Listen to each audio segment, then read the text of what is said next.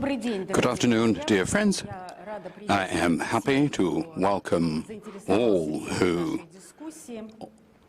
have become interested in the topic of our discussion, technology and people. And we've got excellent guests, and we are in a combined format. Let me introduce everyone. Peter Arven, Chairman of the Board of Directors, Alpha Bank.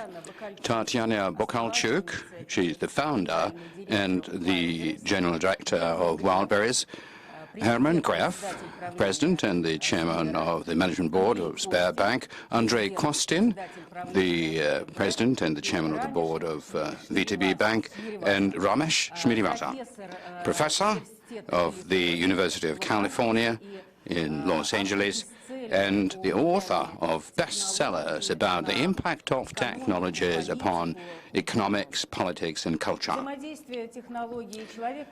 Interoperability between technology and human beings is an internal topic like life, like sciences, but we're currently seeing that there are fundamental changes taking place which affect all of us in the financial area, of course, but the financial sector, as we see, acts as the catalyst of such change between humans and technologies. And so what happens?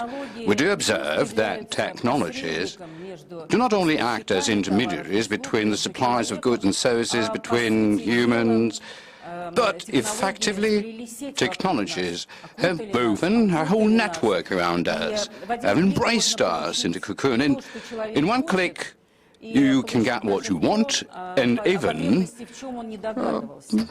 meet the needs that previously nobody thought of, like super apps and super services and ecosystems, which have truly, at least the people believe so, that the consumers are in the center of the world and there are all kinds of offerings around him. But the question comes up, what one is supposed to pay for this convenience, for this comfort? The optimists are saying basically there's nothing to be paid, and the technologies are so good that the businesses which employ these technologies are going to propose to human being the best there is. While the pessimists are saying, well, eventually you would have to pay for that by high prices for goods and services, because invariably monopoly would arise. And so in order for this scenario not to happen, many regulators, not only in Russia, we see, like the world over, they are trying to come up with various regulatory models which would deter, would reduce such risks of new monopolies emerging. Yes, we're also arguing, I'm sure that you're aware of it, with the marketplace. These discussions are far from being finite, but I would say that these are more of economic and financial effects, and it seems to me that there are more fundamental issues at play, because there is yet another aspect to it.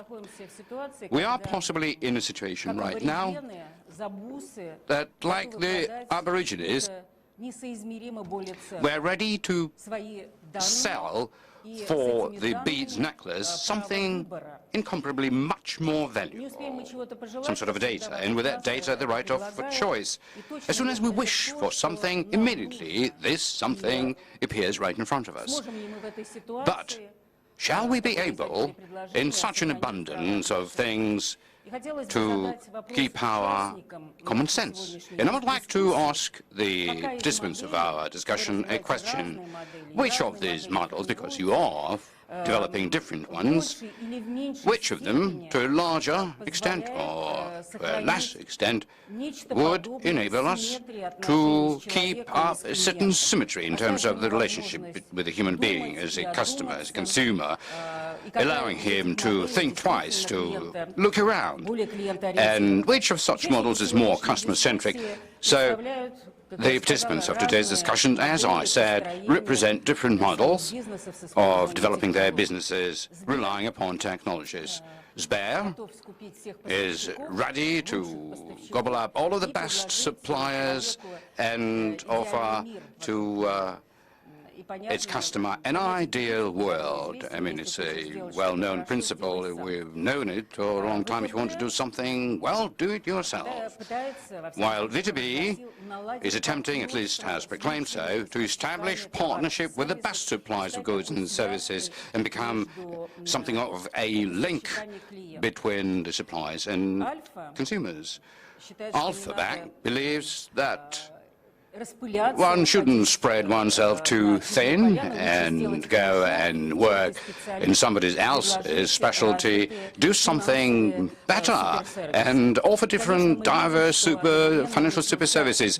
And of course, we also see that there is an emergence in the financial sector of the representative of the e-commerce, and we are watching over that through the example of Wildberries. And I've described these models in a bit of a conditional way, trying to exaggerate them a little bit, because many of them are just evolving. But we would like to understand what's the difference between them in the mind of a customer. And my first question is to Tatiana. Your question has been around for 17 years. You have been developing your business in a very staged and planned way, and the pandemic created additional incentive and set a much higher pace, but not only because of that, because the business wants to be much more customer-centric. And we see that recently you acquired a bank. What does it mean for you having a bank? Is it just to offer more conveniences to the customer in order to settle with him, or it means that you are out on a big-time journey and you are challenging the systems which are shaping up in the financial market because they come into your business, which is the electronic commerce, and you are making entryways into the financial business. So what's behind this decision? And immediately my second question, how do you define, how do you monitor your customer needs? Is it primarily the data analysis that you gather, or you're more watchful over the trends which are already there in the market? So how are you trying to understand the needs of the people? What is it that they truly need? Thank you very much. Good afternoon. Well, I will answer now the first question as to why we bought ourselves a bank. Throughout all the years of our existence, and currently, and I'm sure that it will stay in the future, we have two basic principles due to which we are able to develop and that our business is reliant upon. We're always describing them. The first is to provide the best possible service to our platform users. Those were just buyers, shoppers in the beginning, and then we started seeing as our customers, our suppliers as well. And so currently around us, there are so many partners who are involved in developing our supply chain for the sake of our customers and our suppliers. So the first approach is to offer a better service, and the second is to make our business processes at the maximum efficient level, because we've never had any investors, and so we have to always try and be profitable. So if our business processes are effective, that means that we have money to reinvest into our future development. And so an acquisition of a bank is simply two-in-one, because on the one hand, that will enable us to improve our services for our customers and suppliers, and secondly, I think that it will assist us in saving a considerable amount of money, because all of the money that we're capable of releasing, I mean, out of the profit that we're earning, we're trying to immediately to invest either into our own development or into the development of our partners. And so one of the current basic costs is exactly the money related to the banking services, and specifically the acquiring. So we are thinking that our step into this financial sector will enable us to enjoy a little bit more of money into our development. Now, in terms of whether we are keen to compete or to build something of our own, I would say no. We are more leaning towards cooperation, because we've now got a third principle for the business development. Putting it in English, Live and let live. Live and create around yourself life opportunities for others. Almost one of these days we have announced, I think it was the day before yesterday, we've announced the launching of the V2B Pay solution on our platform, and the users are already going for it. And before that, in August and September and October, when we had a bit of an incident with the foreign payment systems, we also were actually promoting SberPay, and I'm sure that the colleagues are quite satisfied with this outcome. So that's our principles. We don't want to conquer anybody, we don't want to displace anyone, we simply want to expand the market opportunities for everyone. Now, with regard to what we rely upon in our development, to be honest, the trends in e-com, I would say, is something very difficult to comprehend. But looking back at history, one may say that quite a few trends we've been producing ourselves, because to start with, we were a small player, although in those days quite a few other companies were existent. And it seems to me that specifically this kind of goal that we set ourselves to develop for a broader kind of consumption was something that we were quite conducive to, because we were able to take e-com outside of just Moscow and St. Petersburg. We broadened the category content.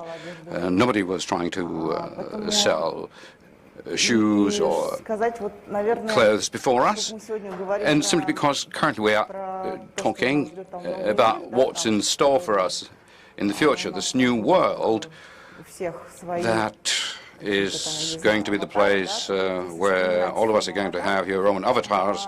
So actually reminiscing on the avatar, one of the characters was saying, and now we're going to go to follow the SKP, and says, what do you mean by that? He says, just look where you're pushing your butt to. So just to rephrase it. So I think Russia is currently going through quite a unique phenomenon as opposed to other countries, and I believe that one should really watch out for this as an opportunity, because the data that we're collecting about our customers really constitute an important asset, because that enables us to try and become even more customer-centric. Because you can't do without it. If you don't listen to your partners, if you don't hear your partners and your customers, they will simply turn around and walk away, because it's really not a problem. Just through one click, you are out and you're buying from other companies, so you've got to be really customer-centric. Thank you very much, Tatiana. My question is to German Oskarovich. Sber has announced that it is developing a system around a human being and is going to offer a multitude of services that people require. So what's your take on what human beings require, and how do you choose what kind of services you wish to develop within your own ecosystem? And there's another question coming out of it. Customization, making services individualized, this also has certain boundaries. Still, there is a bit of an averaging taking place in such processes. So, what do you believe? When the packaged offerings develop, do your customers pay for what they need, or they simply have to accept this package deal with options that he or she would never use? Particularly this is valid for the subscription services model that is currently developing, because we all believe that this is a very easy-going format. You pay once and you can use different services. However, this subscription may have in it something that people really need and something that they don't need at all, but for which they will still have to pay. So in your case, how does that subscription mechanism work, and how one can make sure that inside the subscription there's exactly what you need and you're not overpaying for something that is totally useful simply because it is in the package? Good morning, dear colleagues. It's a great pleasure for me to attend this panel. with such people in the morning. And it's a very serious question that you've raised, and I will do my best within the 5 minutes I've been given to fit myself into. But first of all, the first question, it seems to me, was a very important one. What one is supposed to pay for it? Well, I understand the context of your question. You probably meant that we have to share the data, our own data. We have to share it out. Well, that is true, indeed. But unfortunately, the trends that we are seeing, these data, whether we want to share it out or not, this data is easily accessible, becomes common. I opened up this little reference, the number of cameras, CCTVs in Moscow, 200,000 some locations of different colors, overspeeding, crossing the lane, and so on and so forth, jaywalking. So a camera in every neighborhood, it's all connected into a network, and so information about us is easily available. And of course, we also leave cookies whenever we visit any website, because on average, daily, it is 80 times that we log into our devices, and all of these are footprints. So I'm very much for keeping confidentiality, and simply by pushing one button you can disconnect the data accessibility that the vendors might have, but you must be aware that you will cut yourself off from various conveniences. But at the same time, this is the entitlement that you should guard. But what is it that a human being is paying for this? I mean, this is a philosophical issue. Maybe a professor will talk about it better than I do, because everything that we do today, we're trying to add more time to what people have. And of course, the issue remaining is how people will dispose of this extra free time. And so we're always to create the kind of services, engaging services that would create an opportunity for a human being not only to develop, not only to fulfill oneself, not only to enjoy a comfortable life, but also to do better personally and in many other things. And this is a whole separate issue that is really worth discussing for the philosophers and psychologists and businessmen together. Now, the second part that you referred to, on the side of economics, I mean, the monopoly, is a very futile thing. And so the government definitely should support competition. In this country, thank God, in every marketplace that we operate, you find very well developed competition with external ecosystems, with internal ones as well, very strong players. And so this is something that you also have to monitor and support competitive environment. And now the question is about what kind of service and whether customization has certain boundaries. You are absolutely correct to describe us as a fully customer-centric company is something that you can't just yet, because in view of the modern technological level of development, we're not able to put together an individual customized package of services for more than 100 million of our customers. But talking about subscriptions, we've got only two of them. Sber and Sber Plus. And like Henry Ford used to say, you can choose any color vehicle as long as it is black. So that's the kind of product that you find elsewhere in the world. You basically can choose out of two, and certainly it has a very limited kind of customization. You are absolutely correct about it. But again, you mentioned a certain word, i.e. that a human being must pay for what he either needs or doesn't need. Well, nobody has to do anything. It's not an obligatory something, because he can buy each of these services separately. And all of these services are available in a separate standalone form. However, if one believes that it is more convenient, more affordable, this person can buy the first or the second subscription. And for every customer now Bank Online, we know we have this functionality. We count things, and if a particular customer is the user of our subscription, so every month we are demonstrating how much a person saved within a subscription as opposed to different services buying on a standalone basis. So every month we are showing how much a person has saved, and we create this bit of a potential in case anybody wants to buy different services. We're advising, saying that the subscription would be cheaper, better, more effective. I can't say that this is the ultimate dream for us just yet, because this is yet an emerging market, and in due time I'm sure that what we will see that the subscription per individual customer will be indeed very much customized, but very much bespoke. But I don't believe that will happen within the next 2 or 3 years. I'm sure that more time is required. And which of such models is the correct one? I do not know either, because this market is demonstrating different ways of development, so I'm sure that in a certain period of time one may derive conclusions as to which of the models is a better one. We are not buying up any big companies. All the companies that we have acquired so far, we bought them when they were very tiny. For example, Market is the leader in the delivery market, considering the end of the year results. And we bought it, I don't remember exactly, I think it was just several million US dollars that we paid for it. It was a really very small operation. So over the years, it has grown into a very sizable company. So we either establish and grow such services, or we buy them when they're still small.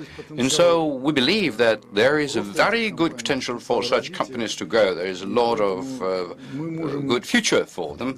And so we can earn double, first time, on a very fast growth. The capitalization with the subsequent offerings, public offerings. And the second thing, as Tatiana said, because I'm also sure that the profit margin in different businesses is going to really decline, and the companies are going to try and somehow maintain this profit margin by a set of a broad set of low marginal services, because we do it ourselves, because we see that the banking profit margin is going to really contract. There are going to be quite a few players in here, and basically, most of the financial services will become a commodity, and they will be really with a very low margin.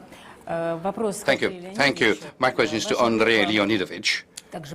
Your group also announced that it is going to build an open ecosystem, and first and foremost on the basis of partnership rather than try and do everything within. Now, what kind of pros or contras you see in such an approach, and why didn't you follow such an option as to create your own services that you can better control? Is it because of the fact that the competitors have acquired everything that there was in the market, or there are certain true advantages that you see in such a model? And most importantly, does it make any difference to consumers as in this kind of approach, this kind of model? And with regard to subscriptions as well, something that is currently really emerging, how can you pack into it things that the customers truly need? Like Herman Graf said, customers must have a choice in the first place, whether to subscribe or to buy everything separately. And in this way, customers can make sure that they're not overpaying if they don't like the subscription. So how do you develop that? Yes, thank you very much, and good morning. I'm very happy to see all of it. Of course, it's because of inevitability. How can we catch up with Bank, So we immediately decided to follow a different kind of track, not so costly one, but also because we believe It is certainly true. If you want to do something well, do it yourselves. But when you're trying to multitask and do 20 things simultaneously, you seriously cannot expect that all of the 20 things that you're doing will work out all right.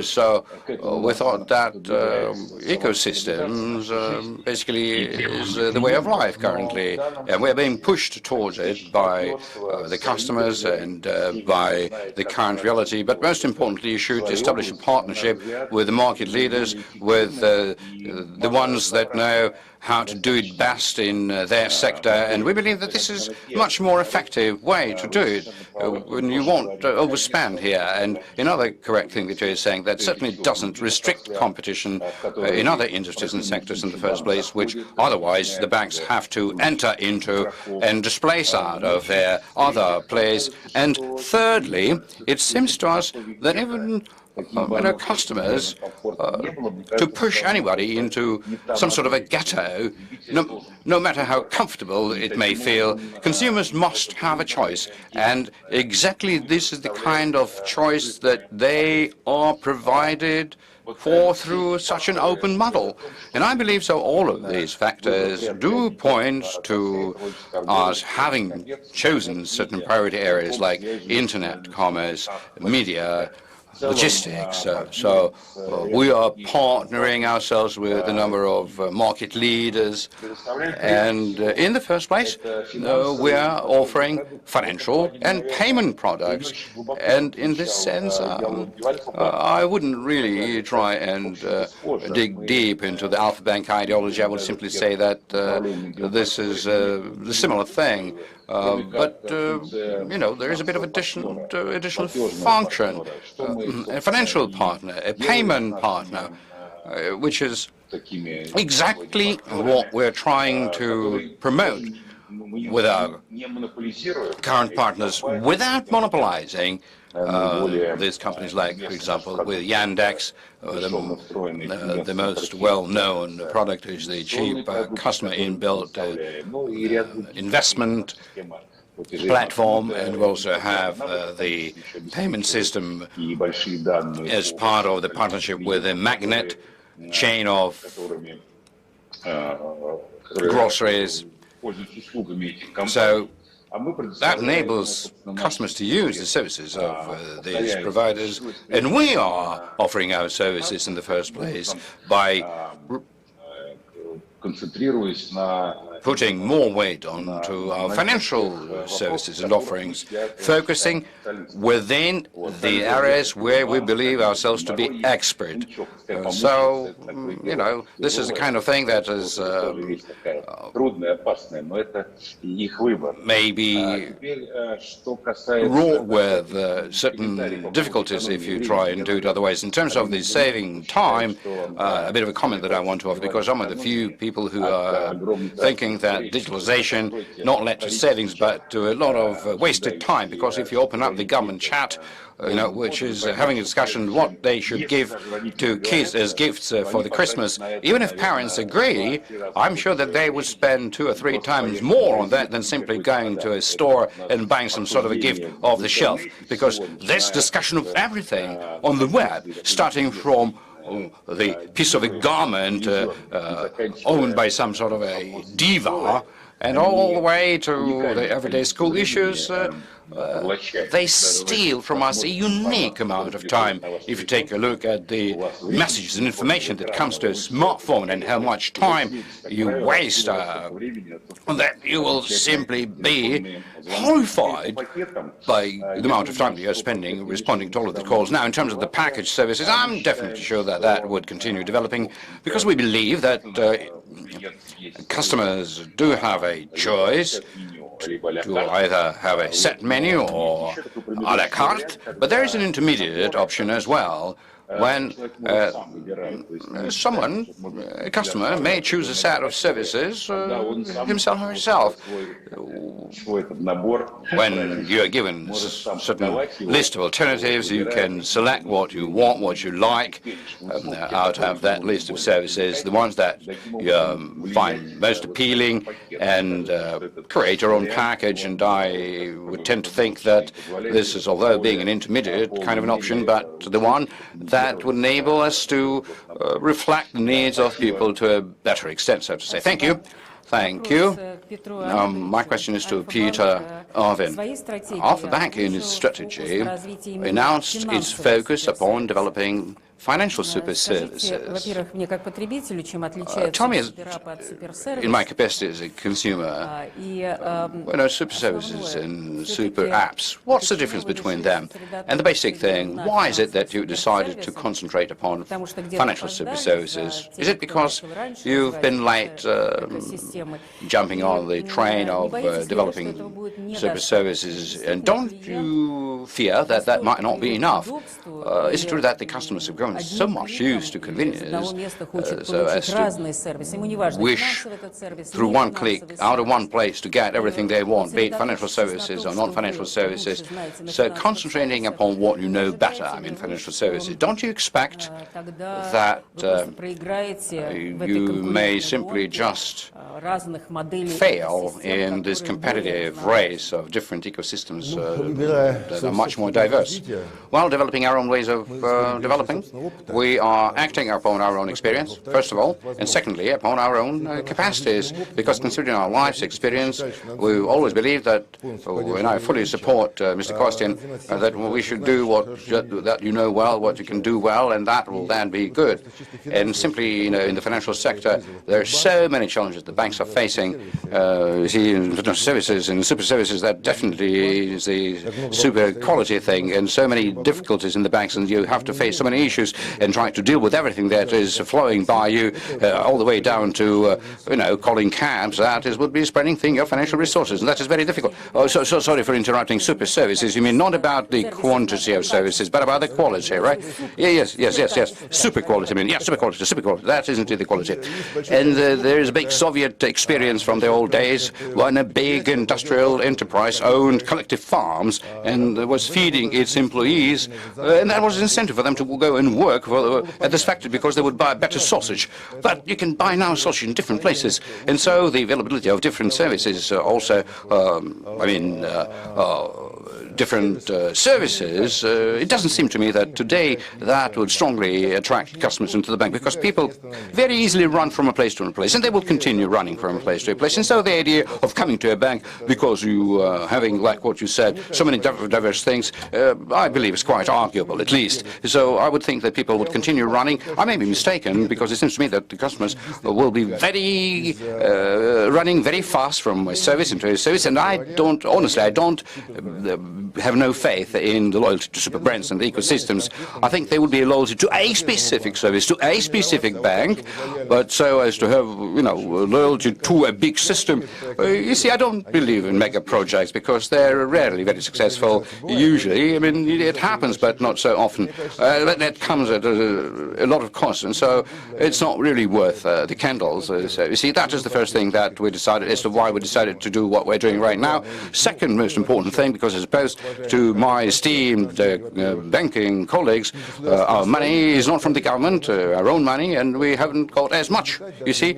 So we're going to be acquiring, and not very expensively, different applications, different services. We have our opportunities which are quite limited, so we're trying to do what we're doing right now. And alongside with that, exactly like Mr. Kostin, I do believe in partnership. I'm quite skeptical about non-professionals, because it doesn't seem to me that online traders will be able to create good banks simply by buying. And I think it is very difficult, because to build a bank takes a decade.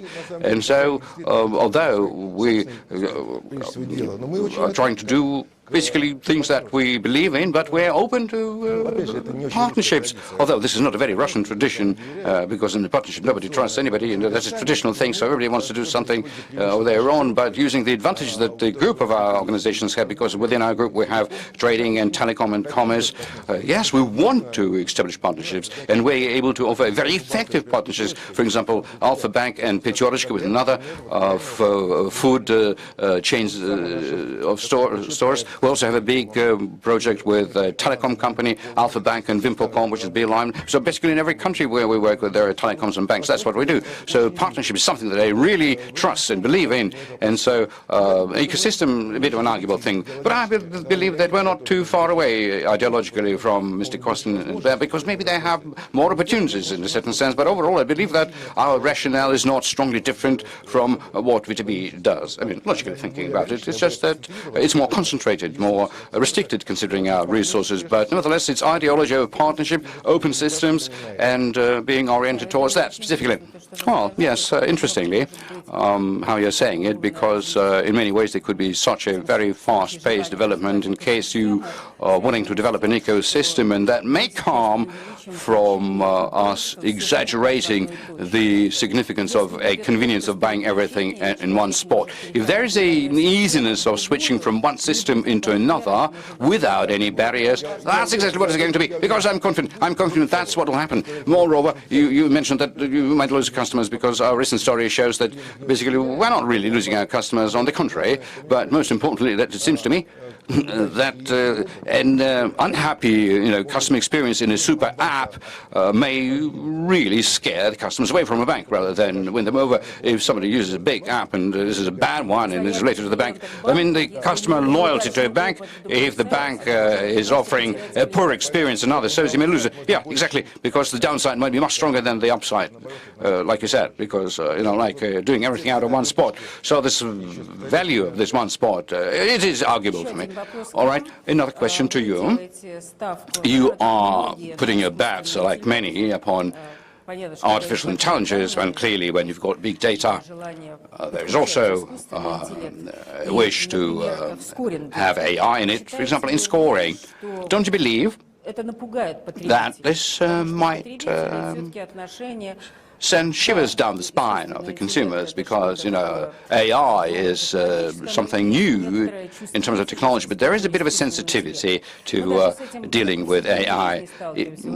We face it in our everyday life, and I notice similarly it's a simple thing when a smart speaker chooses the music that you like, but at times you feel that you're not in the mood to listen to the very end, but you've got to, because your AI is not going to play it again for you, and so you fall into this dependence upon the choice made for you by AI, and the way AI is reading your data and your state of mind. Are you not afraid to put your bets upon AI?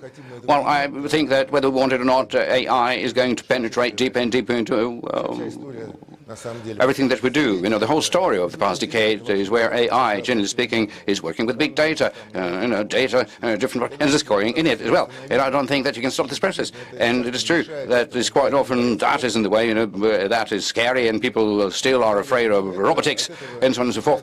But it's inevitable. That will happen. So people, there will be some sort of a balance, because people will evolve in their behavioral models, and they will have to grow used to it, like I said. But this is an unstoppable process, and that is going to penetrate into every walk of life.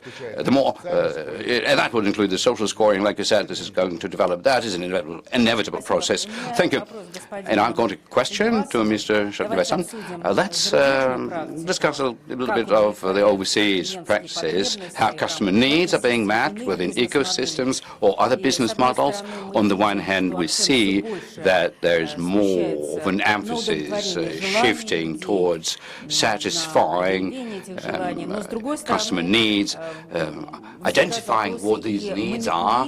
But on the other hand, there's also a bit of an issue of manipulating customer needs, and how this dilemma is being dealt with in international ecosystems and big tech. German Graf in the very beginning also mentioned it, talking about the attitude of the Russian towards their data, because it's already in the public domain. And we continue to see that the Russians just yet are not so sensitive to their personal data being used, unlike in some of the Western countries, because we see these examples in the way the public irritation grows when personal data has been used in not a very accurate way, so to say. So, is there an experience in other countries that you're familiar with, red lines or red flags that the society put forward, or the regulators through the self-regulation maybe, which signal to the ecosystems and the big tech that's enough, you got to stop, that you are trespassing into a certain area that you shouldn't go into? Absolutely, and good evening to all of you from Los Angeles, and dobry dien to all of you in Russia. This is one of the major questions of our time. The real question is whether the status quo that we're heading toward, where every single interaction we have with one another, with any institution, or really anything we do in our everyday lives, is being expressed in some form of data. Выражается в какой-то форме.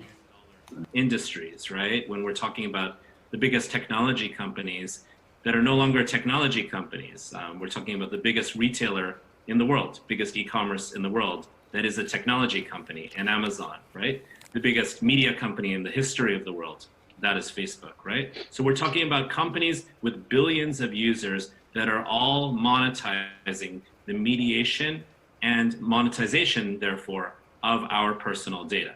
So this has created certain tensions in different societies around the world, and this is what I've been writing about for some years.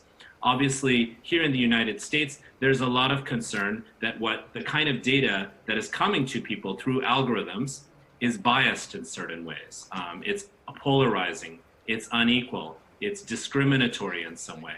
The reason why people are concerned about that is because we now increasingly know that various types of psychographic algorithms are feeding people content based on algorithmic predictions of what will capture your attention. So I can feed you content, right? Not necessarily based on your demographic or your nationality or your age, but your mind. And therefore I can construct consumption and create new markets accordingly.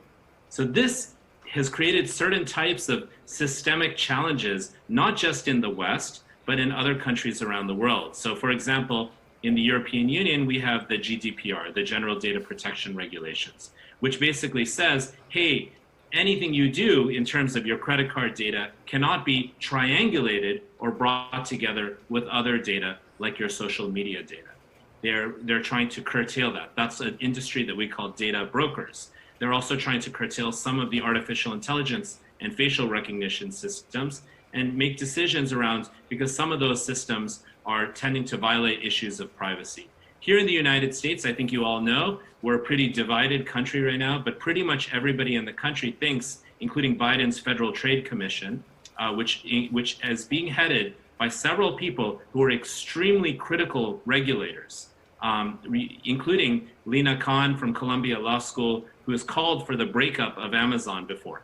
Of course, these things are not going to happen under our current administration, but the FTC, the trade regulators, are likely to be the most aggressive regime in the United States in terms of regulatory action. But also we can look at countries like Brazil that have privacy laws, countries like India that have certain privacy laws. Even here in California, there are examples of privacy laws. So I think that that's one challenge, whether people feel an unease with the status quo, where they feel, as some of my colleagues were alluding to, that they're constantly being fed content that's kind of driving them crazy. They're not able to pay attention. We know that there's some research studies showing that our younger kids, our teenagers and early 20-year-olds are using Instagram a lot, and it's correlated with psychological anxiety and depression. So these are all major issues. But I would say on an economic level, there's a whole other level of issues, right? Because what is happening here is a digital economy is being constructed and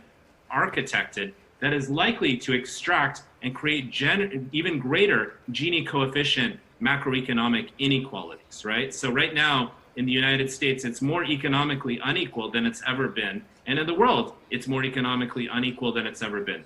Now, the reason why that could be an issue for the big corporations, and obviously the banks will have to take heed of all of this, is soon, we could get to a point where this inequality is so high that people at the bottom may not even be worth, much in terms of customers, and therefore their data would be increasingly devalued as well.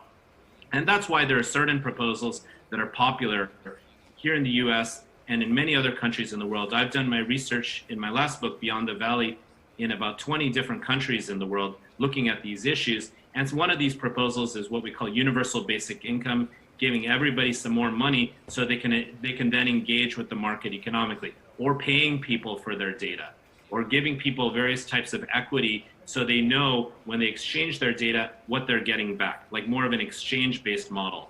So I think right now we're at a critical point when it comes to where technology is going to head. We know it's here to stay. We know that everything will be mediated by data. We know that all these companies, including Google, Facebook, Amazon, they call themselves artificial intelligence companies, and they've basically cornered the market in many ways. So we have to see what the public backlash will be, both politically, personally, and economically. Thank you.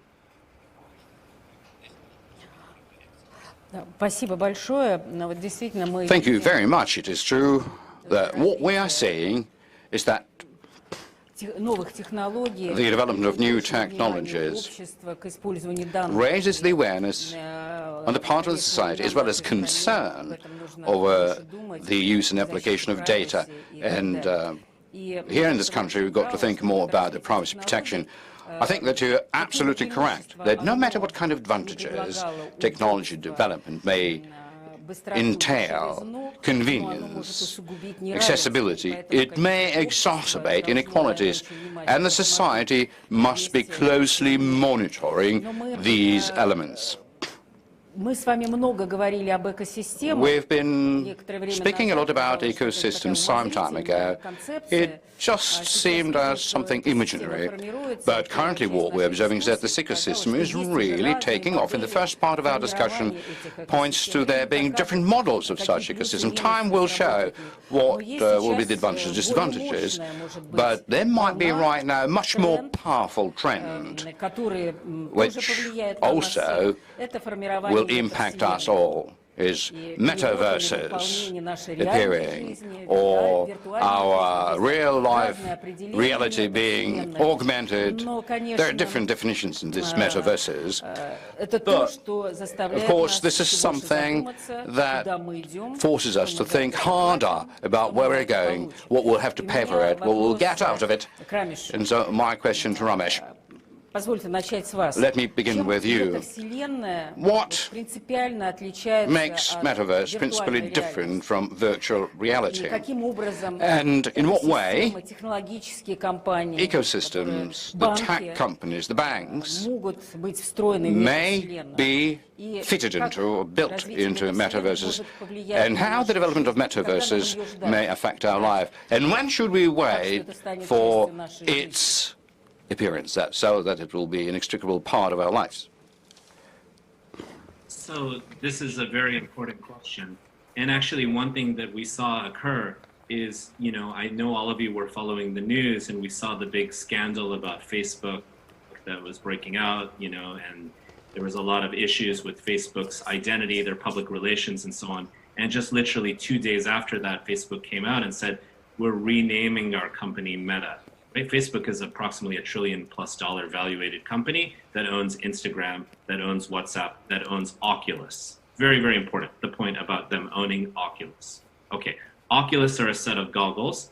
The other platforms have multiple billions of users. There's some overlap in those user sets, but all in all, we're talking about a company in Facebook that has about 3.5 to 4 billion users, if you look across all the different platforms. What is the gateway for Facebook to get people basically all the time to be monetized by Facebook? That is the metaverse, and that occurs through the Oculus. And this is something that we talk about on two different levels. First of all, we talk about data interoperability, right? So the data can flow across and between these different platforms and systems. And secondly, in the case of Oculus, the goggles that they're going to ask us to wear, maybe we want to wear them, maybe we don't, but this is where they want to head. And those goggles are owned by Facebook. So there's operability on the interface level. Now, why is this very important? Because what the metaverse is actually a concept that has existed since the 1990s. It's actually in old cyberpunk novels. It also existed in the context of the virtual reality world that many of you might have heard of called Second Life, that was developed by Linden Labs in 2003. Essentially, what the metaverse is a hybridization of what we call augmented reality and virtual reality. The key distinction now, and this gets back to the earlier question, a great question you asked me, is the fact that now all of this data is available. So you can basically, through the metaverse, create basically a proprietary ecosystem, like a territory or a nation or a land, where other kinds of businesses have to set up shop.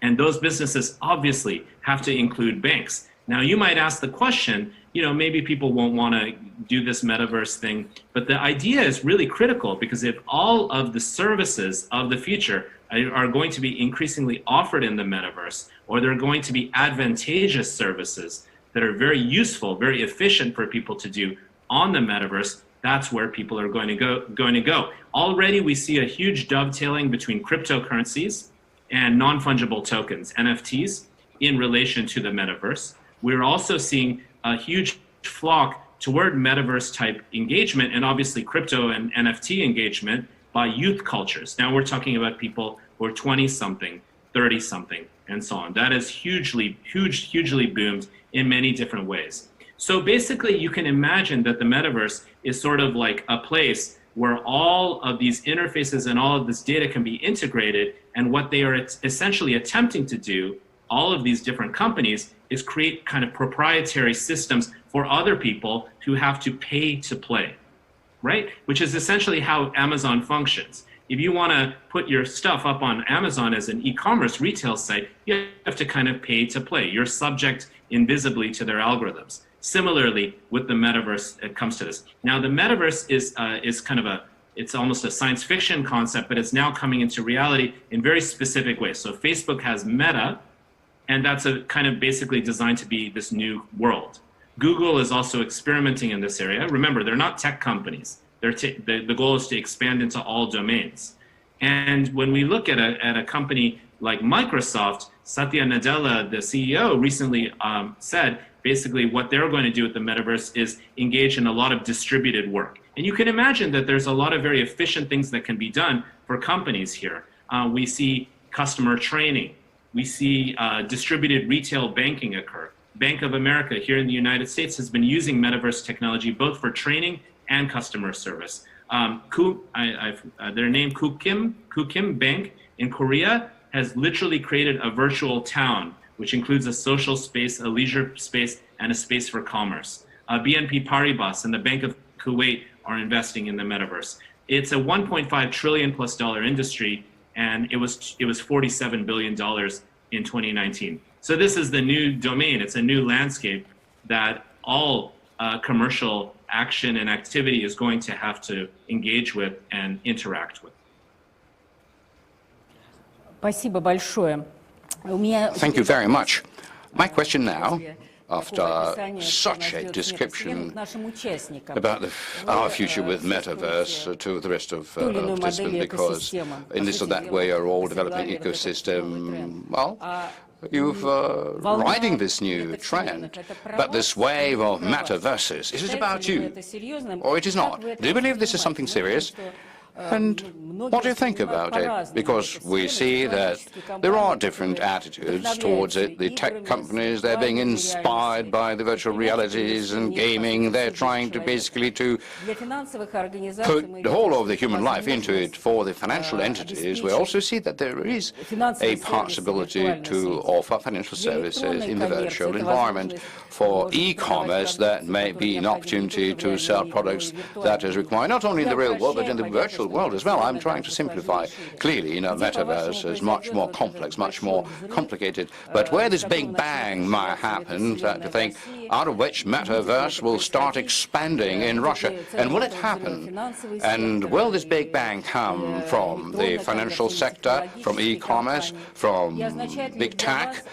And does it mean to be a new challenge for your business models? Let's begin with Herman Goff, please.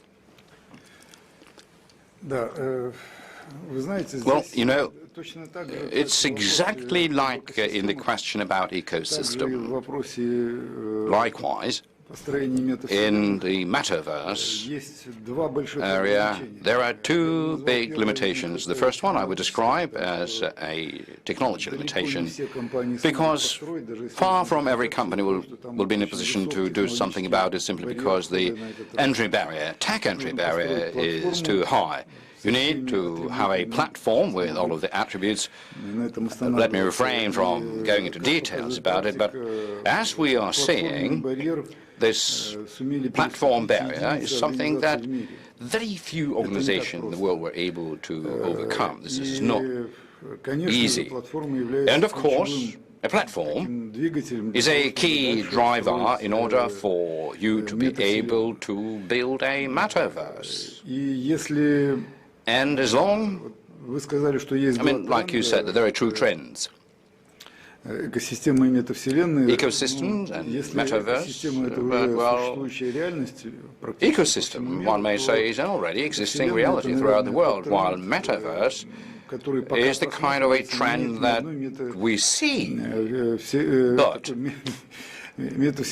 there isn't a single kind of a metaverse which is fully established because nobody has been able to do this transition technically.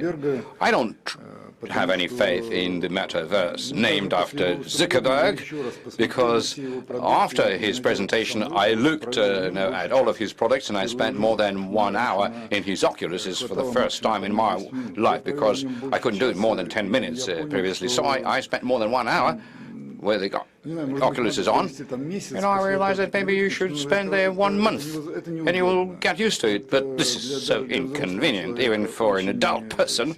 This is a terrible nuisance, you know, filling it on your cheeks. All of these avatars are so much unattractive, even in the games, because they don't make too much of a sense. You see, so I think that a lot of time will pass and the interfaces will strongly change and evolve into making it the practical something. There is definitely a trend pointing towards that, and it really doesn't depend upon what you do, what you are. We're all going to be there one way or another day, but I'm not ready to say that this is the kind of trend that nowadays will bear fruit, a lot of fruit. I trust the expanded reality more, but we currently see that there's a bit of a problem with the interfaces. A great company, Major Clip, we've been watching it for many years. I think, if my memory serves me right, I think it's the 8th or 10th time that they have announced that they will come up with a new set of goggles, despite the fact that they've invested dozens of millions of dollars. There's no product on the market. So I would say that the technology barrier is going to be the key one. So the entry into this metaverse must be a simple, available, accessible one, without making you feel nausea or like sometimes you may feel while you put Oculus on. It's still very inconvenient. But as far as the avatars go, well, first of all, they're already around us. And so the avatars do have a future. And they're being currently used in different ecosystems. And so I think that there's a lot of good future in using avatars in various technical systems. We've launched the first avatar of our whole cybersecurity system in the middle of next year. We're supposed to complete establishing the technology avatar for our whole platform, which would reduce expenses upon testing, upon trying to analyze and predict all kinds of failures and tests. This is a big thing. It took us approximately in between 2.5 to 3 years to create such an avatar, because the first thing you start out with, you've got to have it, and then you've got to virtualize it all. So this is not a straightforward thing.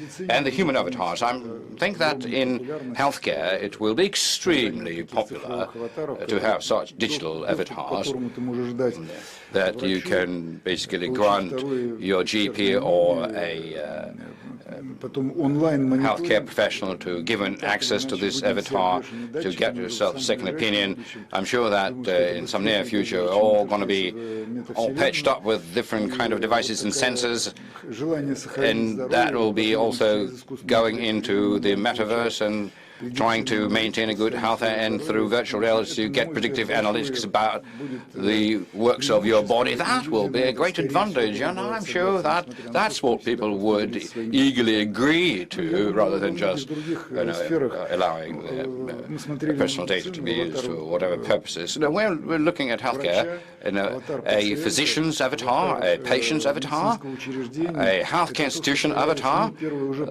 I think this is already emerging.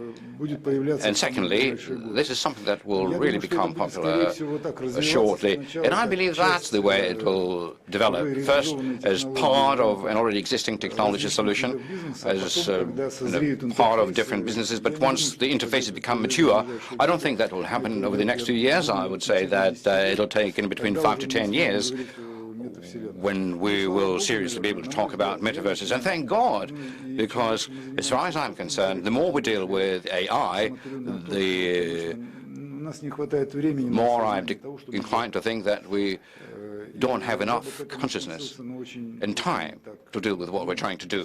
So I would take a very serious attitude towards it. I would say that we must be responsible for that, and we need to bring into this area both the philosophers, the psychologists, the different academicians, because the fundamental principle that we need to follow is don't damage, don't harm. On the other hand, it is impossible not to do something like that without regulation. And the same thing applies to metaverse. I believe a human being is not able to become aware of something at the kind of quick pace that AI is able to. So it seems to me that we also need to do some serious work in order to understand how not to do harm. Because there is a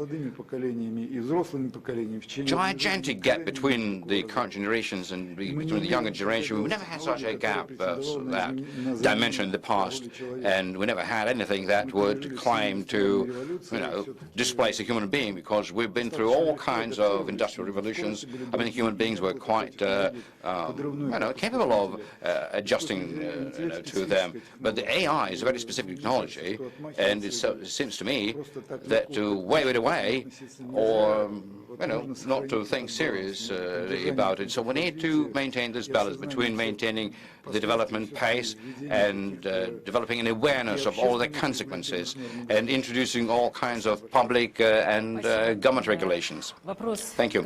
Oh, thank you. Now my question is to Andrei Kostin.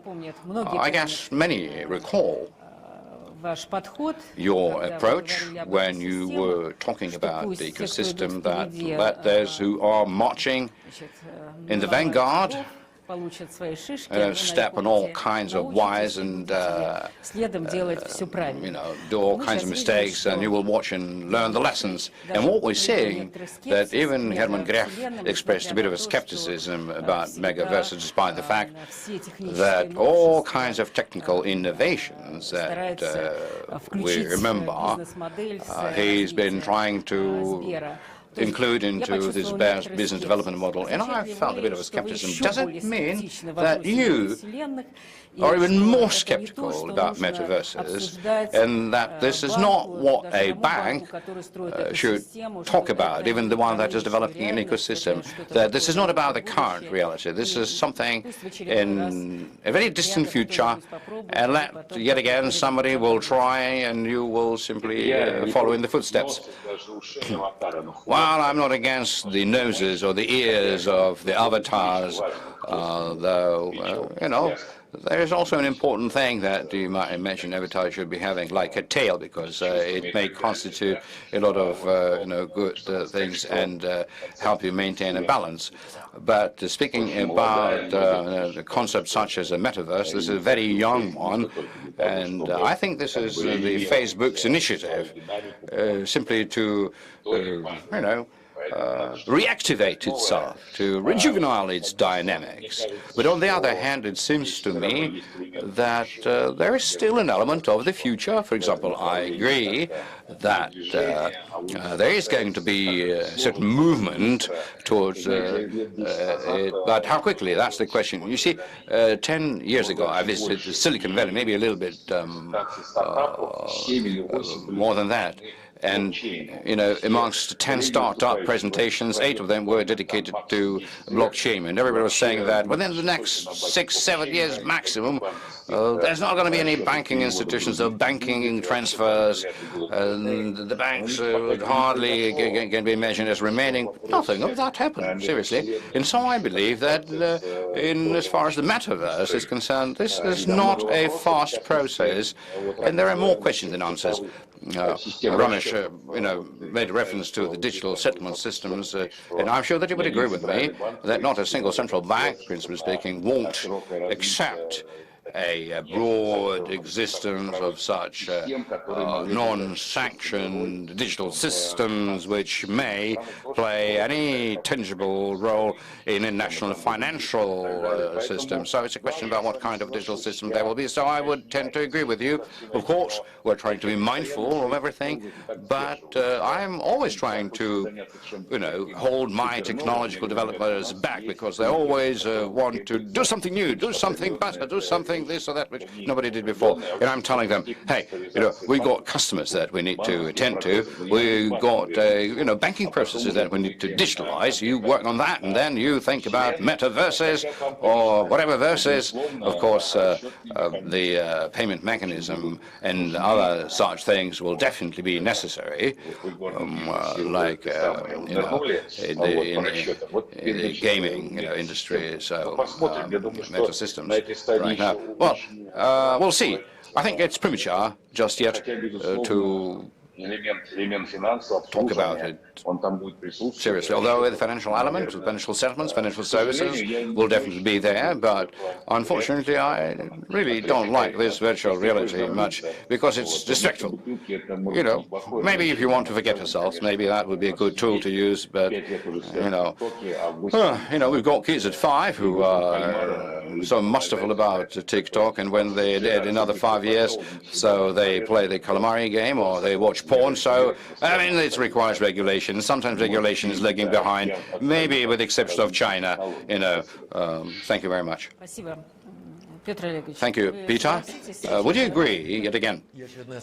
Yes, overall, yes, I think, yes, I definitely agree with Mr. Question. And generally speaking, I must say that such disruptors, the creators of new things usually come from small companies which break, the established things, or very big ones, considering the fact, like we heard from head of Bank, it's a colossal barrier for entry, or the companies of the scale of Google and Amazon's.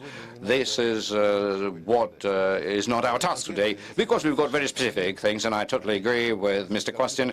We've got very specific tasks to deal with, developing the banks in many ways related to AI. You know that we've just launched our voice assistant.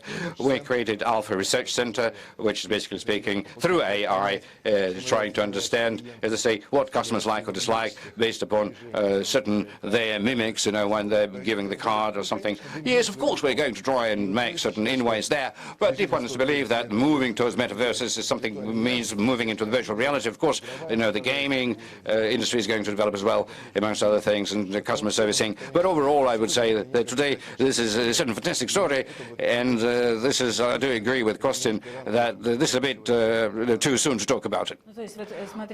Look, we've seen this trend for ecosystem developing in many ways. Banks and financial institutions, they become the trailblazers in developing ecosystems in Russia. And here, you do not see just that the banks, maybe they can, maybe not today, not today, no, not today. I mean, the central bank will limit the regulations, and there's not going to be no meta clouds or metaverses. Yes, and cryptocurrencies is something that I'm not very much touched. Tatiana, what's your attitude towards metaverses? Is it really too far away into the future, some sort of very much part of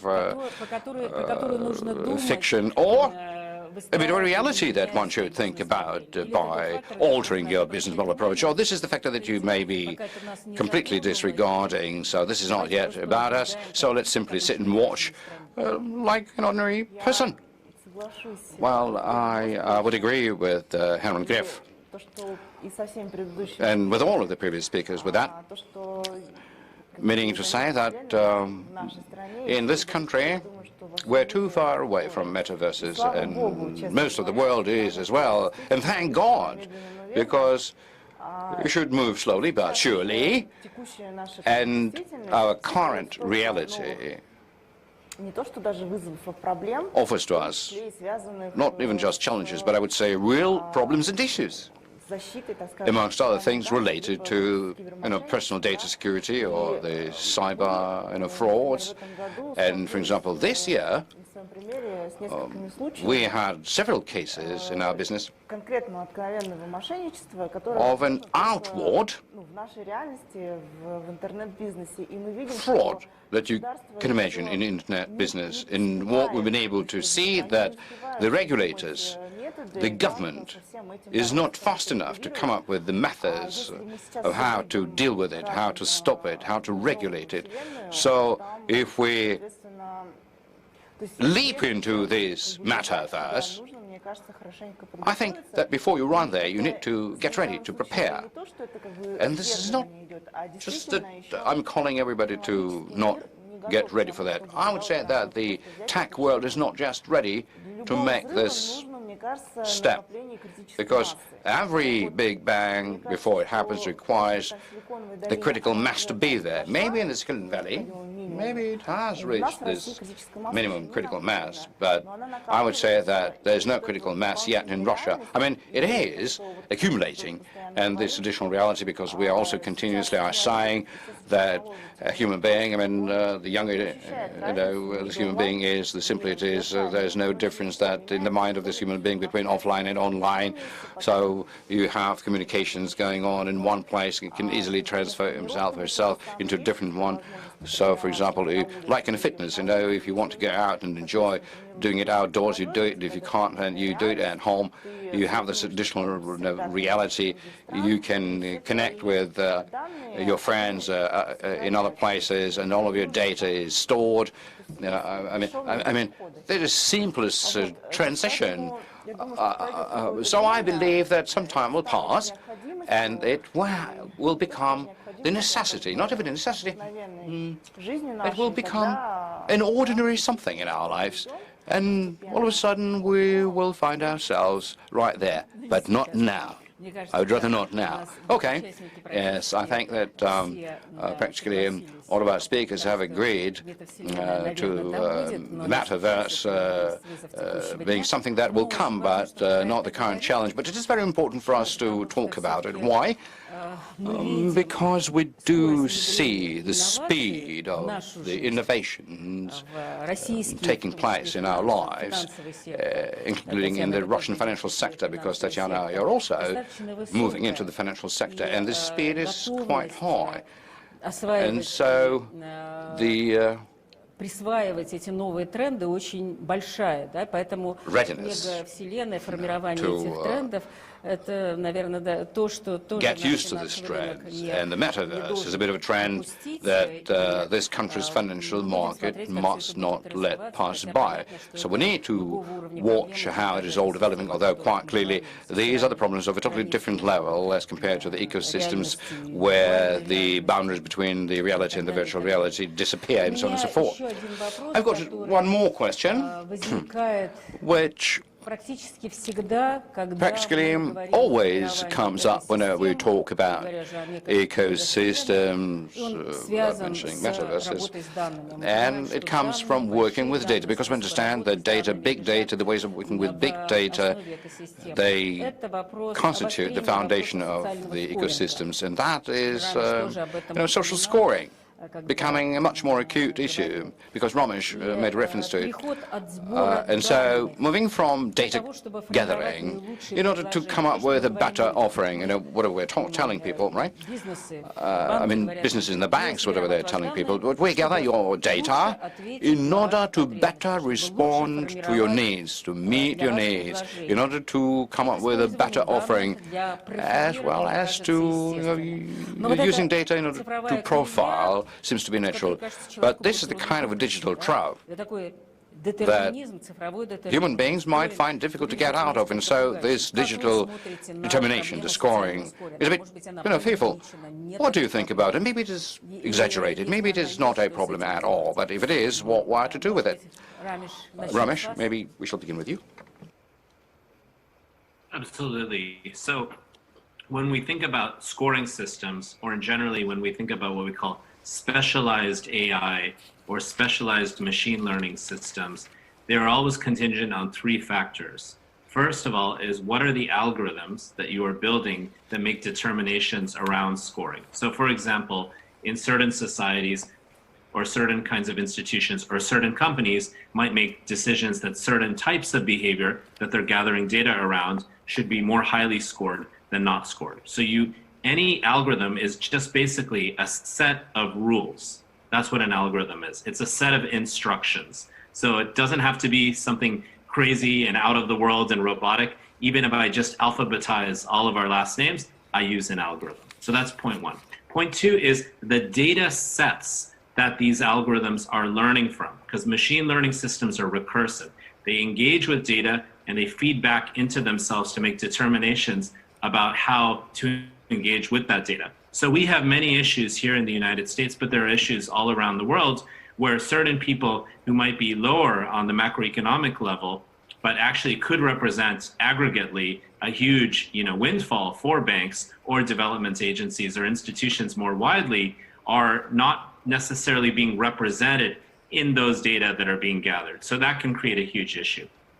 So basically, as we think about these questions of scoring, we have to think about them as in a relationship with customers, right? And I've been working with fintech companies as well as various sorts of institutions here in the US that have to recognize that the ways they want to do scoring and credit and even debt rating, using these algorithms and machine learning technologies, has to be in a transparent and collaborative way, because trust is a huge problem now in this digital world, and I think we all know that. Спасибо, Андрей Леонидович. Thank you. Mr. Question, I think that we are in the very beginning of this journey, although the speed of issuing loans has gained so much that if we want to, everybody has introduced scoring systems, but they're more based upon the data that we receive from the customer. And these things definitely can be further developed. And today, what we're using is the credit bureau system, which provides us with information about consumer, something we get from the telecommunication company or telephone company. The kind of data which is aggregated doesn't provide you any specific information about behaviors, but nevertheless it gives you some sort of a footing upon which you can make an assessment and keep such information in confidence. So I generally believe if we take a look at the moral factor, people in many ways, they complain about themselves. For example, I'm sitting in Rome, I'm on a business trip, I'm sitting in a restaurant, I'm, eating some delicious food. All right, okay. So he's sitting in a restaurant, so there's a pandemic, all right. So he's not going to admit it into New York. so we lower his scoring. So I believe that in moral, ethical ways. I don't know, because the laws are quite tough in that regard, but I think this is still allowed. I mean, Mr. Graff raised this issue because apart from that, there's a lot of data being gathered about ourselves apart from our will, cameras and other things. And so the legal regulation in terms of the confidential information and to what extent companies may exchange even some kind of indirect data, part of the data. But I think that this is definitely something that will be worked on because the decision-making time has to be shortened, and you must be quick in making up your mind and making a decision based on some certain scoring algorithm. And so purely banking story, Credit Bureau helps us and offers additional information. Any bank would enjoy having such a system, and the big data is one of the topics that everybody is trying to get into. And so there's a big part in this regulation: what is allowed, what is not allowed, what is legal, what is illegal. Because this, continuous scandals that's a certain banking database has been sold out in the open market or in the dark web or anything. So the people are continuously being stunned by these things. Yes, Americans do scoring for so many years. Have been, 30 years ago they started it. In Russia, I would say that we're lagging behind, and this is not really very much our priority, because in Russia this is more of a theoretical discussion. But there are certain things in it still. First of all, this is inevitable. It is. There's more and more data that is going to be collected about an individual, and that is a very general trend. And Mr. Question is quite correct, because people find it already, every day run of the mill, and despite all of this, fearing of the big brother, because I'm a person from a different generation, I'm just completely flabbergasted by what people write about themselves in the social networks. So this is a world trend. So there's not going to be sort of social scoring of any sort. That is something that will continue to evolve. On the other hand, if you don't like it, you can always limit information about yourself, or that is the only approach. But practically that won't happen. And generally speaking, again, on a global note, the development of scoring for customers generally is statistically good, because the improvement of scoring model leads to less refusals whenever people apply for a loan, and more people will be able to get what they want, effectively. Simply, so social scoring is going to evolve. That is an inevitable something. So for us, this will be in the future. You can't do anything about it. But I've got one question. You see, what you're saying is that a human being is generating data, personal data, and you must produce a product or a service that would be meeting this necessity. But at any point in time, he can give up on that and get this data back. But already being part of the ecosystem, and I don't remember exactly, some of you said that if he doesn't consent, of course, the customer will lose access to certain services and product. But if all products and services are going to be only within one particular platform, would it mean that he will be cut off from all services and products? And so people will be forced to share their data, because the whole of the system of offering products and services would be built upon data only. No data, no offering. So where's this human freedoms? Yeah, yes, exactly what I wanted to say, because this is a question to regulation, not to us. What are you going to allow, what you're not going to allow, what you're going to demand from us. But generally speaking, everybody must understand the less data about oneself, the less services you will get. And this kind of exchange already is what we are seeing. So the more scoring, the less refusals. Yes, come, you need to protect your personal life, but if you want to use services, you must make yourself available to the system. So it's a difficult choice. So it's a very tough choice for a human being. Yes, indeed, it is. Tatiana? Well, we've got such an exciting discussion. And I remember in my childhood, I really loved science fiction. And I got a feeling those days that people were describing in those books. It makes my life so interesting. I'm fully, keen to see what will happen. But with regard to the social scoring, I would say that it's already here in this country as well. And it may not be so well developed like, let's say, in China, but nevertheless, we have it, and it's really evolving, at a, with big strides. When, for example, you give a feedback on the taxi driver or on application or its service, so you generate a bit of a base for the social scoring as well, because by getting this data, platforms derive certain conclusions, and they alter certain conditions, certain terms, either for their partners or for the customers. So honestly, I doubt that you can disconnect yourself from the radars, because yes, you are able to safeguard your freedoms, your own borders, but immediately you disconnect yourself from quite a few things, and then not all companies or organizations or platforms would observe. I mean, they do observe, I mean to say, but if you get into Google abroad, you can't use it if you don't sign off on the consent for the Google to collect your data. You either not agree or you're not using Google, so that's the kind of choice you get. Yes, you retain your freedom, but this is, very conditional. We don't have it in Russia. In Russia, it's a sort of banner comes up. We want to collect cookies about you. Okay, okay. I mean, because whatever you do, you create a digital footprint. So, and it is being kept somewhere. So the question is going to be how much information, how much data about you yourself is going to be somewhere, and how masterful you are to conceal it.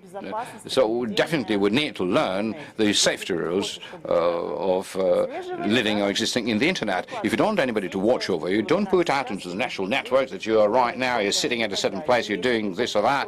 Or if you want to get yourself a job, I don't know, a very anecdotal story it was that you take a sick leave and you are flying somewhere at the same time. Don't put your photo of being in Rome while you've informed your employer that you are sick and you've got a sick leave. I mean, social scoring is there, and it will strengthen. It's just that on this matter, one should entertain more caution. Because I don't know how true it is, but this horror stories about what social scoring does in China, we hear it everywhere. So I would rather not have it like this in Russia, because the ethical side of it is serious.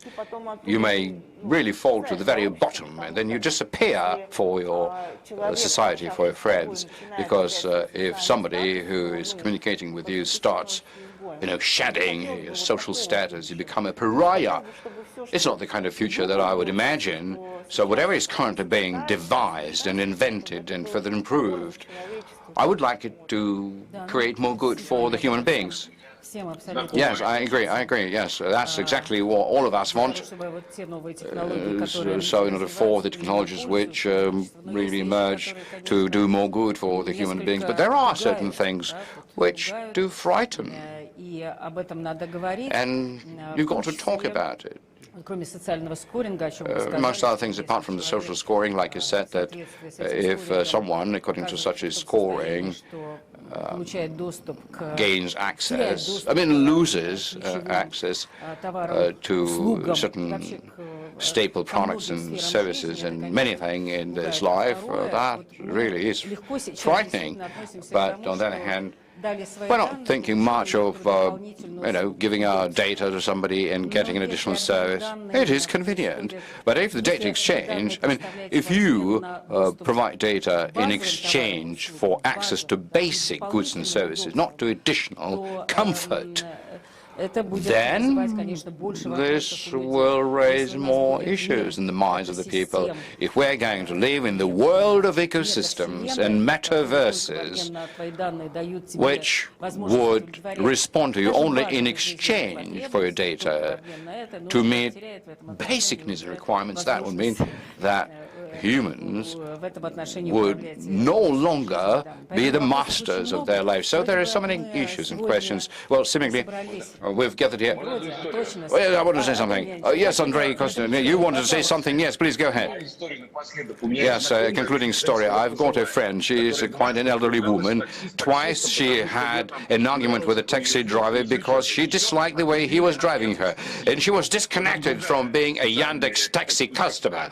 You see, this is the reverse side of the scoring system. A person was completely disconnected from the whole service because they didn't enjoy the way she was bickering with the taxi drivers. Right, and that makes you think, because we are at the Finopolis trying to talk about the way the technologies impact the financial sector, but the kind of technological changes that are taking place right now, they do impact our way of life, and after that, they impact the financial sphere. I mean, they do impact financial sphere, but more tectonic changes occur that we need to be aware of, because they're not purely sectoral. And so this discussion that we've had, and we've looked into many issues, shows that we were talking about, and we've been talking about ecosystems for quite a few years, and currently it seems that the ecosystems is something that we've come to peace with. We're not so scared by it. Different models evolve, and we're happy that there are going to be different models because there's going to be competition between them. That's something that we've always been calling for. But, today's discussion gave me a reason to ponder, unexpectedly, we've grown used to believe that ecosystems is our future. And this reminded me of a discussion about the conglomerations back in 1960s and 70s, because in those days, in literature, in the whole, all the businesses were saying, conglomeration is everything to us. This is our future. And outside of conglomeration, there's not going to be any life. But we remember what happened to them. And I mean that in many ways, ecosystems emerge these days because there is no easiness of transition. There are barriers. And the ecosystems leave off possessing your data, and you can't move your data to a different service provider. That's the kind of convenience I'm talking about. But we want to open up the ecosystems, so we want to make them transparent. And we don't want people to lose control over their personal data in order for them to remain the owners, the masters of it. If this is something that can be resolved, maybe the ecosystem, the advantages of which we are referring to, maybe these advantages are not going to be so evident. And this is what we also need to think about, and not just take it as raw data. Now, metaverses, of course, this new wave that I personally am a bit feel scary about. It's frightful when a human being made up of moods and contradictions and feelings will get transformed into ideally digitalized avatar. That's scary, but many mentioned that it is impossible to stop the development of technologies, and so it is very important to understand and think the way in this new digital world, with this digital domination, with these platforms and metaverses, to keep the freedom of choice for a human being, the freedom of feelings and faith, when we're Ramesh, like we put it, the social scoring, the trust towards what's going on. And so there are so many challenges, fundamental ones, life's important challenges, but the ones that will reflect upon the business models run by financial institutions. And we would need to think about what the regulators should do in order for these risks, which invariably emerge, to be regulated in such a way to find this balance of things in order to enable technologies to development and the advantages that we're able to gain therefrom. But not for the things to happen, the kind which would lead to human beings losing the choice, the freedom to make choice. And the data protection is the key thing, the data security is the key thing, and I see that we need to do a lot about it, and maybe we are slightly behind what other countries are doing, and we need to really catch up, because data security is one of the cornerstones to be maintained in order for the trust towards this new financial trends in the financial area to sustain. I would like to thank all of our panelists for this conversation, and I very much hope that our listeners also found it interesting. Thank you very much.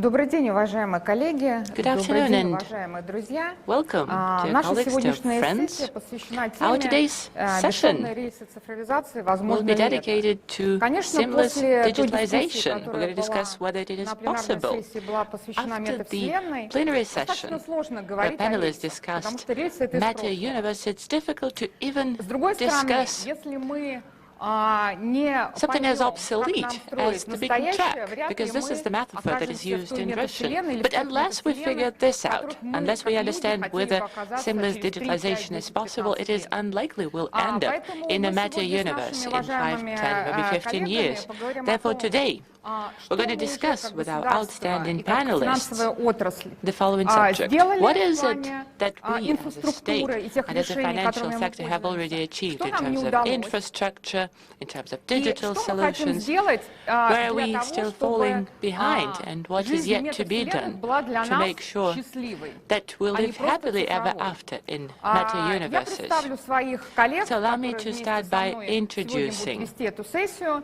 my Максут fellow Шадаев, speakers, министр Maksud цифрового Shadaev, развития, связи и Minister of массовых Digital коммуникаций, Development, Communications and Mass Media, Владимир Верхошинский, Владимир глава Верхошинский, Альфа-банка, head of Раби Alpha Шанкар, Bank, заместитель Rabi председателя Shankar, Резервного банка Deputy Индии, Governor of the Reserve Bank Георгий of India, Горшков, генеральный Georgi директор Gorshkov, страховой компании «Тюмень-Полис», CEO of Finopolis Insurance и Company, Вео Авасипян, это генеральный and директор Vaya Озон Финтех. Ovasipan, И, Ozon наверное, Fintech мой первый CEO. вопрос к So my моему first question партнеру goes to my по тем инфраструктурным проектам, которые мы делаем на partner уровне государства, in infrastructure к project. Максуту.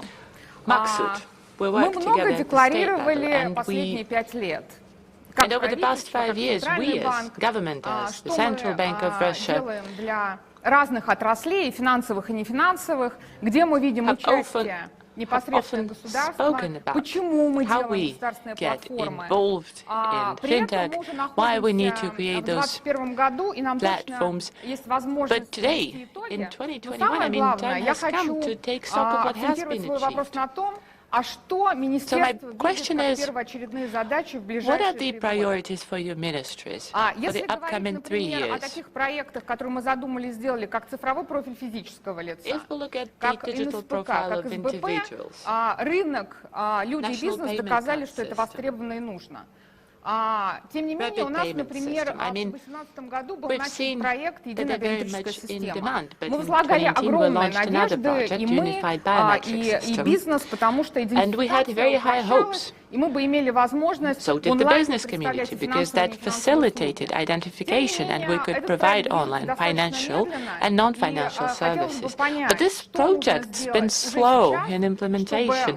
So what is it we need to do at this point in time to make sure we don't just create this platform, because the foundation has been laid and the platform is there, but we need to move it forward. And the second question, what is currently happening with the public with GovStack platform, because the ministry said a few times that this GovStack platform will allow to create a single window for all the public services, and this is exactly the kind of a good example of seamless transition that people need, that the corporate community needs, and this is what sometimes we lack. So what's happening with GovStack? Is there any progress, and do you think what should people and the business community expect in the 2022? Should the unified biometric system and GovStack platform develop rapidly? Thank you, Olga. Thank you for the invitation. This is the first time I take part in this forum at Finopolis. And I would like to start by saying that financial services and banks are setting very good pace and lead by example in terms of very good approach to digitalization. And we thank the Bank of Russia for leading many very important projects such as digital profile and unified biometric system. And it's good that you are a forerunner and you push us to be proactive, change and adapt. And we thank you for that. We're not always successful. You mentioned digital profile. This project was launched in 2019. This year, I believe we can say that we've made it happen. According to the latest statistics, our users consented 8 million times to provide access to banks for the information that's available in the public information systems, which facilitated all the paperwork on banks' websites and also facilitated bank checks.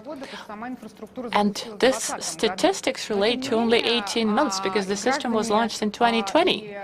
Nonetheless, both individuals and banks sometimes complain that they don't always get full access to all those online services. I mean, they are there, but sometimes you have to wait, sometimes they're not available at this moment, and you have to reconnect and try again next day.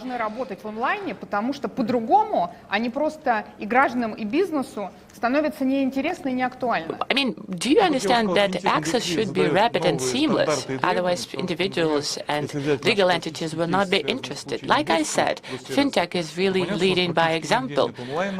If we look at what's happening, even if the federal law, it states that any ministry or agency has 5 days to provide information on request. Well, but we need to push, because we want to get data real-time online. Exactly. This is why we launched this big online program. The idea is to make sure that all ministries and agencies provide data online on request of legal entities or individual users, and many ministries and agencies are already introducing these online systems. Ministry of Interior was first, Rosreestr, registry of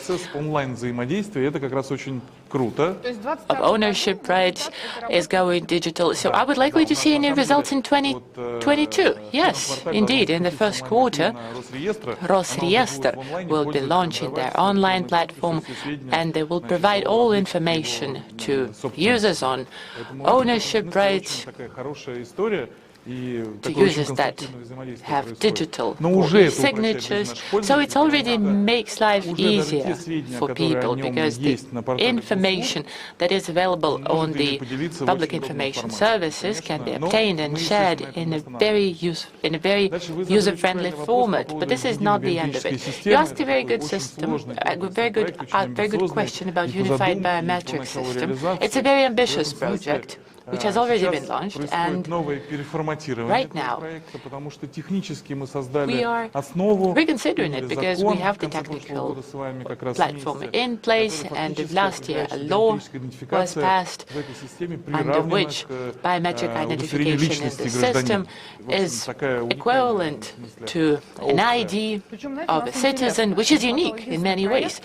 Indeed, it's probably the only project where a legislation was adopted before infrastructure was put in place. Usually it's the other way around. First, the infrastructure is created, and then it takes us time to pass laws or amend legislation. In this case, relevant legislation was adopted in 2020, and now all services can be provided remotely, but we need to put the unified biometric system in place.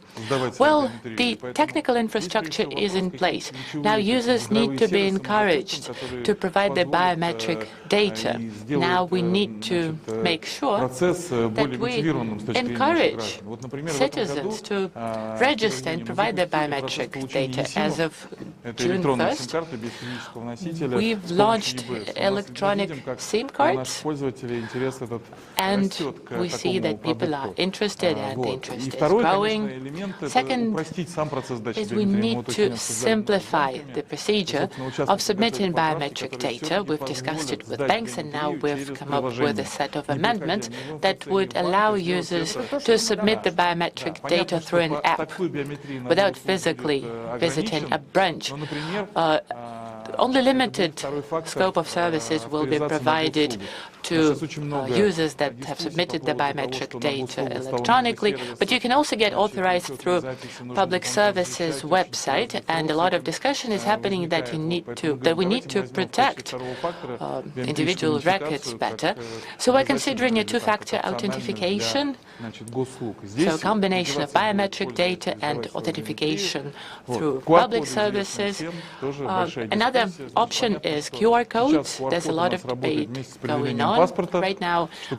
You need to show your passport once you present your QR code. Wouldn't it be easier to use your biometric data and show your QR code to get access to a restaurant or any entity that requires them? Yes, we're now trying to simplify the procedure of submitting one's biometric data, make sure people don't have to physically attend offices or branches, make it seamless.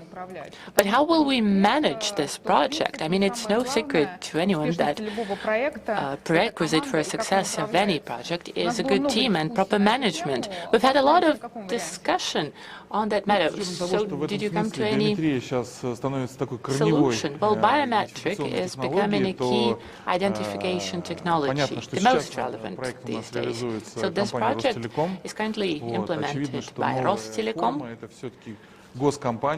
Probably it should be managed by a public company where the government will have relevant powers to manage the technology.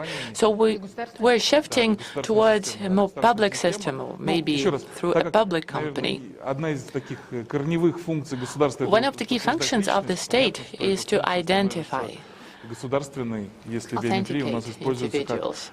And if we use biometric data for authentication, the state should be in charge.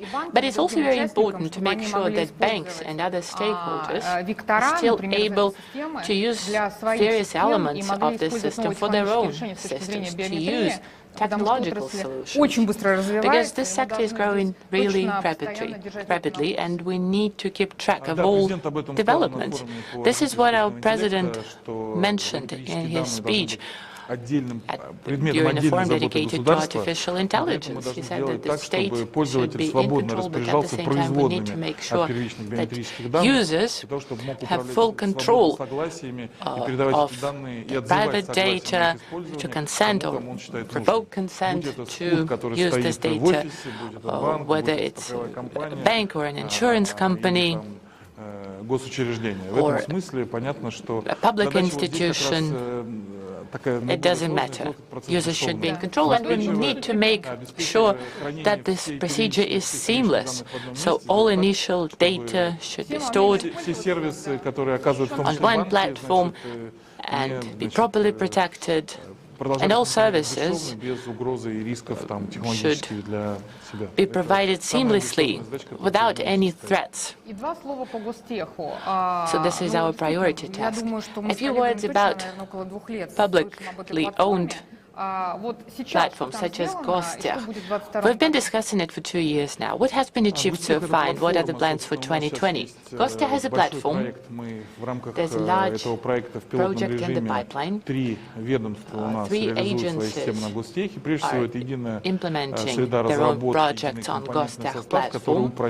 It's a pilot project. The first project is aimed at simplifying, creating bespoke solutions for agencies, because we cannot linger, we cannot wait for 2 or 3 years for a launch of a system. So Gostech is a platform where public ministries and agencies would be able to launch their own digital platforms. And most ministries and agencies are expecting to receive some sort of a ready-made product they could use and incorporate immediately. So we've come up with the idea of a public market where various institutions, public institutions at the municipal and federal level could use and connect to this platform, and then seamlessly use existing services without investment in development. If we look at our management, public administration system, some functions are unique, such as central bank or tax authorities, but there are many functions that are very similar in different regions, for instance, at the municipal level. So to avoid duplication, to make sure resources are used efficiently, it would be best to allow them to simply connect to model services. My next question goes to Rabi. India was one of the pioneer countries. Где национальная инфраструктура сразу начала развиваться очень активно. Всем известна ваша система Aadhaar, которая начиналась с идентификации. Мы знаем, что вы делаете еще платформы KYC, мы знаем, что вы делаете платформы мгновенных платежей. Раби, скажите, пожалуйста, во-первых, по какому принципу вы выбираете, что должно делать государство или центральный банк, как национальная инфраструктура, вы планируете охватить национальной инфраструктурой?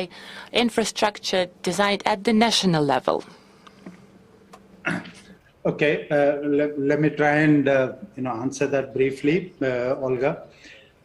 The basic requirements for digitalization would be universal availability of a digital identity, which can be used to authenticate transactions and activities, universal access to devices, universal access to a network and therefore connectivity, and availability of normal technological solutions. The approach taken in India is that the state or the public sector, either on its own or at its initiative, would provide the basic infrastructure that is required on which the private sector can innovate and create payment solutions for the entire citizenry or the population. The India stack, that was being referred to is essentially a set of open and interoperable infrastructure systems with various layers, with a cashless layer, with a paperless layer, with a presenceless layer, and so on. Now, this is the infrastructure based on which other products can be developed. Now, I'll give you an example of the Universal Payments Interface, the UPI system, which is almost near real-time fast payment system, that was developed about 5-6 years ago. That is a very good example of how the private sector and the state can combine together to provide a product that almost everyone can use. But what we need to understand and remember is that the basic requirements for this, which is authentication, is provided by Aadhaar, which is a national identity platform which can be used for biometric authentication as well. Initially Aadhaar started off as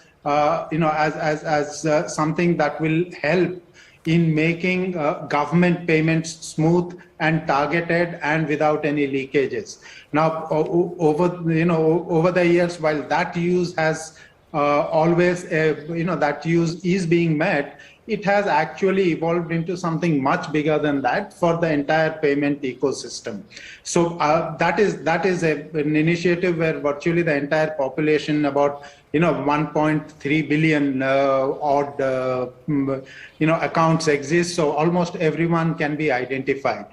The other is a state initiative to ensure that almost everyone in the population has a basic bank account. Now, that is essential because UPI is essentially a transfer of money from one bank account to another bank account. So having those bank accounts was also extremely important. And third is penetration of mobile devices. Now, in India, we call them JAM Trinity, Jandan, which is universal accounts, Aadhaar, which is the authentication and identity platform, and the mobile system that we have. Now, since all these three existed, it became very easy for private sector to come in and innovate on their products. Now, UPI is a product which is a transfer from bank to bank, but private sector players like Google or like PhonePe or many others have basically ridden on these platforms and used the access that they have to customers, and they have got products which make it very easy for customers for onboarding and for doing the transactions. Now, as a result, what has happened is that we can make extremely low value transactions at extremely, extremely fast pace. I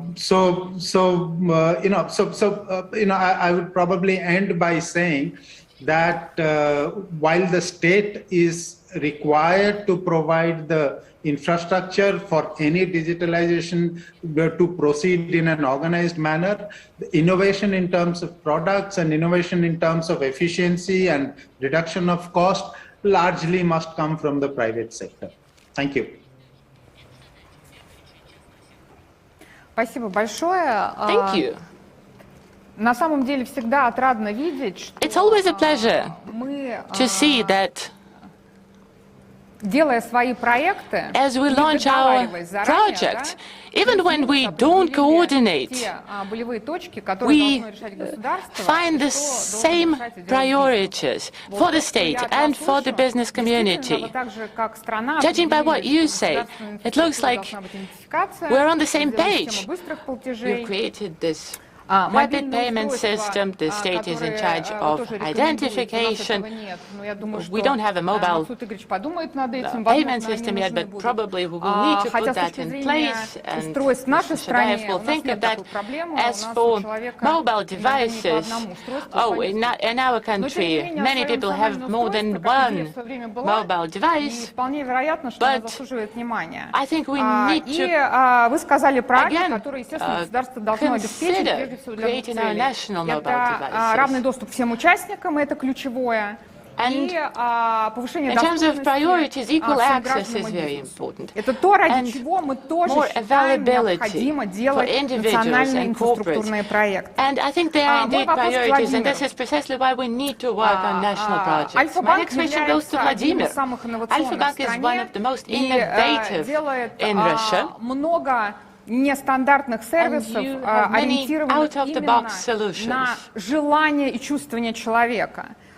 И мы видим, насколько сильно поменялась стратегия банка за последние 5 лет. Мы следили за тем, которую вы сделали на следующий период. И вы оказались крайне оригинальны, потому что вы единственный банк, который сказал, что не пойду в эту систему, я буду делать финансовый суперсервис, даже не суперап, который предполагает, что там разные сервисы, а я буду делать финансовый суперсервис, я при этом верю, что это And you said that you believe that it's a good way forward, that this is the right thing to do. And you decided to focus on this priority topic. And you think it will make you a leader. Вам все-таки партнерство с другими игроками и взаимодействие с государственными инфраструктурными решениями нужно? Или вы считаете, что вы в принципе справитесь сами? Thank you very much for inviting me, for the warm comments. Yes, indeed, we have a strategy, a path of our own. I think in the professional community, the term ecosystem has run its course. It's an obsolete term, whereas super app is more innovative. Super app or a super service. In simple terms, a super app, it's about going broad. Pharmacies, financial services, deliveries, and everything at a high level. Yes, the quality should be high, but we'll talk about that later. So we go broader. And in our particular case, this is also about going deeper. Usually the Achilles heel of super apps is the quality of client services. You've got to be excellent in pharmacies, in deliveries, in financial services, in banking services. And all of us know that the more tasks, the more objectives you've got, then the more difficult it's going to be for the project to succeed. Well, of course, a lot depends on the persons, and we understand some can do everything very well, but we understand that we cannot do it like this, so we want to concentrate on the financial track. We would like to provide our client with the up-to-date products, relevant products, timely, very aptly for the client's needs. Many would argue that super apps have an advantage because they work with a very big chunk of data, different types of data. But this is just a short-term competitive edge, whereas in the midterm, in 3 or 5 years, I think data are going to be increasingly accessible to different players, not just to the companies that possess them. And I think these data are going to be also available to the clients themselves. And then this competitive edge is going to fade into oblivion. As for partnerships, yes, it is very important for us to have a partnership, because if we can't provide something to our clients, then we would like to partner up with the best players in the market. We've just set up a voice assistance system. We teamed up with Just Ride and with Yandex. They have very good units working on that, and I think it's cheaper and more efficient. So the main principle is to integrate with the best ones. So yes, you team up with the best players in this or that field, and this gives you a chance to provide a very good package of services, whereas you, on yourself, concentrate on your own path. Yes, during the previous plenary session, Peter Avin has said that, yes, they've got different apps. Yes, you can get, 5, 6 apps, different apps. There are no barriers in that sense. And that's why we want to team up with the best ones. Whereas, of course, the government is working also on services. We've got no complaints about what the government provides us with. There are 38 services we can get access to, and it's all going forth and developing right now. So this is an example of what the government is doing. The state, the Central Bank of Russia, for the sake of digital revolution, providing access, equal access to all players. And if you're unable to make good use of that, then you'll lag behind. Well, yes, still, Maksud and I, we've got to work a lot more on seamless financial services provided by the state. We are not resting on our laurels, far be it from us. But do I understand it correctly that the infrastructure projects we are working on, you're working on, are relevant for the market, are in demand? On the one hand, the government has to provide security, safety and access to everyone, but at the same time we've got to, give margin of maneuver for the businesses. Do you think there are some distortions, or are we able to strike the balance?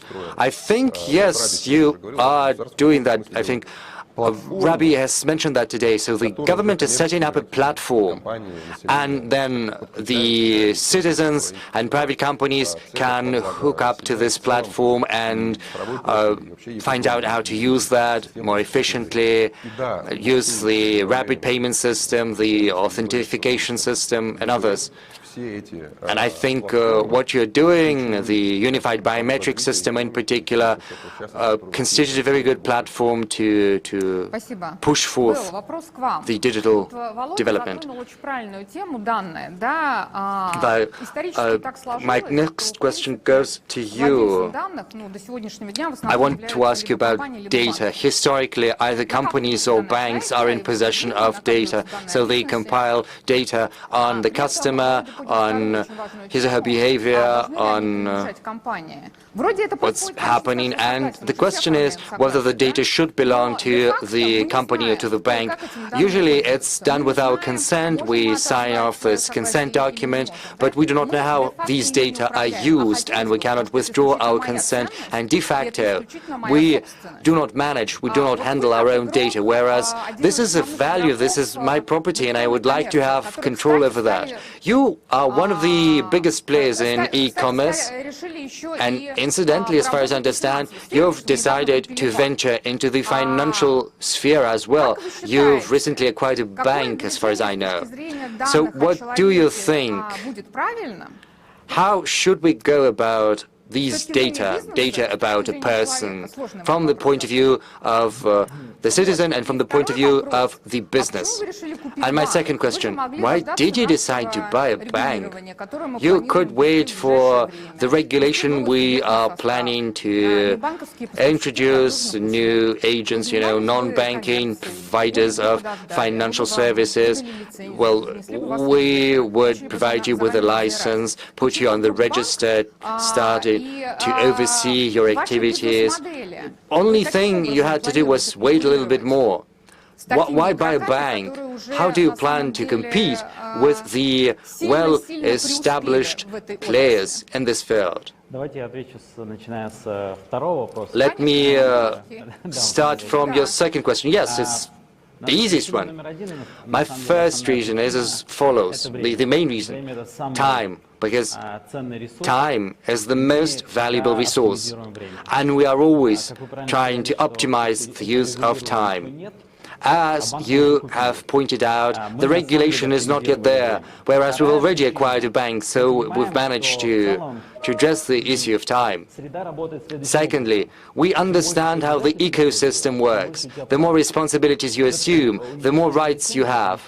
The universal banking license provides you with more obligations, but at the same time it confers upon you more rights. In our particular case, our market is evolving very rapidly. And we understand that having access to a universal license, we can be more flexible about our strategy, and that's why we've decided to acquire a banking license.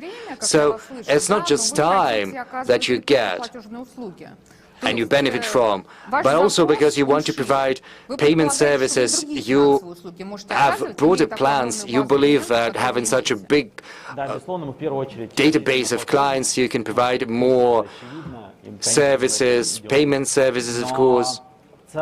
This is what we're pursuing, that's true. But at the same time, we understand that at a certain point of time, we might decide to provide our clients with more services, other services, and if we have this license, then it's possible. And that's why we decided to go for a universal, a general banking license. Now, moving on to your first question, which is more complicated. We are advocating open data. Yes, you are absolutely right. The data belong to the client. The client has the right to have control over the data about him or her. We are great proponents of this idea. We're also proponents of open app initiatives. So client is in control of his or her financial data, and he or she can provide consent for this data to be transferred to other company. And the rapid payment system is also about this very same thing. So, of course, the client has the money, but before the payment system, rapid payment system was set up, it was very difficult for a client to withdraw the money or to transfer it to another bank. Yes, sometimes it's still very difficult, but, if it's up to 100,000 rubles, then it's far easier. Yes, it's now easier and faster. And, the cornerstone of our bank is the rapid payment system. And it's going to permeate the very system, the very structure of our bank, our project. So we are proponents of everything that's related to open data. We believe the client has to have an opportunity to withdraw the money very fast, to transfer it, to have full control over it. Well, we've got an argument with the industry that is still raging on, because not everyone is happy about introducing APIs. Some believe that they have to be mandatory, others believe they should be voluntary. So what do you think? If we introduce API on a voluntary basis, will it work? Or what do you think? If it's just a recommendation, don't you think that no one is going to take notice of that? So what should it be? I believe some aspects, some actions have to be obligatory. The key ones, of course, and the rest should be a recommendation. I understand Vi's position and Nelson's position, as well as the position of new non-banking players who say that we need open API in business. So they say, let's ask for all data from the banks on a mandatory basis. No. We want the client to be able to decide whom to transfer the data to. Well, you know, I'm an advocate of open data, but it's more correct to speak not about open API, but about open data, so that the banks can get information about the customer basket, the consumer basket, maybe in an anonymized format, but we need common rules, and then it'll allow the client to choose. So it should be a two-way street, not a unilateral decision. And the same goes for operators. And if this is the path we decide to embark upon, then we've got to be smart about it. And then there should be a cross-exchange of data, not a one-way street when no one else reciprocates. Well, to be honest, for quite some time, the banking industry has seen this trend of transferring scoring data to be able to better assess the client. And for quite some time, banks and other industry players, telecom, they've been getting those data. But they had to pay for that. So, when we say that we are in favor of open data, you know, we are ready to pay for the data because we understand that collecting data involves costs. When data are open, but it doesn't mean they're free of charge. Yes, in terms of identification, that's true. But what about your data about the clients? Are you willing to provide these data to the financial sector so that it can use? I see, no, Open API has 3 levels. API can be at the financial market level, at the financial market level, as well as non-banking players. This is a broader concept of the first stage, as it were.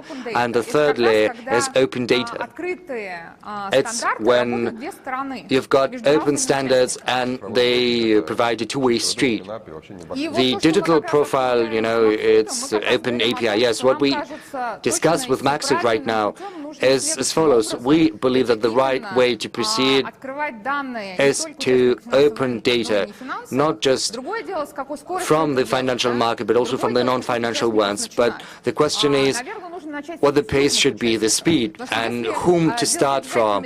We believe we should start from the biggest players, because we want to preserve competition. If we start with small and medium enterprises, they will simply disappear. So we believe we should start from the big ones, from the big players, and then it's gonna improve the competition, and then we'll proceed to small and medium enterprises. You know, when speaking about commercial interactions, Alpha Bank can provide some data, get some money, and Ozon as well. You know, there is a commercial foundation for that, the invisible hand of the market. Adam Smith spoke about will do the trick. What we are talking here is the obligation of banks or banking institutions to provide some information. And I agree that we shouldn't make it a blanket obligation. We have to think about the interests of our clients, of our customers, and we believe we have to look at a different range of players in the field. We'll get back to this topic because it's vital, it's burning, it's very topical, especially in the years to come. Georgi, you are a prominent player in the financial sector. You have very great expertise and experience, and all of a sudden you decided to venture into insurance. And as far as digitalization goes, so far insurance industry is lagging behind. It's very difficult to understand who is who, what the players are, what the level of competition is, and de facto you launched a startup. Yes, the company you work for is virtually a startup, even though it's been there for 28 years. And you were as bold as to invest your own money into this company when making this decision. What was your guiding principle? What is your rationale? Yes, thank you, Olga, very much for the invitation, for the opportunity to speak. This is a very good question. Why do that? As a financier, as an entrepreneur, I see that across the world, insurance industry is on the threshold of drastic change. We do not see that in Russia so far, but if we look at this digitalization train, Russia has not yet hopped on it. If we look at the insurance, insurance is lagging behind 2 decades across the world in terms of digitalization, in terms of new solutions, and clients suffer because the prices are higher and it's very inconvenient for the client. The only thing the insurance companies have learned how to do is to sell a policy once a year, and if something happens, they give them money. Insurance companies don't like to care for their customer. This technology, insurance protection.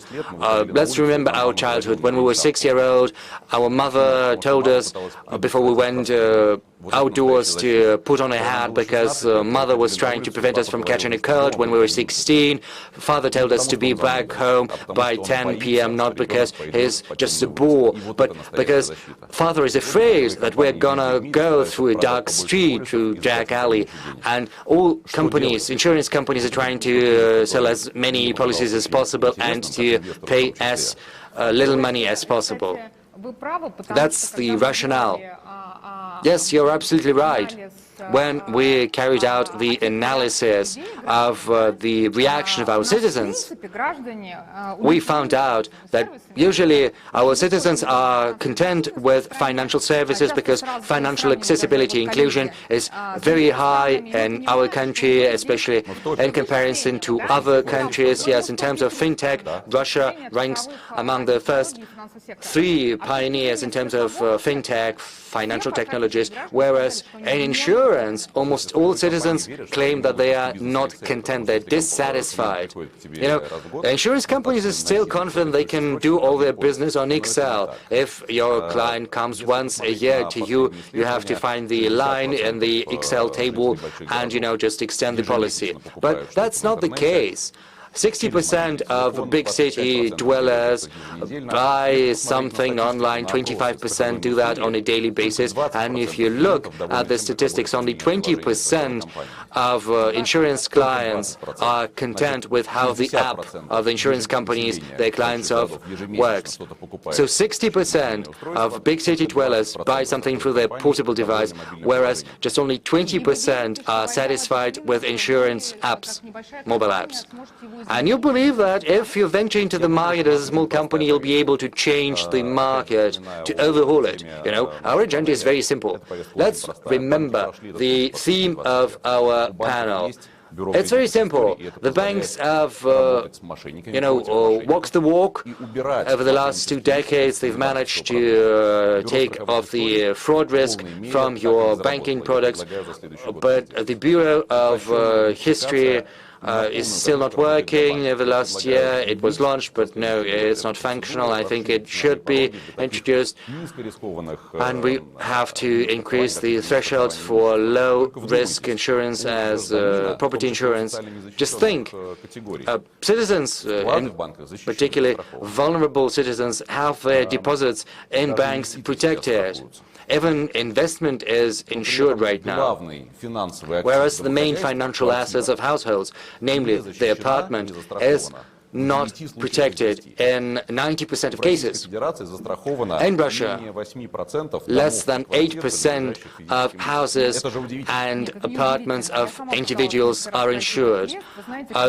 It's perplexing. No, it's not at all. When you are given 56 lists and you've got to, handwrite a description of every picture, everything you've got, you never get to the end of this wonderful questionnaire. So the services is provided in such a way that people simply cannot use that, even if they do not want to do that. Yes, the prices are high because we do not have the Bureau of Insurance History, and moreover the insurance industry has not yet asked the government to provide them with the data that will allow us to decrease the costs for the customers. Let's not make our people fill in the questionnaire. Some of the data should be provided by the government bodies. As far as the digital profile is concerned, what do you think the government and national infrastructure bodies have to do to help the insurance industry and vice versa? I think the insurance sector has to use the already existing technologies such as the rapid payment system, the digital profile of our citizen, which is, I'm hopeful, will be very functional while providing safety of personal data, which is very good.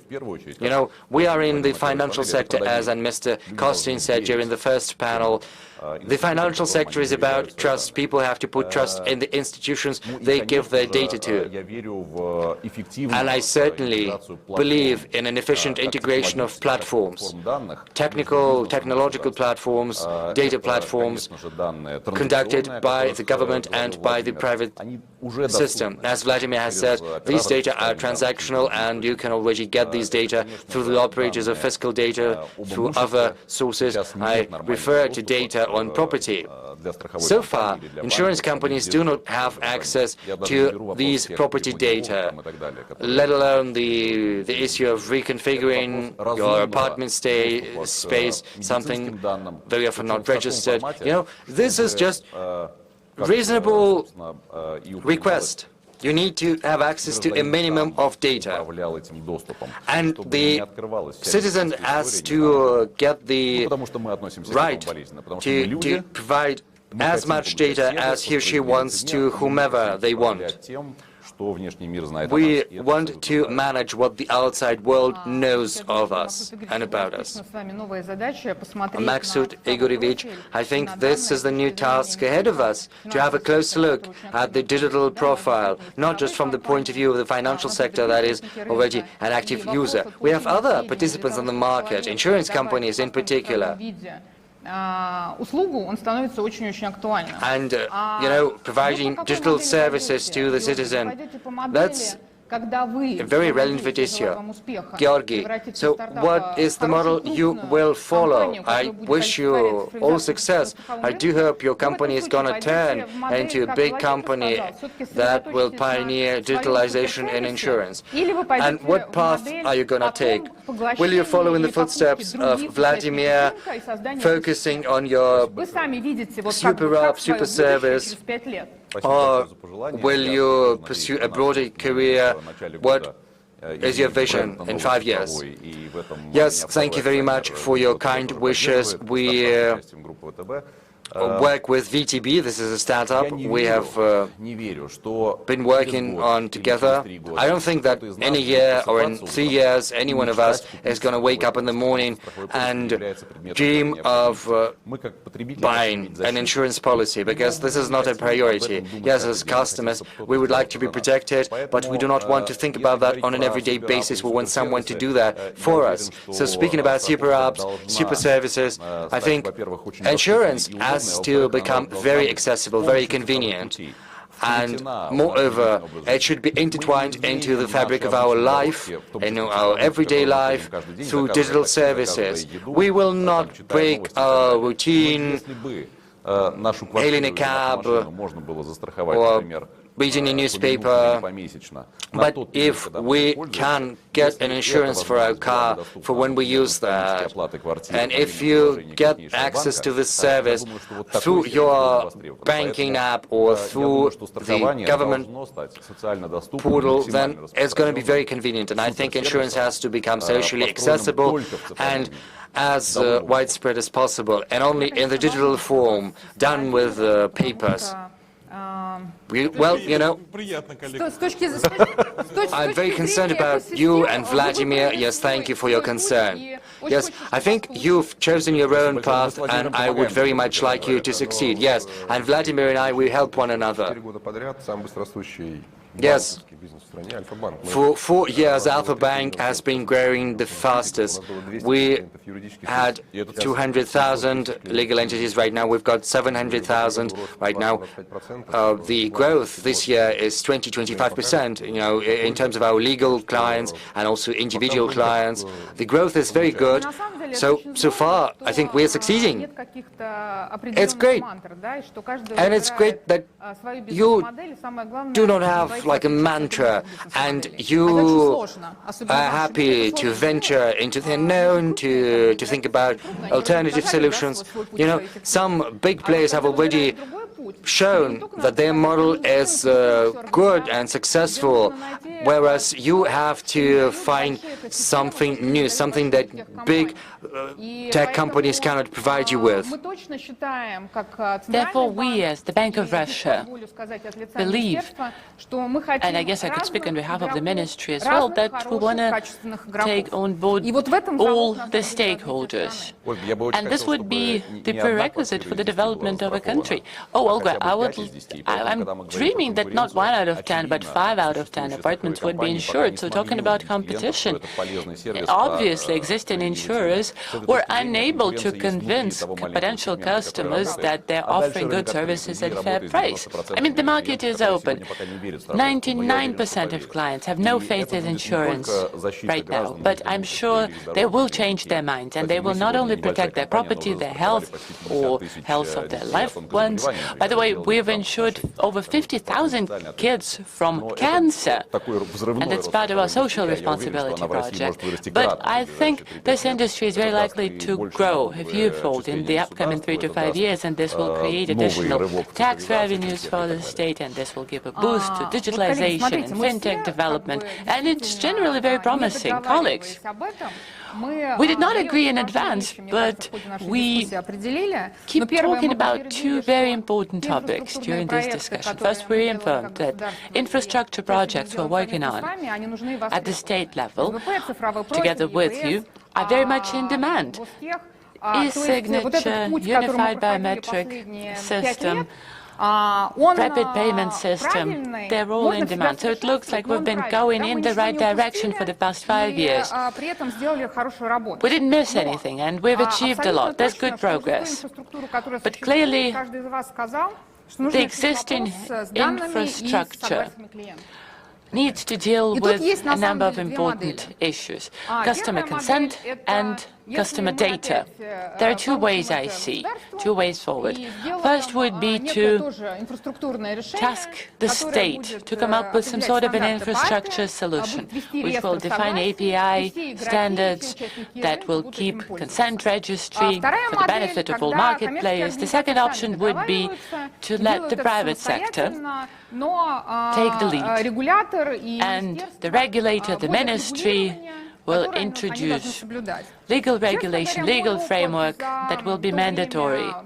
Based on my experience, working in the central bank and interacting with different stakeholders shows that market tends to have more faith in the state.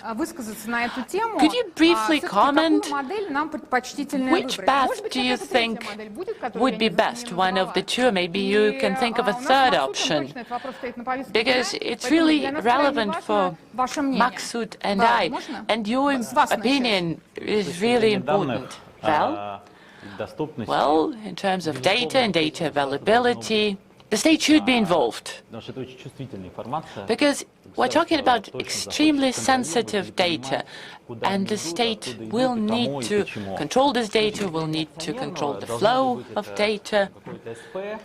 As regards format, should it be a joint venture? Should it be public only? I don't know, that's an open question, but the driving force should be the state. I don't think legal format matters at all. It's one of the layers of the platform Ravi mentioned. But there are so many important issues to consider. Security-related, ethical questions. So commercial players should have access to those infrastructures, equal access. There should be clear-cut rules of the game.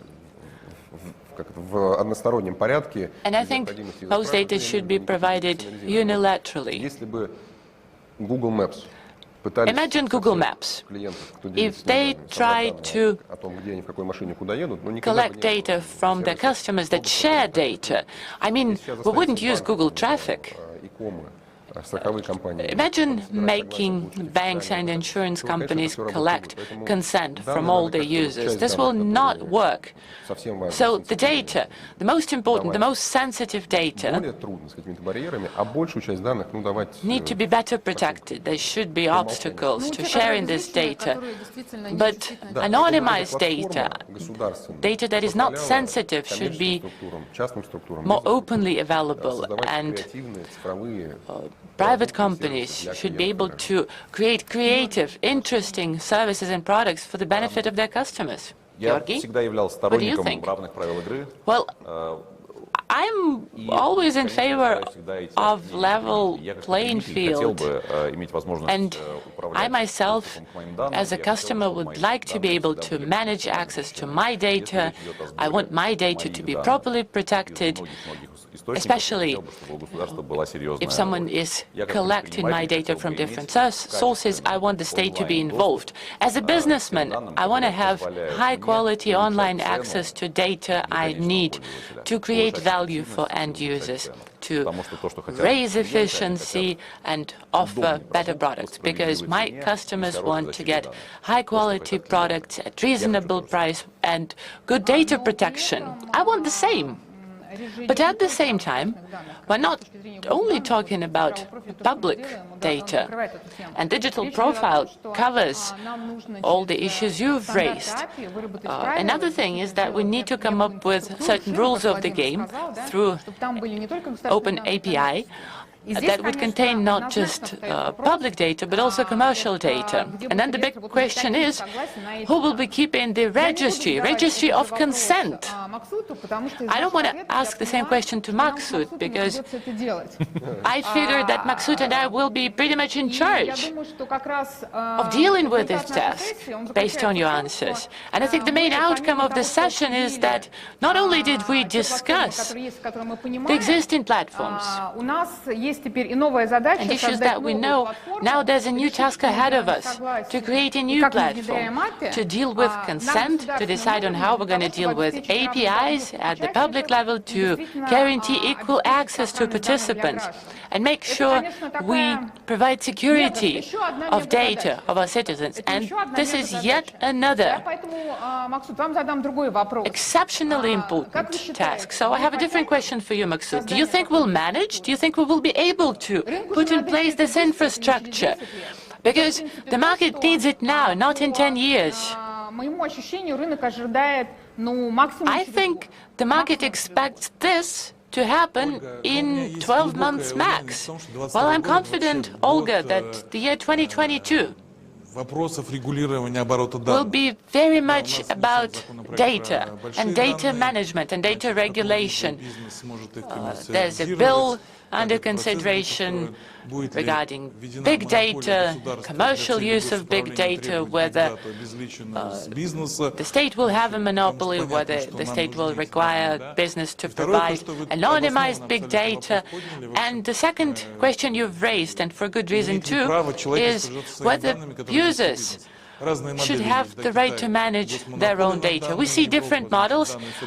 In China, data belong to the state, in Europe to private companies. But what about people? I can give you a simple example we discuss internally a lot. In this country, a citizen has the right to take his health record from one medical center and take it to another medical center. And it creates freedom. But when you cannot take your data and bring your data to a new service provider, that creates some sort of a digital slavery. So people should be allowed to take their data and bring it from one service provider to another. And I think since we've created this platform to manage public data, I think we just need to add additional functionality. But we need to discuss it with the business community. We need to make sure we decide wisely and find compromise on what kind of data it will be. But the year 2022 will be all about data, and new regulation will be put in place, new platforms will be created. Let me add, says Vladimir, we talk about data a lot, and data is used more and more broadly. And there are more and more scams we encounter, identity theft and other related crime, that are becoming a very relevant problem. So, in addition to the projects we've already discussed, I believe we could consider launching a major project aimed at fighting fraud. We've done a number of projects collecting data about fraudulent schemes. We've launched a video game to educate our customers about existing fraud. So we collect a lot of data, but maybe Ministry of Interior, FSB, Central Bank could create some sort of a high-tech project or a high-tech platform to collect information about fraud, to raise awareness about fraud among individuals. I agree with you, colleagues. We as a regulator are now finalizing our fintech agenda for this period, and we're introducing new priorities on digitalization of the market. So we've achieved a lot in terms of fintech. So one of our priority projects would be setting up a platform for data exchange, introduce data API standards, consent registry, and Vladimir is right. We are considering creating some sort of a platform, like you said, related to cybersecurity. Do a brief poll. It will only take you half an hour, and you will understand how exceptionally relevant it is. It gives me great pleasure, colleagues, that our partners with the corporate sector is very constructive and very amicable, although our opinions oftentimes differ and our functionality differs. Through such open discussions, we find solutions. It's a good example of an open API with mandatory standards. And so far, we've created at least 3 platforms. And the business community is really interested in using them, and it's a great sign of trust to the regulator, to the Ministry of Digital Development, but it also speaks volumes about the high level of interaction between the state and the business community, because we're on the same page in terms of existing needs and tasks and priorities for the nearest future. Thank you, colleagues. Thank you, Rabi. Indeed, our Indian colleagues have come a long way, and we have a lot to learn from you. But we're trying not to be lagging behind, and at some point we will probably be ahead of you. So all the best to you. Stay proactive and stay safe. Thank you, colleagues. And goodbye. Bye.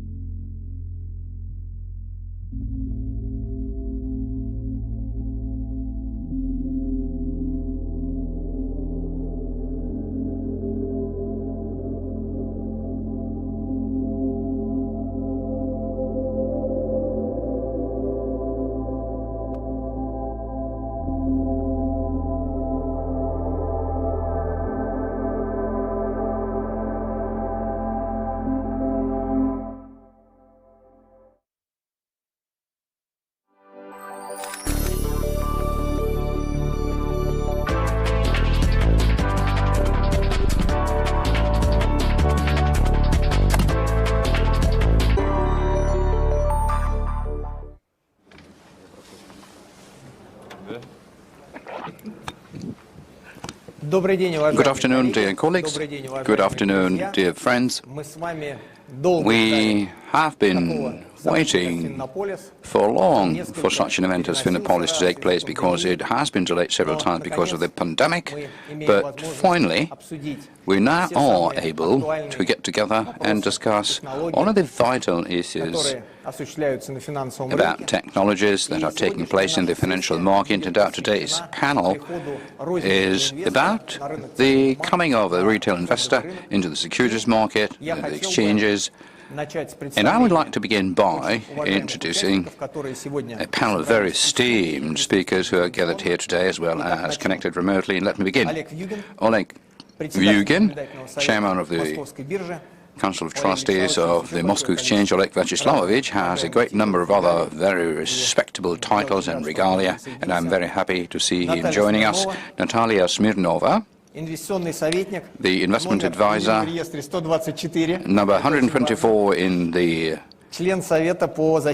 single register, the member of the Investor Protection Council at the Central Bank, and the online school for financial literacy blogger. Thank you for coming, because quite often when we talk about various issues, we strongly rely upon the professional industry, and we need to hear the voice of investors and consumers, and I'm sure that what is you are going to represent. Stanislav Bliznyuk, chairman of the management board of Tinkoff Bank and the member of the board of directors, one of the most dynamically developing banks. As our colleagues are saying, they're no longer a bank, they are an IT company, and even more than that. So it will be really exciting to hear Stanislav. Connected to us remotely are Vladimir Potapov, the head of the VTB Capital Investments, the senior VP for VTB Bank. Vladimir has been very active for quite some time in promoting and developing retail sector in the financial market. A great number of introduced technologies innovation. VTB Capital is what he is standing behind, and so that is what he'll be telling us about. And Ivan Chapiskov, director for the Financial Policy Department of the Ministry of Finance of Russia. Ivan oversees a great number of regulatory innovations, everything that today, within the context of regulation of new practices and best practices, passes through his department, so it will be a great joy to talk to him as well. But let me not distract your attention anymore, dear friends. You know that over the past few years, we have been observing a big inflow of retail into the stock market. Non-qualified investors, just simple individuals, arrived at the securities market, and today they are acquiring buying the kind of financial instruments which just several years ago, it's not that they couldn't afford them, they couldn't even think about them, while today they are bona fide participants of the financial markets. And when, back in our days, we tried to achieve by this particular period the figure of about 5-6 million investors, it seemed to us to be overly optimistic, but today we see that the brokerage accounts have been opened by about 17 million customers, and respectively there is a multitude of individuals who are having shares in the various share funds and participate in various So I would like to begin with you, Oleg. How do you see this? Who's coming to the exchanges? What these people want? And to what extent they may be considered as a serious development driver? Thank you, Vladimir Nikolaevich. Principally speaking, let me welcome all of the listeners, all of the participants. Effectively, looking at the statistics, the Russian retail investor is a very well-balanced one. There is such information that the yield of about 3 to 5% is what half of all such retail investors expect, and just a little number, I think about 17%, are being quite bearish and are looking at at more than 10% level, which means that the people who have come to this market are not behaving as absolutely illiterate. They want to earn a lot, simply expecting the market to do it for them. This is indirect statistics, but nevertheless that shows that the approach that they demonstrate is quite balanced. But of course, to my mind, retail investors are not comprehending the risks of the retail market in full, because this en masse inflow, which is about 26.5 million brokerage accounts and 16 million of, individuals, not accounts, and 2.6 million people who are being active. The ones who transact monthly. They have come in a very opportune period of time when, because of a whole series of factors that we're very well aware of, this is accessibility, digital technologies which offered a very easy access and sensible access to the stock market instruments, then deposit rates declining, which meant that a certain yield was there and people were looking for that. And so this emergence took place in a very opportune period, in terms of the nearest next year of the yield growth. And of course, whenever I see that my neighbor, my next door, is earning 10% per annum from his investments, while my deposit gives me 4%, of course you start thinking, shouldn't I do the same? Particularly, that is not so difficult to do. But I must be honest, every period of such market growth ends with a fall. That's inevitable. It's a correction. And so currently our retail investors will have to experience this thing. And so, effectively, I did a bit of a rough kind of analysis. If you look at the Russian citizens who invested in the beginning of this year into securities and bonds and stocks, no matter by foreign issues, most probably towards the end of this year they will lose, and that is what you need to understand. There will be losses.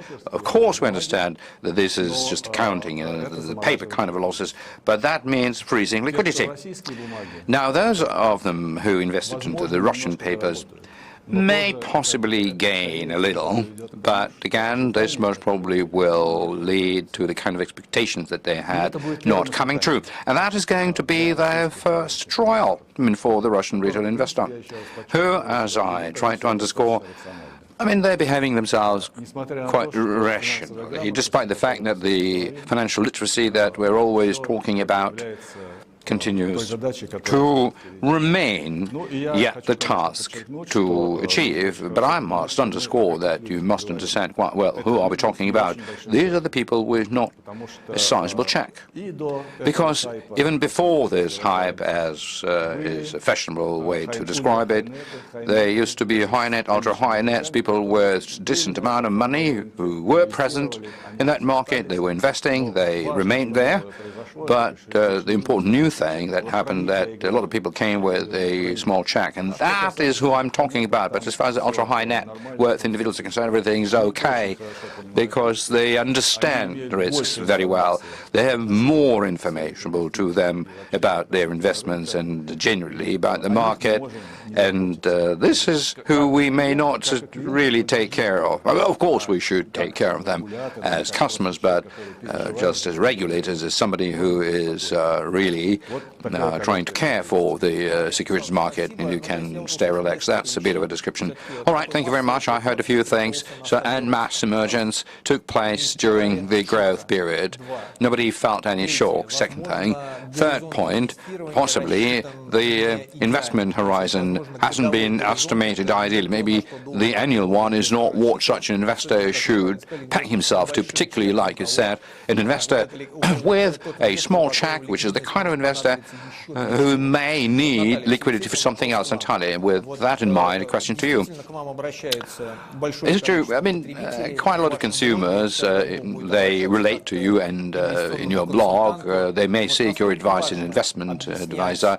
How important it is to explain all these things, as they say, that the winter is coming, that the shock is imminent, and you need to be ready for that. And the second thing, that an investment may get protracted. I mean, 3 months, 6 months, even 12 months may not be enough. And, respectively, to what extent one should act conservatively while investing, maybe save on a classic banking deposit, or, go for the least volatile financial instruments, please? Well, look, it is true. If you read the comments under my clips or wherever I speak, the recent 18 months, the most hypish kind of request. What am I to buy in order to, see it grow in a guaranteed way, without any risk, of course, because you don't have even to mention it. And the average statistical person who asks this question invests for 2-3 months. There is no stashed money, and for the investment horizon 1 year, and then we will see. And what is he going to see in a year's time? Nobody knows. And this person's portfolio, is concocted from all kinds of investment ideas. And people come to me and they are crying, I took Alibaba, Tal Education, a whole bunch of everything. And when I ask them, and did you take a look at the net debt to EBITDA? They think that I'm really sounding obscene, because people don't understand what they're taking. I mean, in terms of basic things, complete lack of understanding. Some are telling me, I went in for the IPO of a company, and what does it do? What does it do? I don't really remember. It could be pharmaceuticals or fintech. Excuse me, this is a big difference. So nowadays, I can't describe them as investors. I would describe them as, small-time gamblers. The casinos have been prohibited, and so they need to speculate something and really make a quick buck. And when I'm telling them that you need to diversify yourself in between different countries, you need to diversify yourself in between different industries, and they should be not more than one company in the industry. They take me, they're looking at me as a nerd, and so what are they telling me? And what I'm saying that you need to start investing when you've got some money stashed away and you've got your risks covered, and basically the investment cycle is 3 years minimum. And if you read about liquidity, 25 years it took the market to recover. They're telling me it's not interesting. I will look at what forums are saying. I will talk to normal bloggers who are going to tell me what I need to invest into, and then there will be some sort of an incoherent portfolio. So these kind of people is who I would recommend to first stash some money away, and then take some exchange funds, diversification. If you want to game, take 10% of your portfolio and just enjoy it.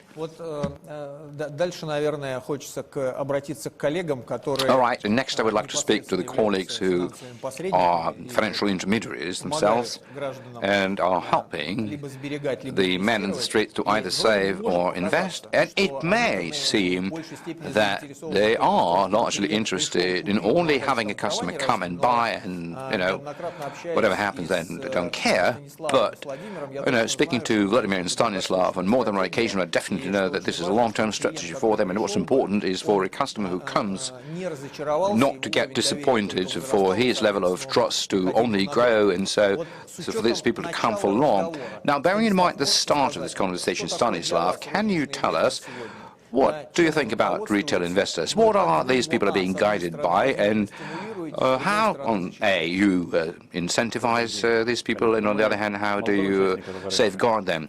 Good afternoon. Well, we're a young player in this market. I think that over the past 5 years, this profile of a retail investor has really evolved strongly, whereas 5 years ago there used to be less than 1 million. Usually these would be professional players, particularly gendered, like male and 50 plus. Nowadays, this cross-section really is different, because we see a lot of young people coming, 25, 35, active women as investors, and they enjoy this product. And again, as it seems to me, we came up with a bit of a product disruption when we offered the kind of a product where, through one click you can get an instrument, and that application is going to be, done not in a day or two, but right there and there, online, and people really see it, and they start really actively using this instrument. And again, I agree that the average check went down because previously those used to be ultra-high net worth, but currently we see the street retailers coming, and even looking at our representation, that would be about 60% of customers, their portfolio is half or 75% of their payroll. So this is a little kind of a ticket that they are trying to use in order to gain some experience. I not very much agree to the statement that everybody is trying to make quick buck and ride the hype. Of course, people enjoy getting quick money, but looking at our data, about 85% of our customers, they adhere to buy and hold strategy, meaning to say that they buy and stay with it. So thanks for commenting in such a way as that we are not running after the idea for them to get into what we're offering, then to get our commission, and then whatever happens to them we don't care. No, that is not the case.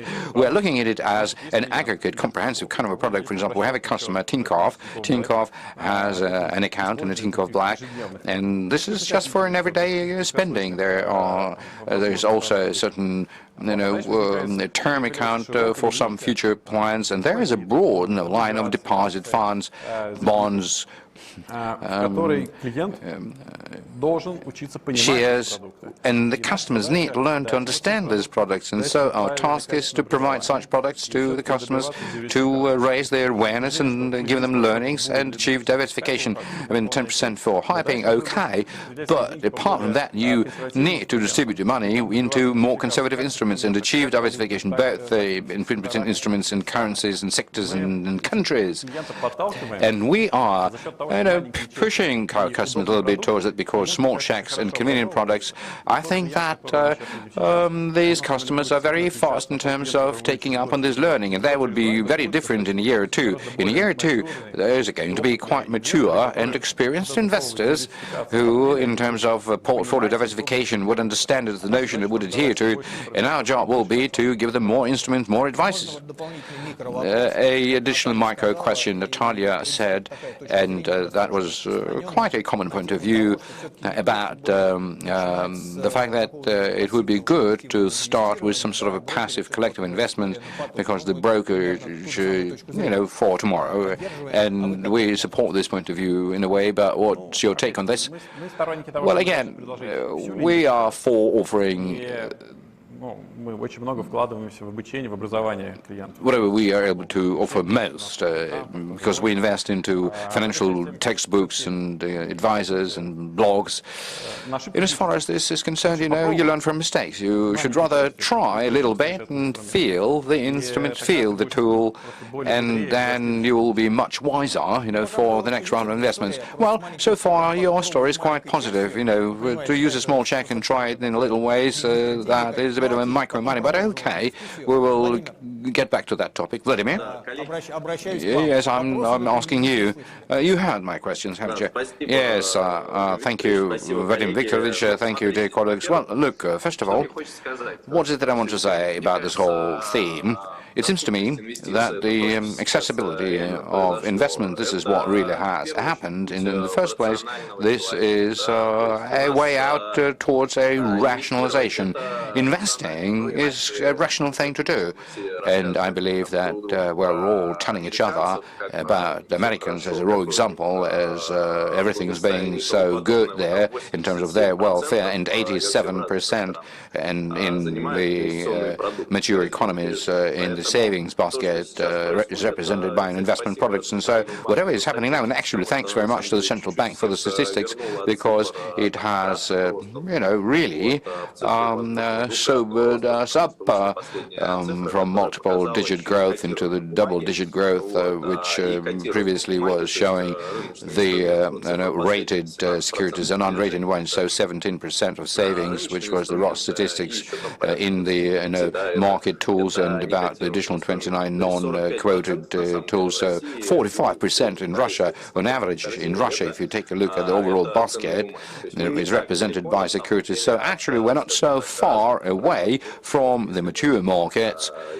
I mean, if we act on the basis that they're more rational because they have a more in-depth experience, and although through the alteration of the basket profile in terms of the quoted in favor of unquoted papers, whenever there is an IPO boom, that is something that covers that gap, and most of the unquoted or unrated investments, I don't know, from Ozone to Fuseville, in terms of the placement, that turns this package from an unrated one into a rated one. And therefore, my look at this is that we are going through the rationalization of savings.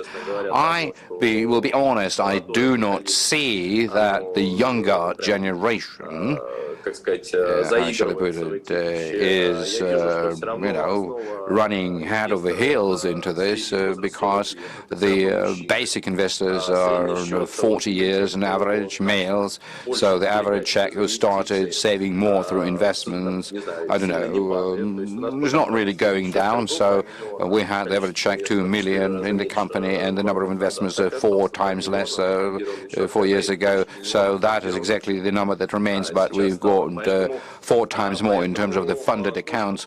So our question in terms of what the under 25s should begin, should it be the brokerage services, collective security or investment advisory? Let them begin with something, because once again they're simply making their first steps into rational saving, and I do not believe that they would burn themselves a little bit with one security. Their interest towards rational savings will completely alter, because once again my thinking is that investing, there are life hacks and there are things that will stay for you forever. And so the topic that was titled about the hot assets or trendy sneakers, whatever I see happening right now, we see this crazy booming durable goods demand and inflation flowing out of it, but at the same time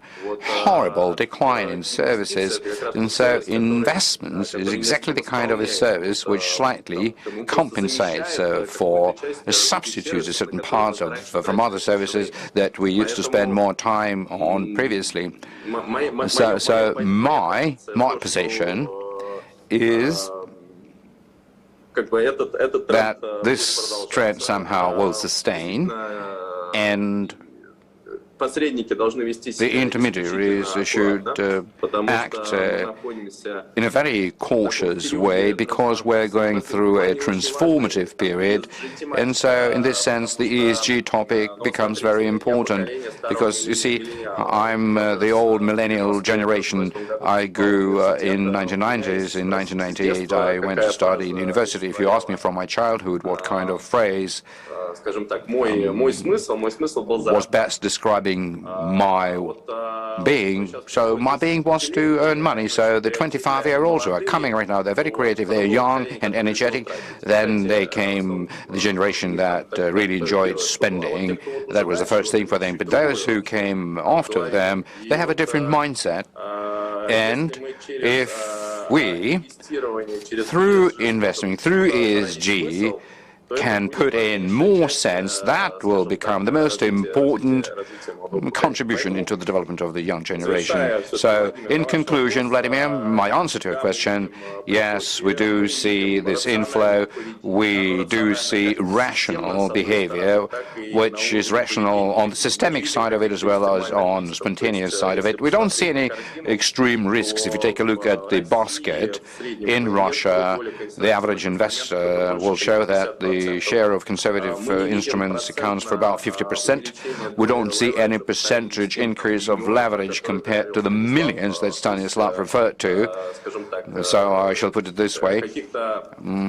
that in terms of the proportions, people are not really running, into high risk, and people also have become more globalized quite clearly because of the COVID globalization pandemics. That makes people to feel the fact of the global environment that they exist in. Yes, thank you very much. But in this case, let me pass another question to Ivan. It seems to me that the colleagues, both Stanislav and Vladimir, what I heard was that the behavior is quite irrational. This is one thing. Second thing is that you may take a small risk in terms of a little amount of money, as long as you can learn to take investment decisions of some sort. And it seems to me, and I'm doing this soft lead too, that the Minister of Finance and the Central Bank were a little bit more conservative in their assessment. And what Natalia said was a little bit closer to what we previously discussed than just being an utterly positive way that, that the bankers told us about. But nevertheless, recently there have been quite a number of legislative changes aimed at making the arrival of retail investor into the stock market to be a smooth process, both entry and exit from it. Ivan, a question to you. Does it seem to you that we, as the regulator, the Minister of Finance stands behind most of the legislative processes, have we created some sort of a basic foundation in order for the retail stock market investor to feel comfortable, or is there something else that needs to be done, or fine-tuned? Maybe it's not about regulation, but it's about practices. Please. Good afternoon, Vadim. Good afternoon, colleagues. I've heard you, and as far as I understand, we are underway towards greater rationality. We all understand. We made the same mistakes when we first went into investment. You have to acquire this taste for risk. For investment, you have to feel yourself how you lose money, and you have to learn to work with this feeling. So I believe that, regrettably, people will continue to make mistakes. Unfortunately, people will continue to lose money. And yes, market will go down, and there are going to be problems. That's inevitable. From the point of view of the government, we cannot simply idly stand by. We believe that we need to bring to a minimum the risks for our citizens, especially if, to any extent, these risks are brought about by bad faith behavior of any player at the market or any other situation that involves misleading the investor or something like that. We will have to intervene in these cases. As far as your question is concerned, we work together with the Central Bank of Russia. We've decided to elaborate a financial market development strategy until 2030. And this strategy is focused on financial markets. In general, our approach is laissez-faire. We only need to intervene when the interests of our citizens are impinged upon, when the market doesn't seem to be fully functional. Unfortunately, the invisible hand of the market is not always working properly. Sometimes the stronger players try to take advantage of this invisible hand, pressuring the weak ones. And capital markets, of course, need a greater influx of retail investors. As you've pointed out, the number of these retail investors amounts to more than 15 million. This presents huge opportunities for our country as a whole and for our economy in particular. As far as regulation goes, we have several principles we stick to. First, we should focus on not doing any harm to individuals. We need to help them embark on the right path. We should always nudge the professional participants of the market in the right direction. So, if there is this appetite for short-term gain, we need to create incentives for longer-term investment, for longer-term values, for a longer-term vision as a whole. I think colleagues have been speaking about that for quite some time. We are in the midst of gamification, as it were. So it turns into a game. And I've read something about that. There have been some polls made on the phone, and, you know, the special telephone lines for people with gaming addiction, gambling addiction, and sometimes there are increasingly numerous calls from people who suffer from this investment gambling addiction, and we need to prevent this addiction from developing, from happening. Of course, so far, just a handful of our citizens have run into this problem, but we've got to stem the tide to prevent this trend from developing. There's another trend. Natalia has spoken about that. We're trying to nudge the private investors towards more passive instruments, to longer-term instruments, and together with the banks, with the professional participants of the market, we've been talking about tax stimuli, through legislative stimuli. The President has given us the instruction to have a closer look at that and how we can go about it. And I think very soon we'll come up with new initiatives on stimulating longer-term investment so that we transition from short-termism to a longer-term vision. And the third principle, we have to nip in the bud any attempts at mis-selling. Mis-selling is not just bad faith behavior, because it deals a blow to the market as a whole. If anyone behaves badly in the longer-term perspective, this is going to have a huge impact on the market in general. And of course, there is the problem of financial fraud and financial market, and this is yet another avenue we pursue. We have joint legislative initiatives with the central bank. So far, these initiative is confined to the banking community. We're working on establishing a single window which will allow our law enforcement to work with the central bank and to acquire any data on accounts that might be used for fraudulent purposes. And, well, at least at this point of time, there are plans to block such accounts and to prevent fraudsters from using such methods. Thank you. To conclude our first part of our discussion, where we try to give an outline to the market, I've got just two short questions. First to Oleg and then to Natalia. To Oleg, the Moscow Stock Exchange has been investing into educational programs, into financial literacy programs and other aspects. You know, I ask this question in response to what Stanislav has said. For the investor, are the efforts to establish a high-quality environment sufficient? Is it just sufficient to, you know, launch different educational programs and to keep educating people, to keep raising their literacy? Or do we need to teach some instruments, some concrete practices? And do we need some administrative instruments? Just briefly, no doubt, we need regulatory restrictions.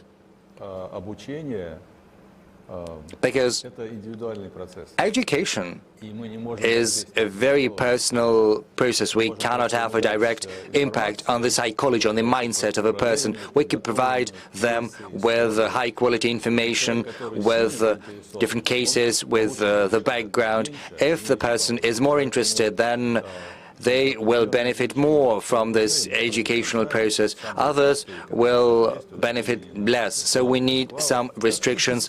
You know, there's distinction between qualified investors, non-qualified investors, the testing procedure, some restrictions on products they can have access to. I think this is necessary. Natalia, a question to you. When Ivan spoke, he mentioned mis-selling as well as fraud fraudulent practices. So what do you think? If we look at this from this point of view, from this angle, is there a difference between an individual investment consultant and the investment consultant who works, you know, as a professional, as a broker, or for a broker? So in that sense, does an individual consultant enjoy greater protection? Or maybe the protection is greater, but the toolkit is more limited. So what do you think?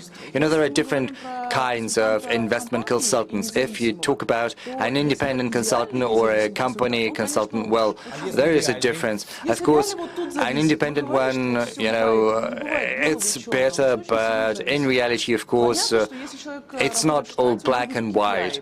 If you work for a company, you've got several performance indicators. You have to know how much you sell of this and that. Otherwise, you won't get a bonus, and everyone wants to get money, to make money. So KPIs will be there, and you won't be able to be fully independent. But if the KPIs are great, then it's all right. Secondly, if the consultant is independent, nominally, it does not mean that he or she is truly, genuinely independent. They can have a contract, they can be motivated for selling something with a greater margin. But if you are from the registry, then they will have to disclose any information on the conflict of interest. Otherwise, they will be kicked off the registry, and that's why I decided to join the registry. I want to be as transparent, as independent as possible. I think this is the best way forward, and it's only natural that I say that. Yes, it's very good to know your motivation. It's important. Yes, Stanislav, you want to add something? Yes. An investment consultant is sort of a preacher, a teacher. They provide you with basic principles, and then it's up to the client to make a decision. From this point of view, this educational function the consultant performs is highly useful. There's no doubt about that. As for the need for regulation, you know, it's treading on thin ice. You can regulate it so much, introduce as many restrictions, that it is going to be impossible to develop this sector. So what we advocate is to incentivize longer-term investment, and the client soon comes to realize that you won't be able to make, you know, a fortune in a day. And if you are hasty, you'll stand to lose. You know, there is policy that regulates through restrictions, and also policy that regulates through creation. So if we try to create an environment that will motivate people to invest into longer-term instruments, if you create tax stimuli, it'll create a natural attraction for the investors. You know, it's not short-termism. So you invest a ruble and you have a horizon of 3 to 5 years. And if we create the requisite infrastructure, the necessary environment, then it's going to educate the client and push them towards longer-term instruments. Yes, thank you. Now let's have a look at the technological side. On the one hand, you can sell it, you know, on a case-by-case basis. On the other hand, there are technical solutions that will allow you to attract as many investors as possible. My first question will go to Stanislav. You know, there are automatic advisors, robots. What do you think about them? You know that they are increasingly emerging to the foreground, occupying an increasingly important place in the market. So, not today, not tomorrow. Do you think they will come to replace salespeople in 5 years, for instance, when a person applies to you and the robot simply gives the answer to all of your questions in a few clicks? So what do you think? Will it work? And what about the architects of these advisors, those who design them? Do we need to have requirements, at least ethical requirements for them? I think there is some sense in thinking about that. That is a very good question. We've got this advisory service and we invest that, but an automatic advisor is just a teacher. And this robot, it provides you with advice in accordance with several principles.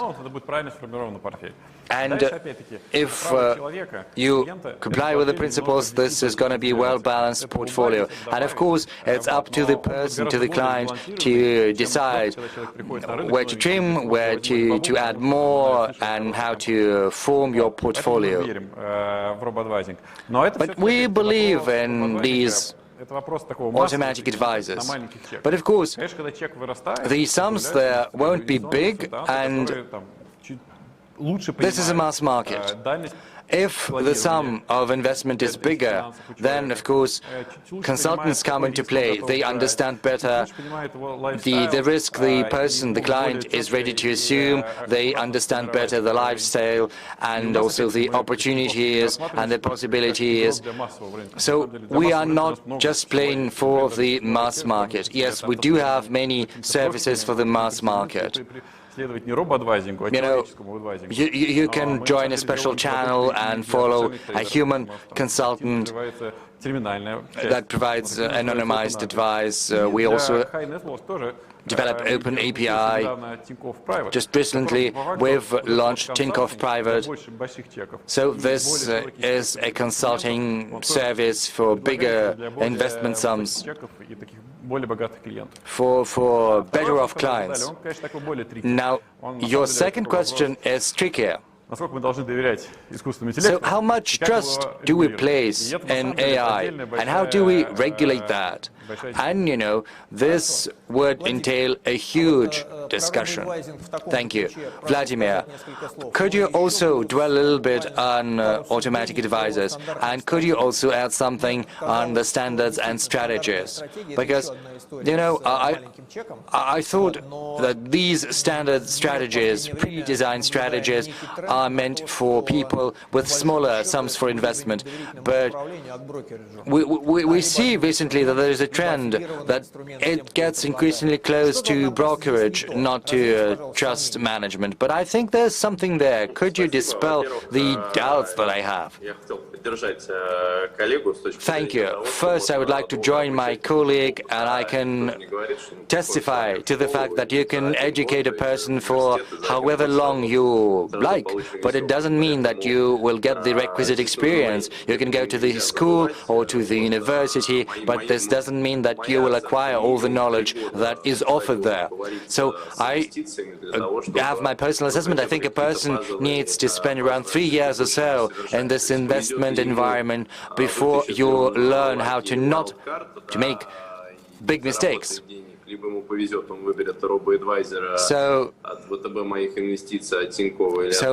it's, you know, either choosing an advisor from Tinkoff, from VTB, from Natalia, from someone who is not going to mislead the client if you manage to find the right managing company. But anyway, even this search process takes time.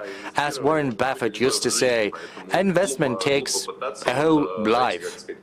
So, you know, it would be foolish to try to turn it upside down in a blink of an eye. It's a long process. And we say that all the time. So I second my colleague.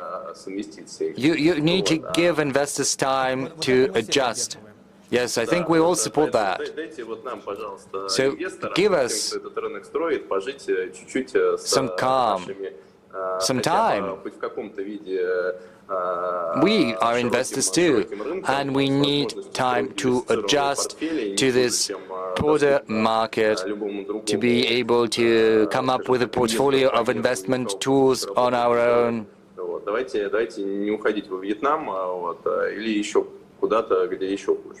Yes, let us not shift to other countries like Vietnam or some other place where it's worse than here. We need to give time and give a chance to find our way around. Secondly, as my colleague has pointed out, automatic advisors can be useful, but we should not confuse AI and robotic advisors. You know, we've got an AI strategy of our own, which we've recently launched, whereas artificial advisors, you know, there is still a human being behind that. Yes, it's standardized, but still.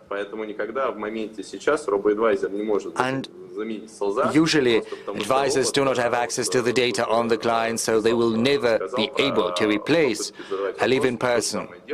The client will never share all information about their assets. So, if we had open API on all assets, if we had big data on the assets, on everything, even something that was not shared by the client, you know, you can have some money hidden away in your kitchen garden, for instance, or in a jar somewhere. But if we had that information, it would be easier for the advisor, for the automatic advisor, to avoid mistakes that a human person can make.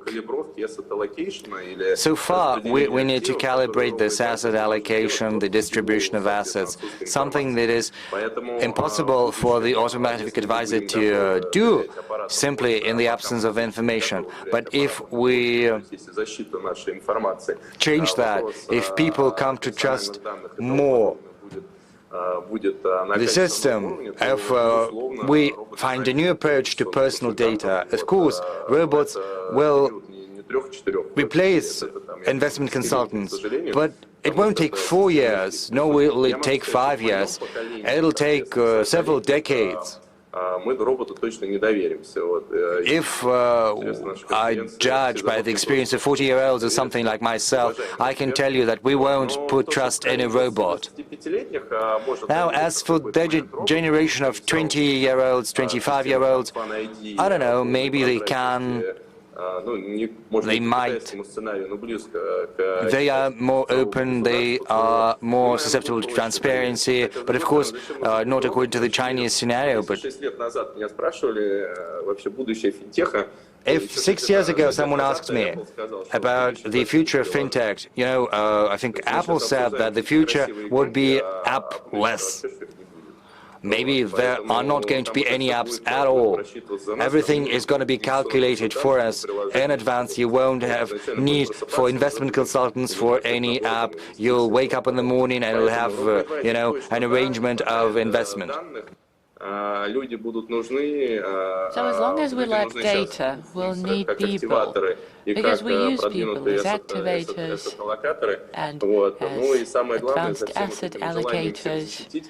And as we strive to protect everyone, let us not forget that nothing happens by itself, on its own. So let us be responsible when dealing with our clients. Let us make AI technologies better. Let us create the concept of investment advisors. And I have great trust in them. I think independent investment advisors have great potential, and so do investment advisors that will work as part of larger structures. So there's lengthy debate as to what to choose, a company or a broker. I manage both, and I can tell you, based on my experience, that this really is a false choice. Because when some say that management companies manage limited amount of assets, and this is why the market is not growing, well, just open Tinkov's app and open apps of those asset management companies, and you'll see the difference. The difference is striking. And this is how people choose how to invest. One thing when people just, you know, invest randomly after having read random comments on the forum, and quite a different thing is when they ask for professional advice, and they can ask advice from, I don't know, their neighbor, from artificial intelligence or from a professional broker. Most people need advice to wrap it up, and they will find advice. Time flies fast. You might think 50 minutes is a lot of time, but no, it's just enough to launch a discussion. So my final question to you, Ivan, and please be brief. I'm sure you could provide a generic answer.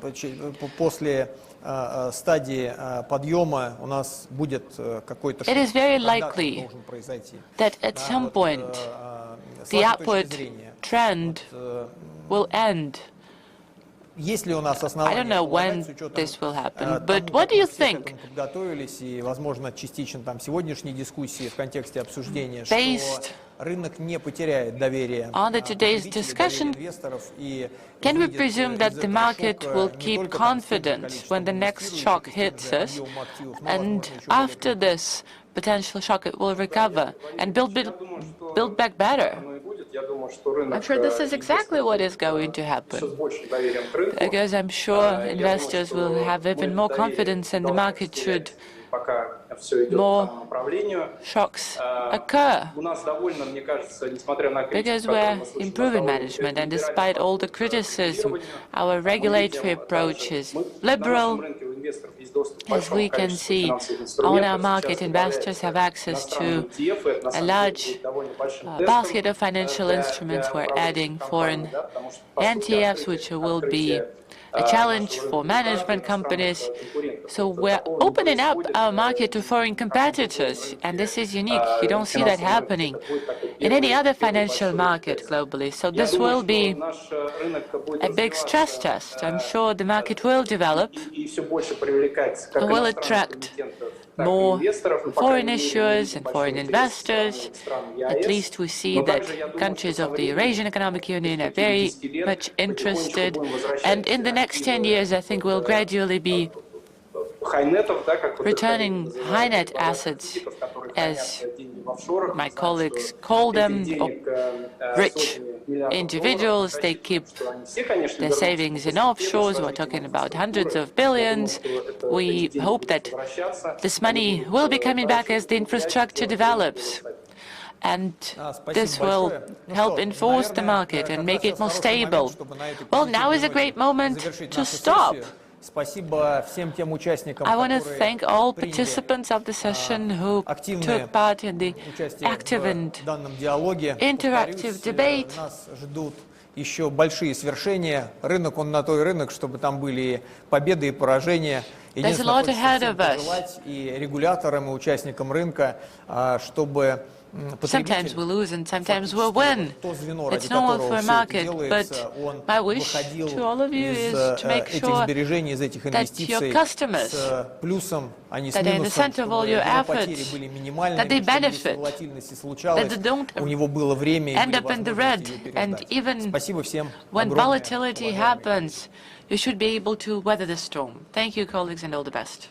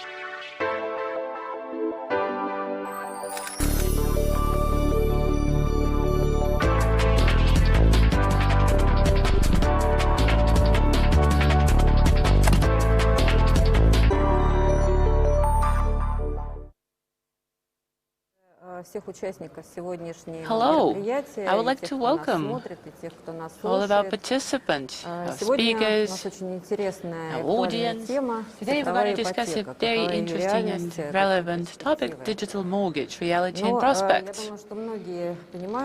Many of you probably understand that when you buy property, when you take mortgage, you make one of the big decisions. For many people, this is probably the largest transaction in their lives.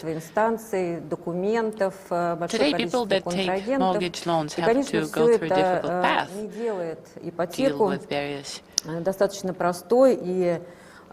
легкой сделкой для потребителей, не экономит его силы и не экономит время. Какой возможный путь решения этой проблемы? Это переход в цифру. Бездостижимо это при условии, что потребитель в первую очередь проголосует за цифровую сделку. Customers opt in favor of digital mortgage. Major banks have been working in this direction since 2016. Ministry, Digital Development, Cross-Registry, the Bank of Russia have taken a few steps. Legal framework has been amended, technological solutions have been introduced, but still there are pending issues, and we'll try to find solutions to those during this session. So first, who will benefit from digital mortgage? What do consumers win from digital mortgages, and what risks are they likely to encounter, and are there any risks at all? Or is digital mortgage 100% safe?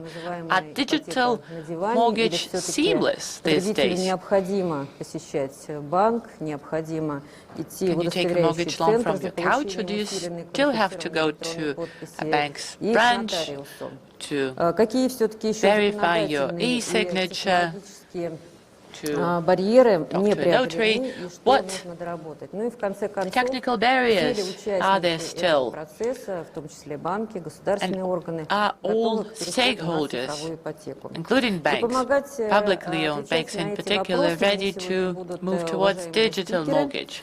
We have an outstanding panel today. Директор Департамента развития технологий цифровой идентификации Министерства цифрового развития, Digital Development, Communications and Mass Media, Елена Мартынова, Deputy Head of the Federal Service for State Registration, Mr. Fedorko Domerev, Deputy CEO, Mr. Pechatnikov, Deputy Chairman of the Board, VTB Bank, Nikolai Vasov, Vice President Dom Klink, Sberbank, and Igor Kuzmichov, CEO, Distributed Ledger System. So my first question goes to Anatoly and Nikolai as representatives of the banking sector. Цифровой ипотеки, это уже стало массовым явлением. Какая доля на сегодняшний день цифровой ипотеки в общем объеме? What is the share of digital mortgage, share of the overall amount of mortgage transactions? What potential for the development do you see, and what restricts the development of this instrument? And how can you encourage your customers to opt for digital mortgages? And what is lacking to make digital mortgages seamless? Thank you, Olga. I appreciate the invitation. It's a great pleasure to take part in this panel together with very prominent experts and discuss this very relevant subject. So, digital mortgage today. Елена will probably give us more statistics, but over 50% of mortgages are registered online, and 1.8 million families will take mortgage loan this year.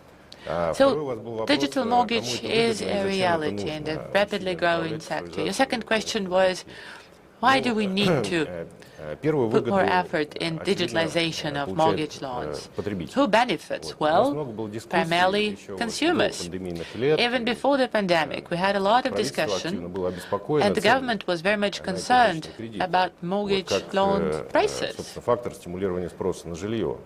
И одной из задач по сокращению цены real estate demand, and in order to reduce costs for end users, расходов, АУРов, банков и всех участвующих we're trying to reduce administrative and overhead costs of banks мне кажется, это очень to save money of the consumers. And I think this is an important factor, тарифе той цены, которую получает потребитель, because the tariff там that's около offered to consumers, полупроцента, я не знаю, коллеги из Сбера могут поправить, полпроцента, в зависимости от уровня цифровизации процесса внутри каждого depending конкретного on банка, how digitalized составляет именно internal расходы. procedures of a bank are. На So about выдачу кредита, потом 0.5% are сопровождение, costs. обслуживание. Поэтому вот первая Costs выгода в related to этом. Вторая issuing выгода в loan том, and then что при широком managing loan.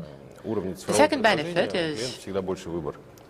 as more and more products are offered in digital format, больше цифровых предложений от разных финансовых институтов, тем проще выбрать, особенно если это можно на уровне маркетплейса или на уровне цифровых площадок the more собрать financial institutions проще будет ориентироваться offer digital services, especially if they can be compared on specialized platforms, the easier it is for customers to compare and select the most profitable offer.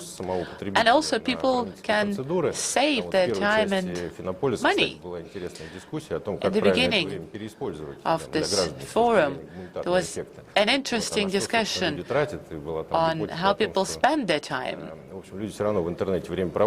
And someone said that if people have more free time, they will spend this time surfing online or chatting on social media.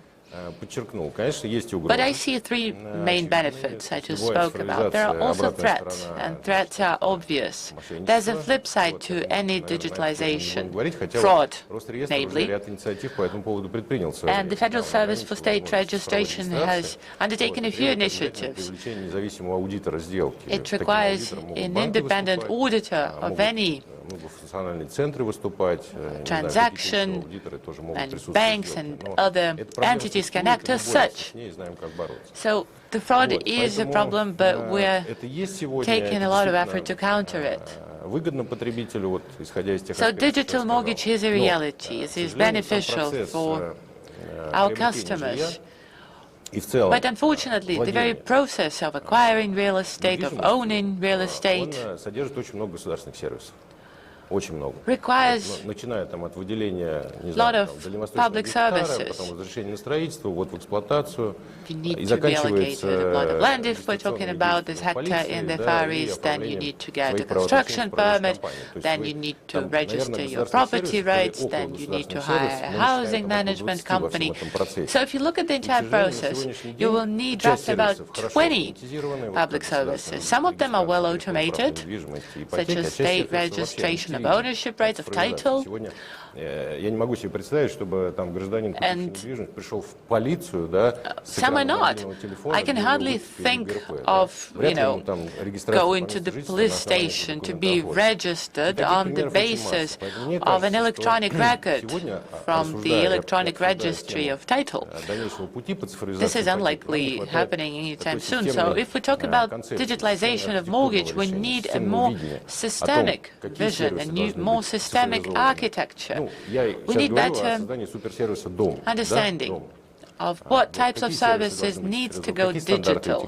What kind of standards should apply? What architecture should it be? Where should state services or public services be located? Should it be on the platform of Domerev or the Federal Service for the State Registration? And what about a format? Should there be a unified format for all services related to one area of our lives?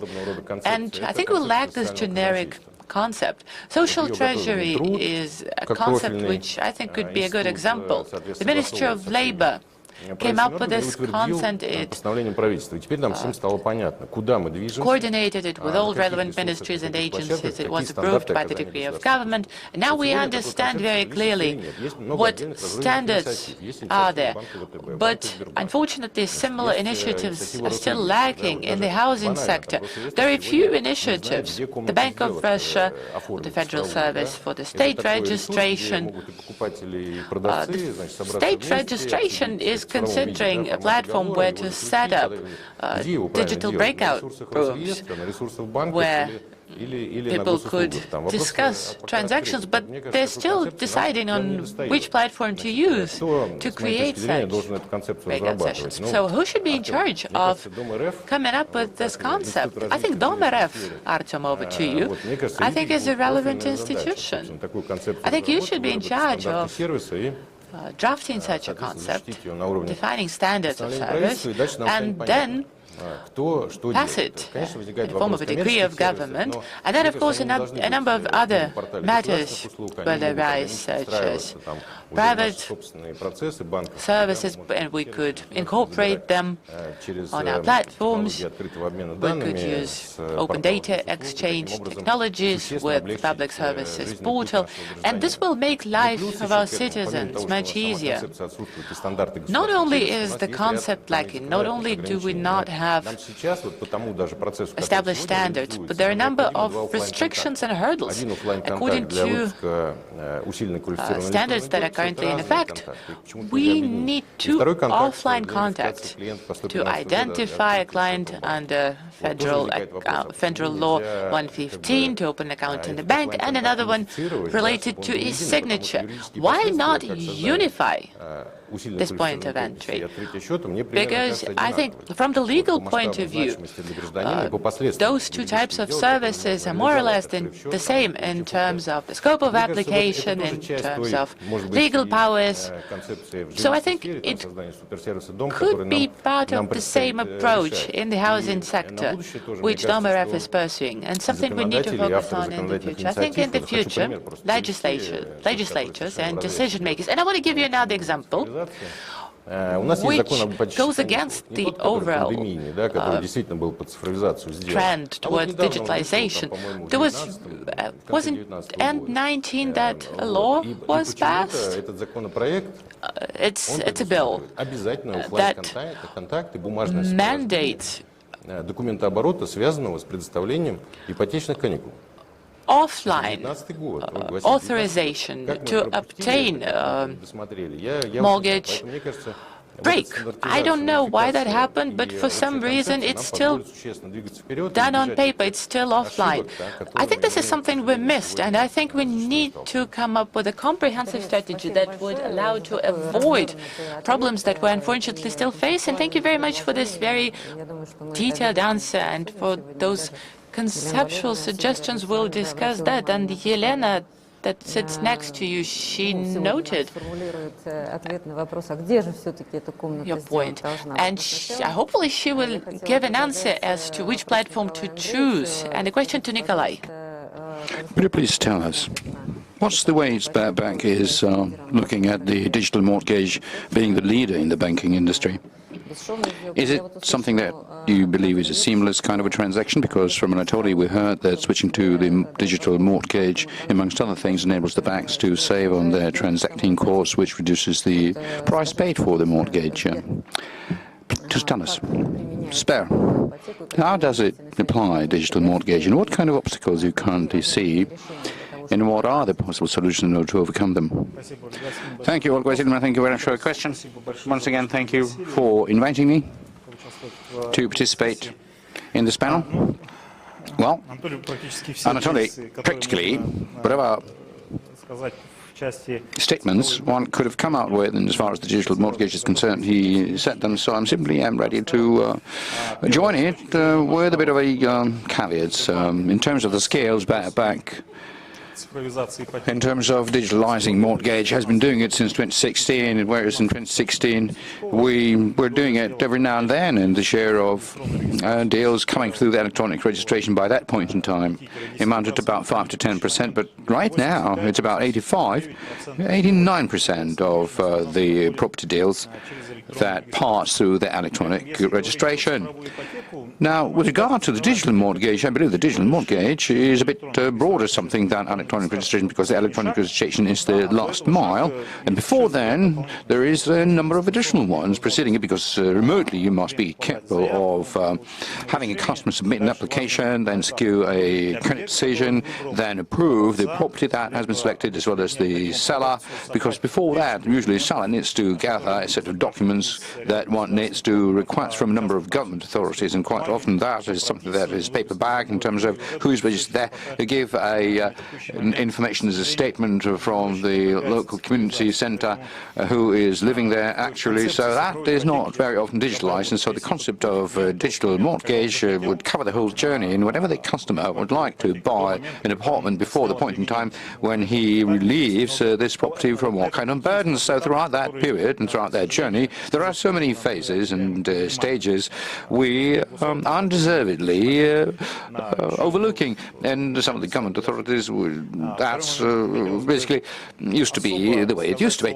But I would like to express particular word of gratitude to the Russian government registry, because this fantastic effort which this entity has made since 2015 until recently is absolutely impressive, and the speed with which the current mortgage registration takes place is inspiring.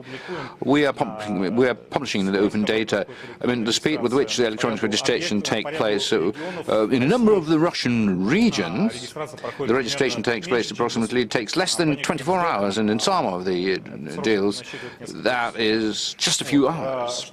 Now, in as far as the problem and possible solutions are concerned, like Anatoly put it, yes, indeed, there is a federal law number 63 under which, when issuing a encrypted electronic signature, the issuing center must identify the individual whom this signature is issued to or delegated to a third party. Unfortunately, currently some of the market players, I shall say, from different angles are looking at this legal requirement, and what we hear is that there are means of identifying through selfies, through Skyping, not through the personal identification as is stated, set forth by the law.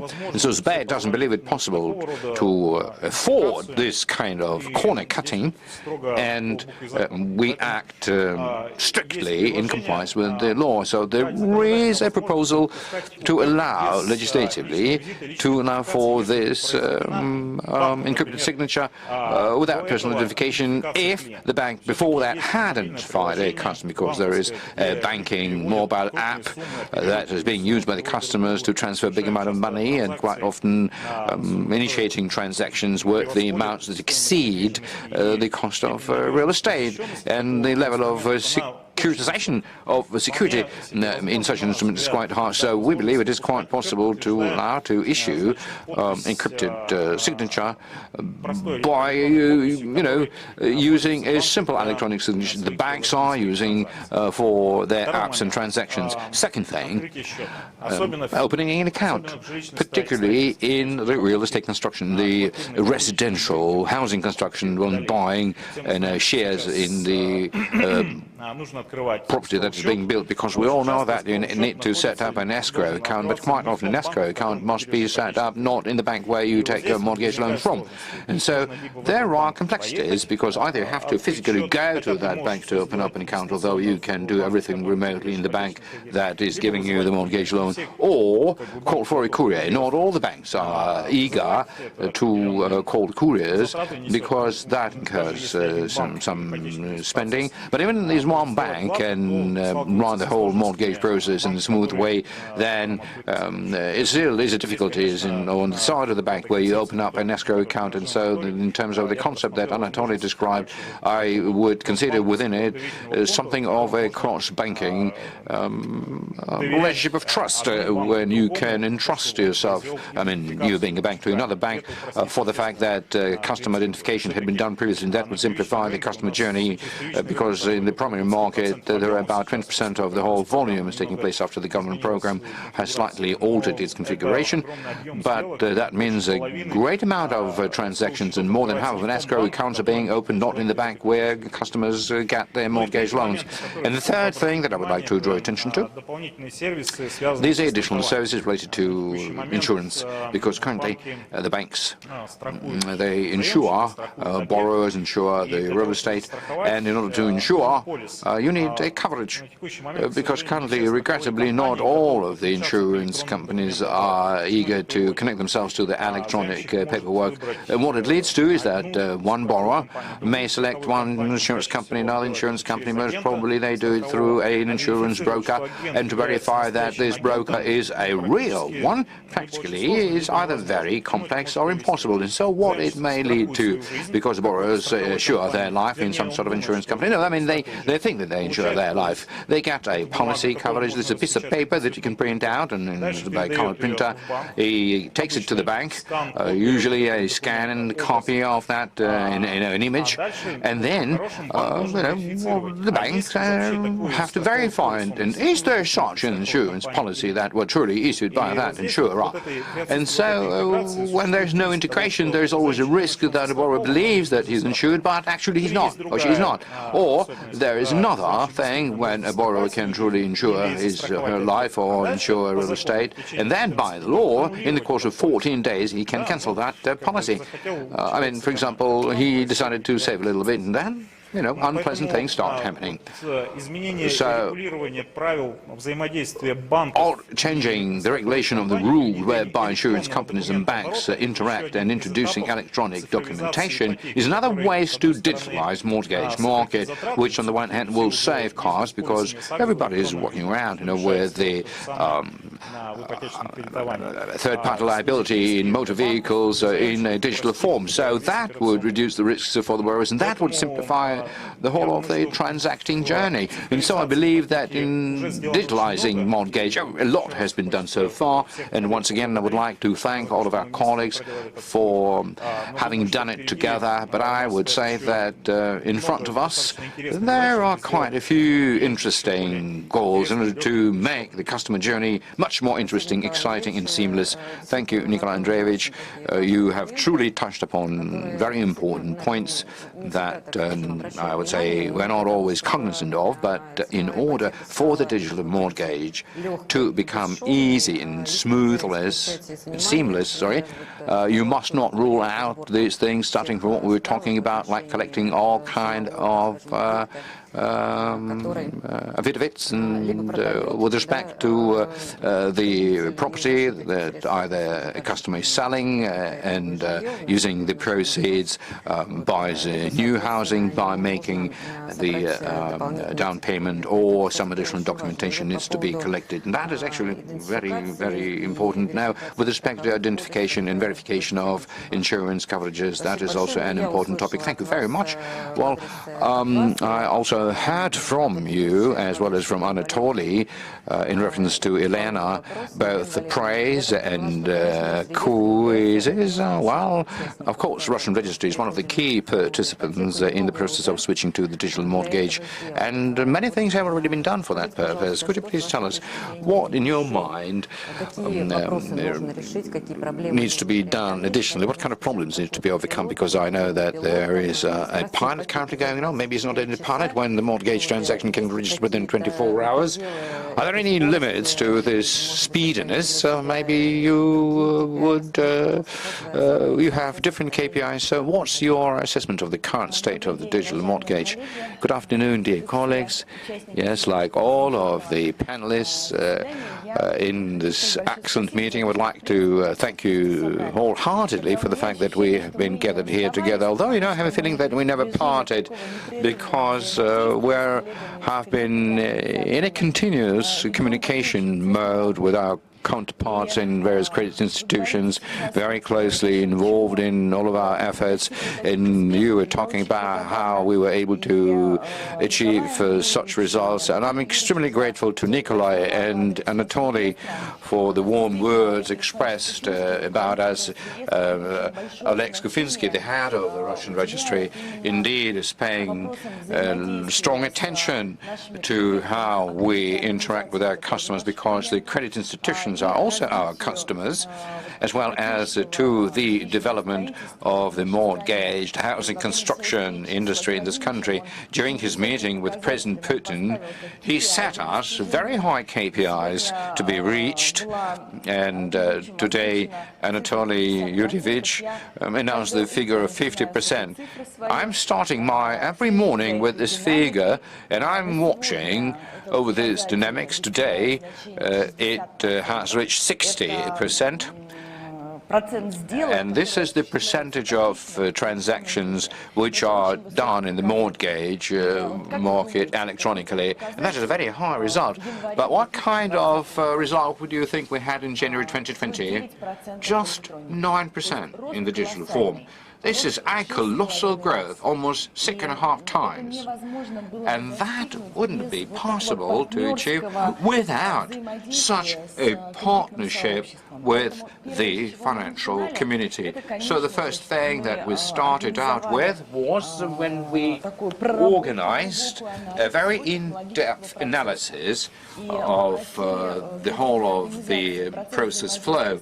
And we asked the credit institutions to change the way they interact with us, so that the banks, when issuing mortgage loans, would forward to the Russian registry the package of documents directly, so that the customer's journey would be straightened as much as possible, so that people won't have to go to the public service center besides that. So for the credit institutions as well as for us, the first thing that came forward was customer-centric approach, taking care of our customers, in which really helped us. And that was not for the sake of speeding things up, because whenever you accelerate, you always need to align it with the quality, because real estate is an extremely fine and subtle set of issues. We are paying very special attention to it, and to us, as the public institution, it is very necessary to guarantee the rights of owners. So this speed must not be to the detriment of quality, but the customer journey analytics and straightening this journey helped us to achieve such great outcomes. But apart from that, I would certainly want to tell you about the 24 hours electronic mortgage. That's the title name of the project. We began with the 4 pilot regions, and that was happening during the lockdown period, and we put a lot of effort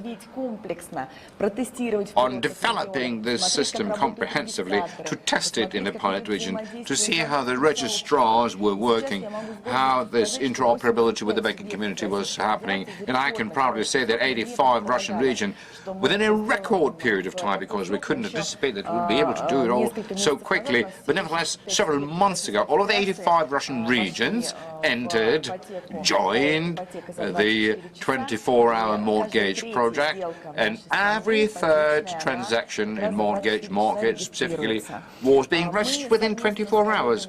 So together with DOM-RF and the Central Bank of Russia started experimenting in data exchange for the digital mortgage, which accelerates the electronic securitization documents. I'm sure Anton will tell us more details about it in his part, so let me not take too much of your time here.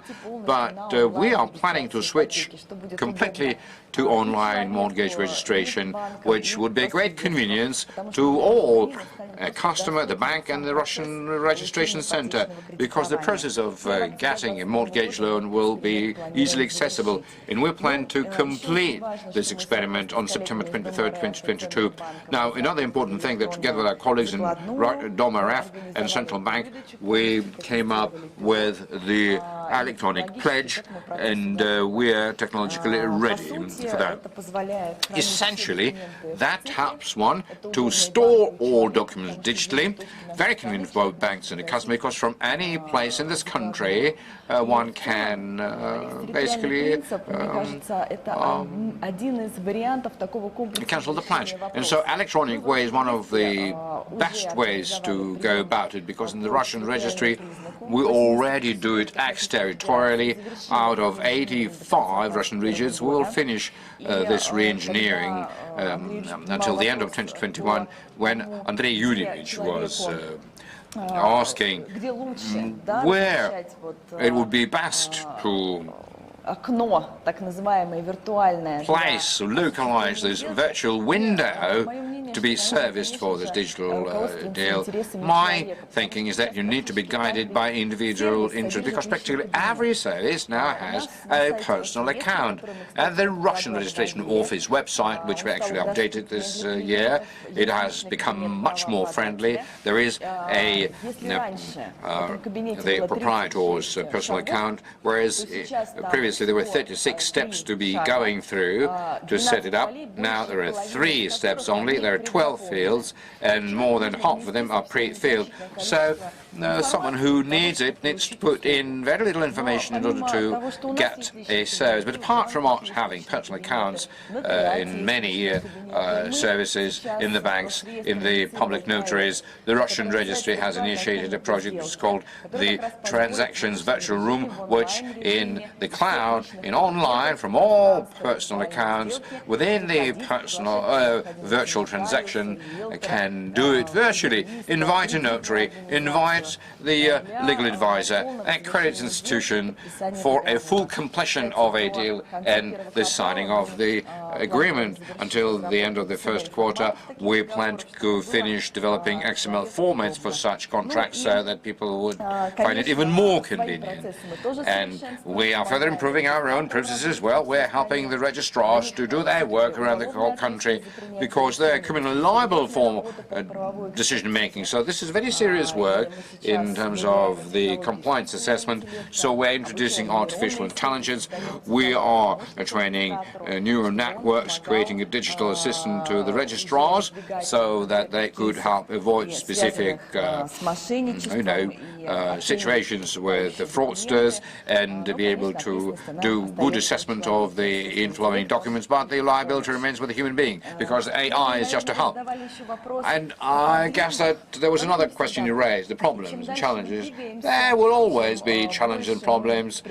The further we are trying to improve, the more of common ideas that we're coming up with about how to make things easier to our customers, particularly since we face various ongoing problems. But they're all solvable when in such a great team effort we're able to deal with it. And there will be a bit of a request that we want to make to the banking community and the central bank, because we on our part do as much as possible in order for the digital mortgage to continue developing. But of course we still continue receiving a lot of paper documents. So overall, through the help of the central bank and its ability to impact the credit institutions, because not all of the credit institutions have joined us into an electronic format of cooperation, I'm sure that we're going to have a great future for the sake of this great country. Thank you very much, Irina Valerievna. You know, I've been listening to you and thinking to myself, I suppose that about 20 years ago, if some of us would hear something like the virtual transaction room or dealing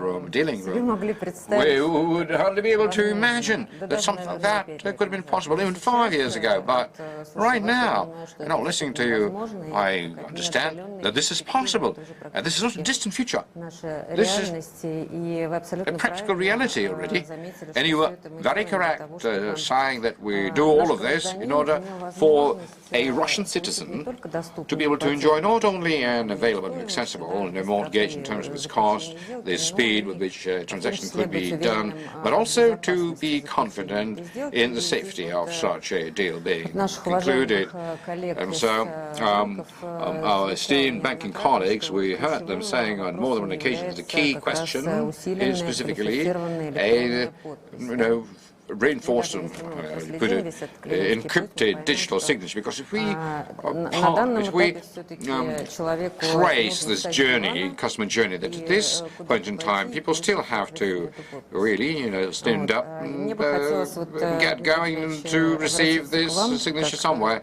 Yuri Gennadievich, I wanted to ask you, as a representative of the government ministry that is specifically overseeing this area, could you please tell us what kind of future do you see? What the ministry is currently doing in order to resolve this and make the story of people getting their encrypted digital signature simple and safe, or maybe certain approaches need to be changed, different other means of registration needs to be used through the biometric system or whatever. And another important question that I'm sure customers are going to be worried by: many banks currently are making it possible for one to get the encrypted electronic signature by using courier services.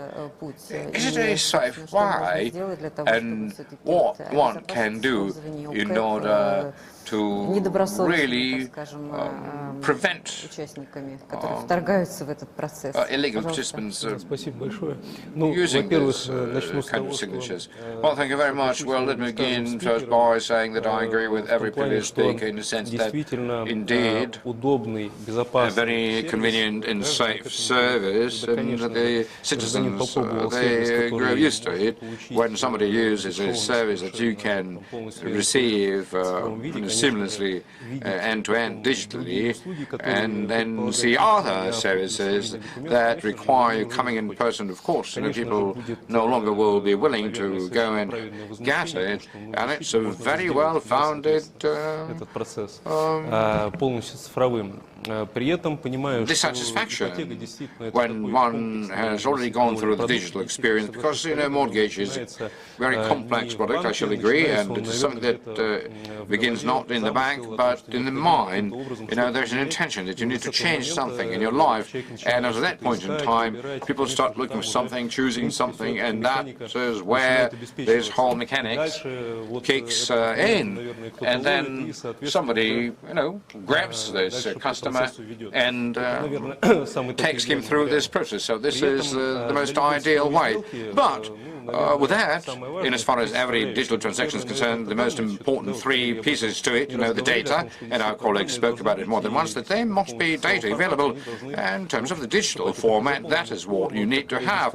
When an application form is completely filled, then respective confirmations and certificates, digital documents that any government agency makes accept. And the second important part of it is ID, because any organization, be it a government agency or a bank, must clearly understand who is it that has come to request a service. And thirdly, of course, the signature. And this is the issue that you are referring to. Now, I suppose that if we take a look at the current legislation in as far as the mortgage transactions are concerned, very correctly it is saying that either a physical signature or an encrypted digital signature. And our colleagues mentioned more than once that these kinds of transactions which entail high risk, because this is real estate, this is the well-being of a citizen, this is his property.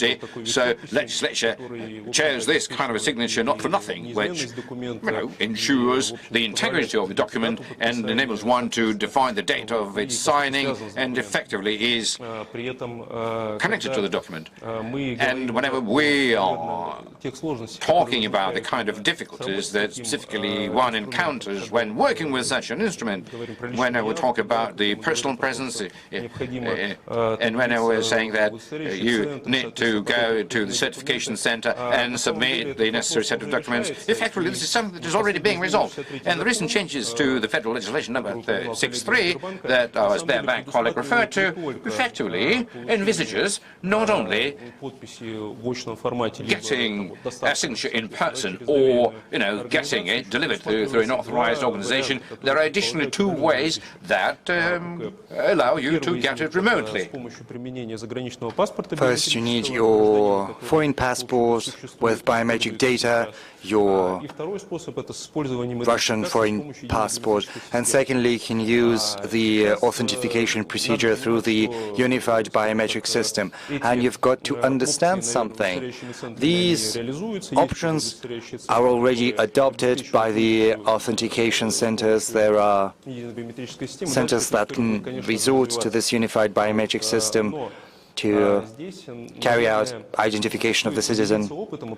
But of course, I believe we need to share the experience of the Ministry for Digital Transformation, in particular in terms of using the e-signature. Starting from August last year, we launched a pilot project. It allows the citizen who have a confirmed e-signature at the state and public service portal, 90 million citizens, to be more precise, can get an enhanced encrypted digital signature which will be created and generated and then stored at the e-government portal.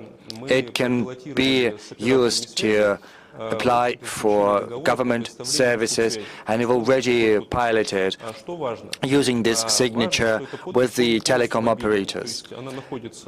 It's important that this signature is absolutely mobile. It's stored at the infrastructure of the e-government. You can use an electronic app to sign documents. And of course, citizens have got accustomed to the convenience of using a mobile device.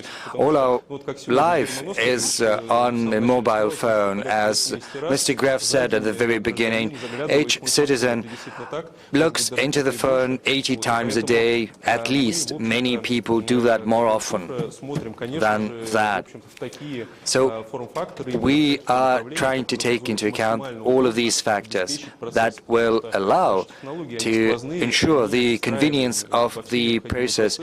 And our technologies have a cross-cutting nature. They will be integrated across all stages of the process. Starting from August, more than 90,000 contracts for telecom communication have been signed, and many citizens have decided to use the encrypted e-signature for that. Another option is providing a single key for identification, which is required for signing a contract, and we have 2 legal instruments to ensure that that is possible. First, through the foreign passport, and the second option is resorting to the unified biometric system.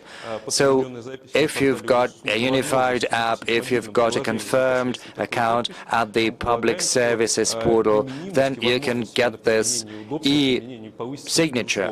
And of course, this will enhance the convenience of getting services online. You don't have to get anywhere in person to apply for a service. But of course, colleagues and we will have to look closer to see what's lacking, what the lacunae are, how to fill them in.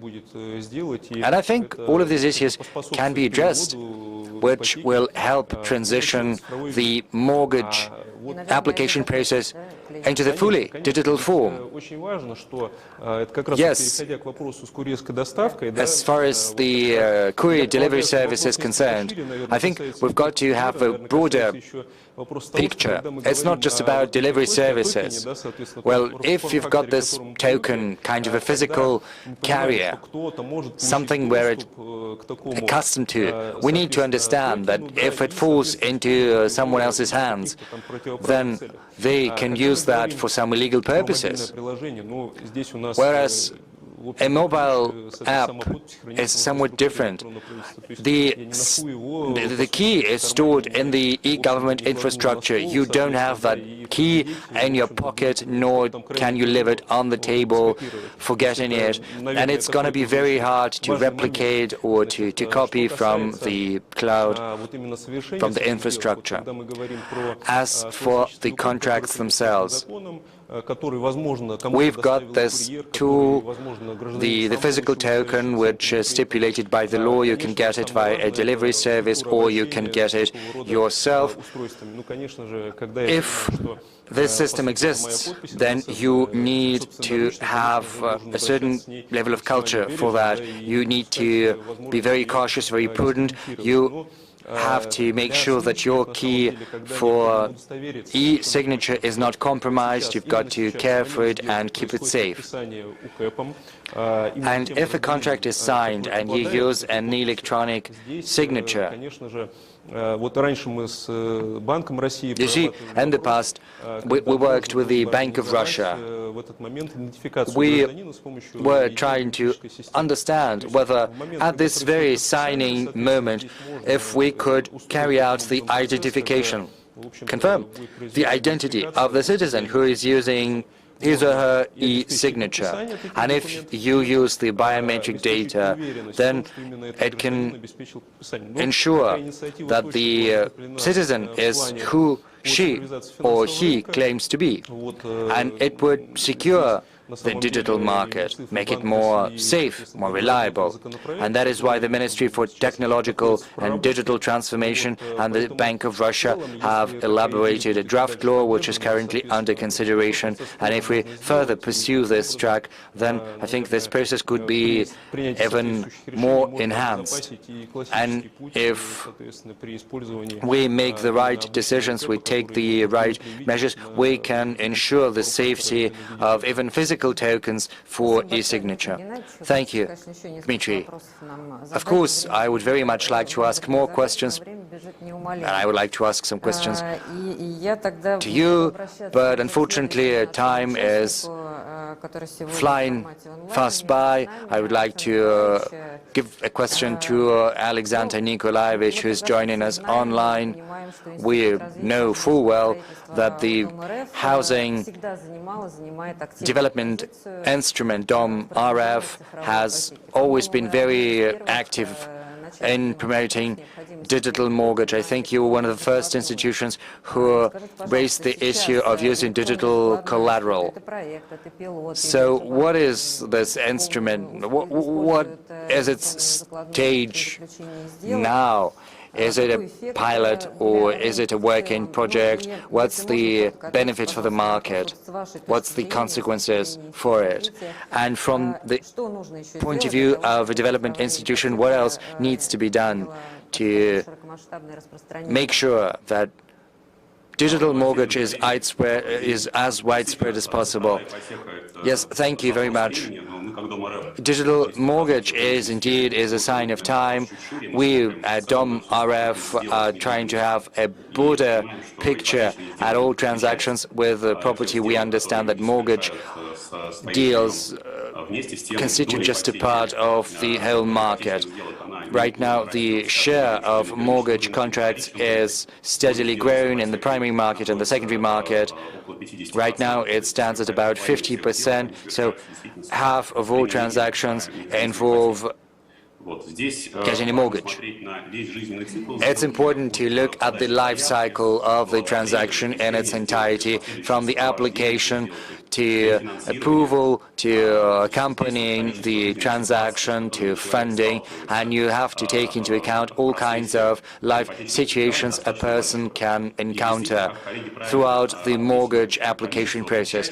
As has been aptly pointed out, the number of participants of a mortgage transaction is enormous, from Ross Registry to central bank to government to civil state registration societies to banks to different participants of the financial infrastructure, the depository, the banks, the insurance companies. You see the number of actors involved is enormous, and the level of maturity varies from field to field. The greatest progress so far has been secured in mortgage lending. As we can see, all these tests, all these pilot projects have been finished and completed successfully, and as far as we can tell, the mortgage collateral project has reached a commercial scale. It's been used across all Russian regions. These collaterals are issued by all banks, all leaders of the mortgage market throughout all Russian regions over the last several months, 3 to 4 months. All mortgage banks have transitioned to a commercial scale of issuing mortgage collaterals. Every day it's a new 1,000. By the end of the year, we will have issued around 200,000 mortgage collaterals. So it's a great deal of work. There are other avenues we are pursuing. Half of the mortgage market is functioning without any collateral whatsoever. No paper, no electronic mortgage collateral. And it is a challenge, and we have to think what we need to do in order to incentivize the banks towards transitioning to the digital format and organizing all transactions, providing all these products to the client.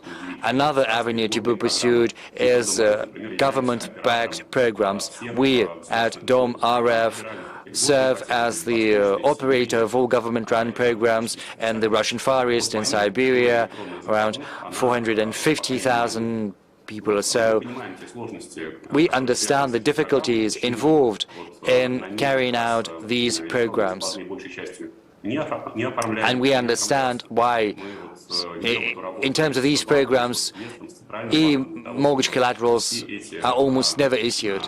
And right now we're working on this, trying to address the difficulties, the problems that exist, to make sure that the issuance of e-mortgages, mortgage collaterals can be issued conveniently. Incidentally, we see that apart from government-run programs, we've got many regional programs, several hundreds, almost 300 regional programs. Unfortunately, they do not follow a uniform standard, and mortgages are seldom issued under these regional programs. So what we need to do is to standardize the market to make sure that all mortgage programs transition towards digitalization, both at the national and at the regional level. We need to create interlinkages between these programs, so that a wider range of banks can participate in this process, thereby stimulating greater competition. This is the vision we have. If we look at the current state of affairs in a systemic fashion, then we'll see that the objective for the coming year is to set up a comprehensive infrastructure for e-transactions with property, including mortgage-backed transactions. We need to set up special models for interaction of different services, both from the government and from the private sector. This is the goal before us as a development institution partnering with other players in the field. And I, for one, would like to cite the positive experience as well as the great work that we have accomplished together with the central bank, with the Russian registry, as well as the depository network. We've just launched a new collateral project based on the master chain technology, so we're trying to implement the blockchain principles in practice, where this technology can benefit truly all of our citizens.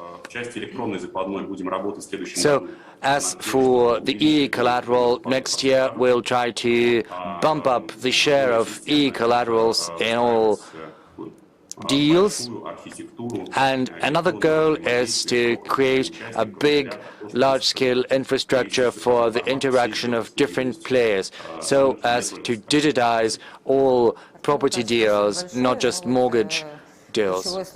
Thank you. You have already mentioned the keyword master chain. I would like to address Igor Alexandrovich. Yes, we've heard a lot about the possibility of using distributed ledger technology across different fields. Can you tell us what the benefits for the e-mortgages are? Olga Vasilievna, thank you very much for the question.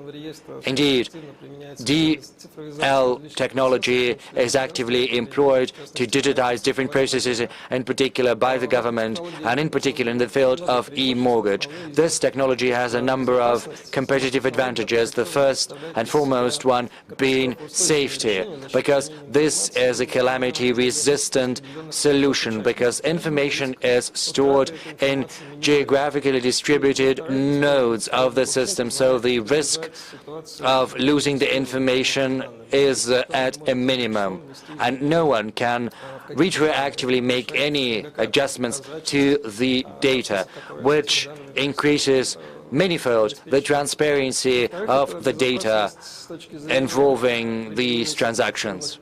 Another competitive edge is the possibility of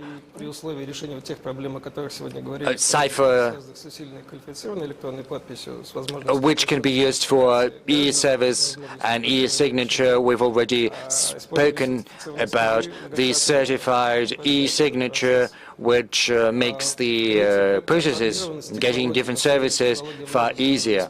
Another thing is this technology is widespread in logistics, in fintech, in voting, and the government. Some pilot transactions based on DL were carried out last spring, and right now we are running another experiment for e-collaterals. Thank you. Unfortunately, we are running out of time, but I still would like to ask this question. I would like to ask you to be as brief as possible in answering this question. We've spoken about the challenges, the direction we should be moving in, and the pace at which we should be moving. And we've even listened to some statistics. We know the share of mortgages. Elena Valerievna has said that this is the statistics she has to deal with on an everyday basis. So it's 65% of all mortgage deals, they are in electronic form. So when do you think we will achieve the 100%? So let's go in the previous order. Yes, I think there will always be citizens who want to use the conventional means when you can come to a bank, talk to real people, handwrite your signature.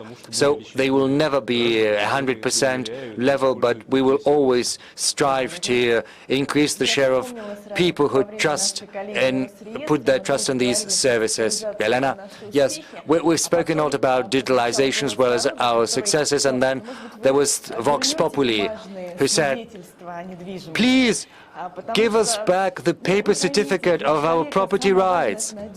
Just listen, the most important thing for the citizen is reliability, is trust.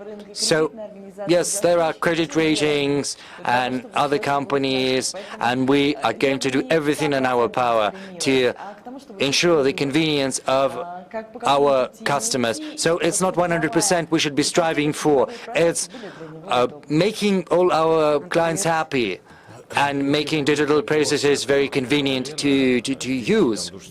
Yes. Next, Anatoly, we have spoken about the statistics. We've tried to digitize the traditional deals, in particular construction industry. So this is not the false objective. We have to strive for 100%. I think this figure is achievable by 2025 or so. But of course, the customers should have the option of going offline, and this option should always be there. Any service has to have that stipulation, that provision, because different citizens have different attitude towards digitalization. So I think paper deals will always be there. I don't think they will ever disappear. Nikolai Andreevich, please. Well, 100% of all e-mortgage deals Well, I think it might happen when we do away with cash, 100%. But even if we were to imagine that one day it comes, then after a while there will be a number of customers that would wish for something more tangible, like a paper document, a certificate or something.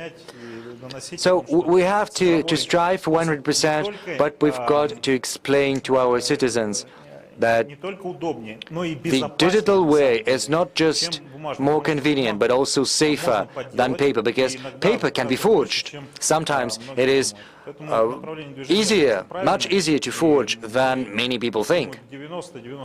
So I think we can get to 90–95% in the next 3 to 4 years.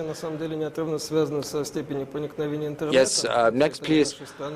You know, digitalization is all about the permeation of internet across the Russian citizen. So we will never be able to achieve a 100% because there will always be people who do not have an option of accessing the services remotely. But 90–95%, that is a very high level. In many developed countries, they are not quite there yet. Tom Nikolaevich, please. I think this is a sign of the times. As far as we can tell, it's the younger citizens who would like to get mortgage digitally, electronically, and that is the demand. They are the driving force behind this trend. But from the point of view of forecasts, it's very hard to make any forecasts. But we see that trends are shifting and evolving rapidly, so I think by the end of our career paths, I think we will get to 100%.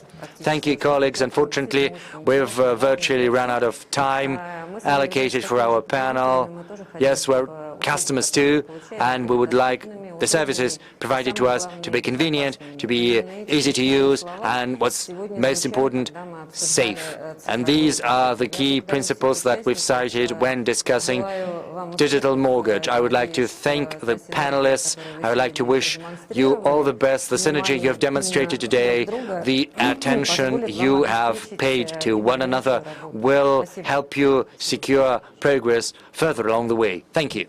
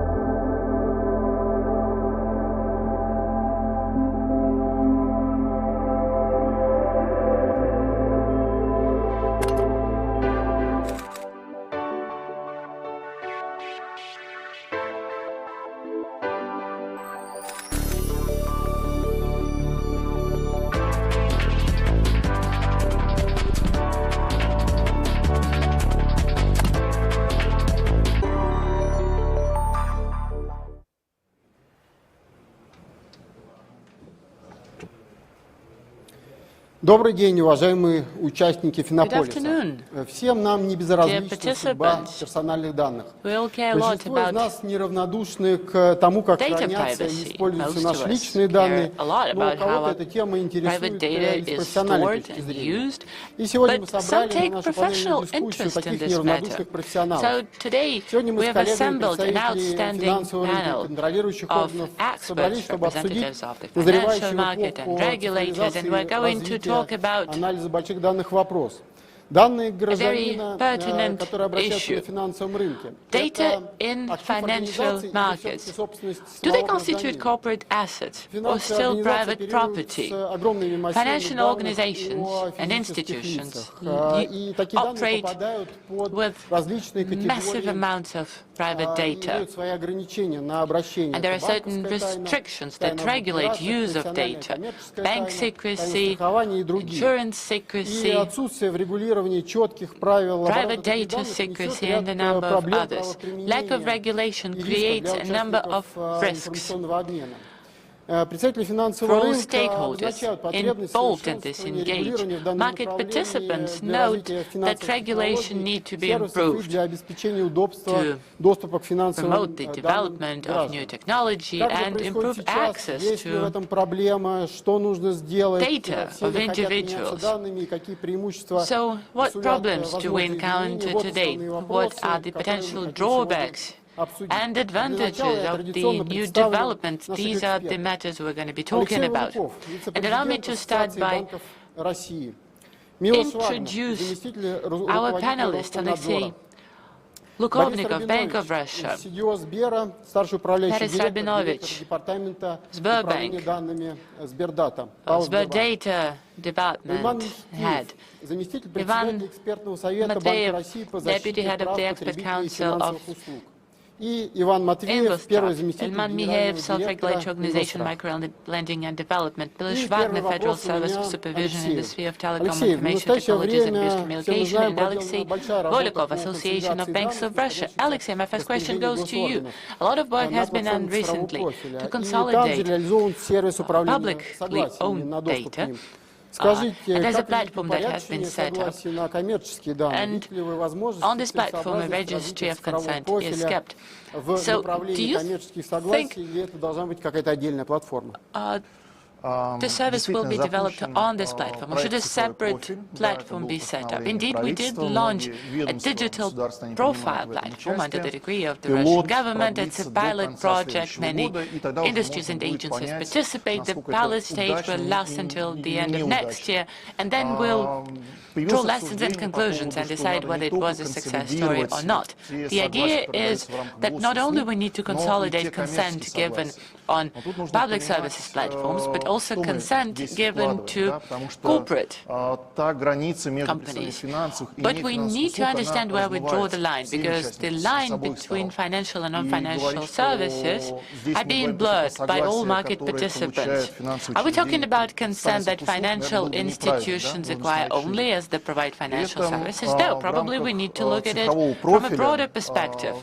From the point of view of the digital profile, consent data and existing data are verified and accepted by all. As for commercial consent, this data is stored by market participants that act as service providers. And there are certain regulations in place that dictate that some of the data is consolidated under law, PKIs for instance, and then every citizen, upon his consent, can obtain his data or transmit his data to a third party. So the data is stored in a decentralized way. It might seem that should we centralize data, which could be done as part of the digital profile on public services platform or on another platform, it could be good and convenient for citizens, maybe. But information remains disaggregated. It is linked to specific business processes of a specific institution. And this consent is usually given for a limited period of time and for a limited scope of action. So,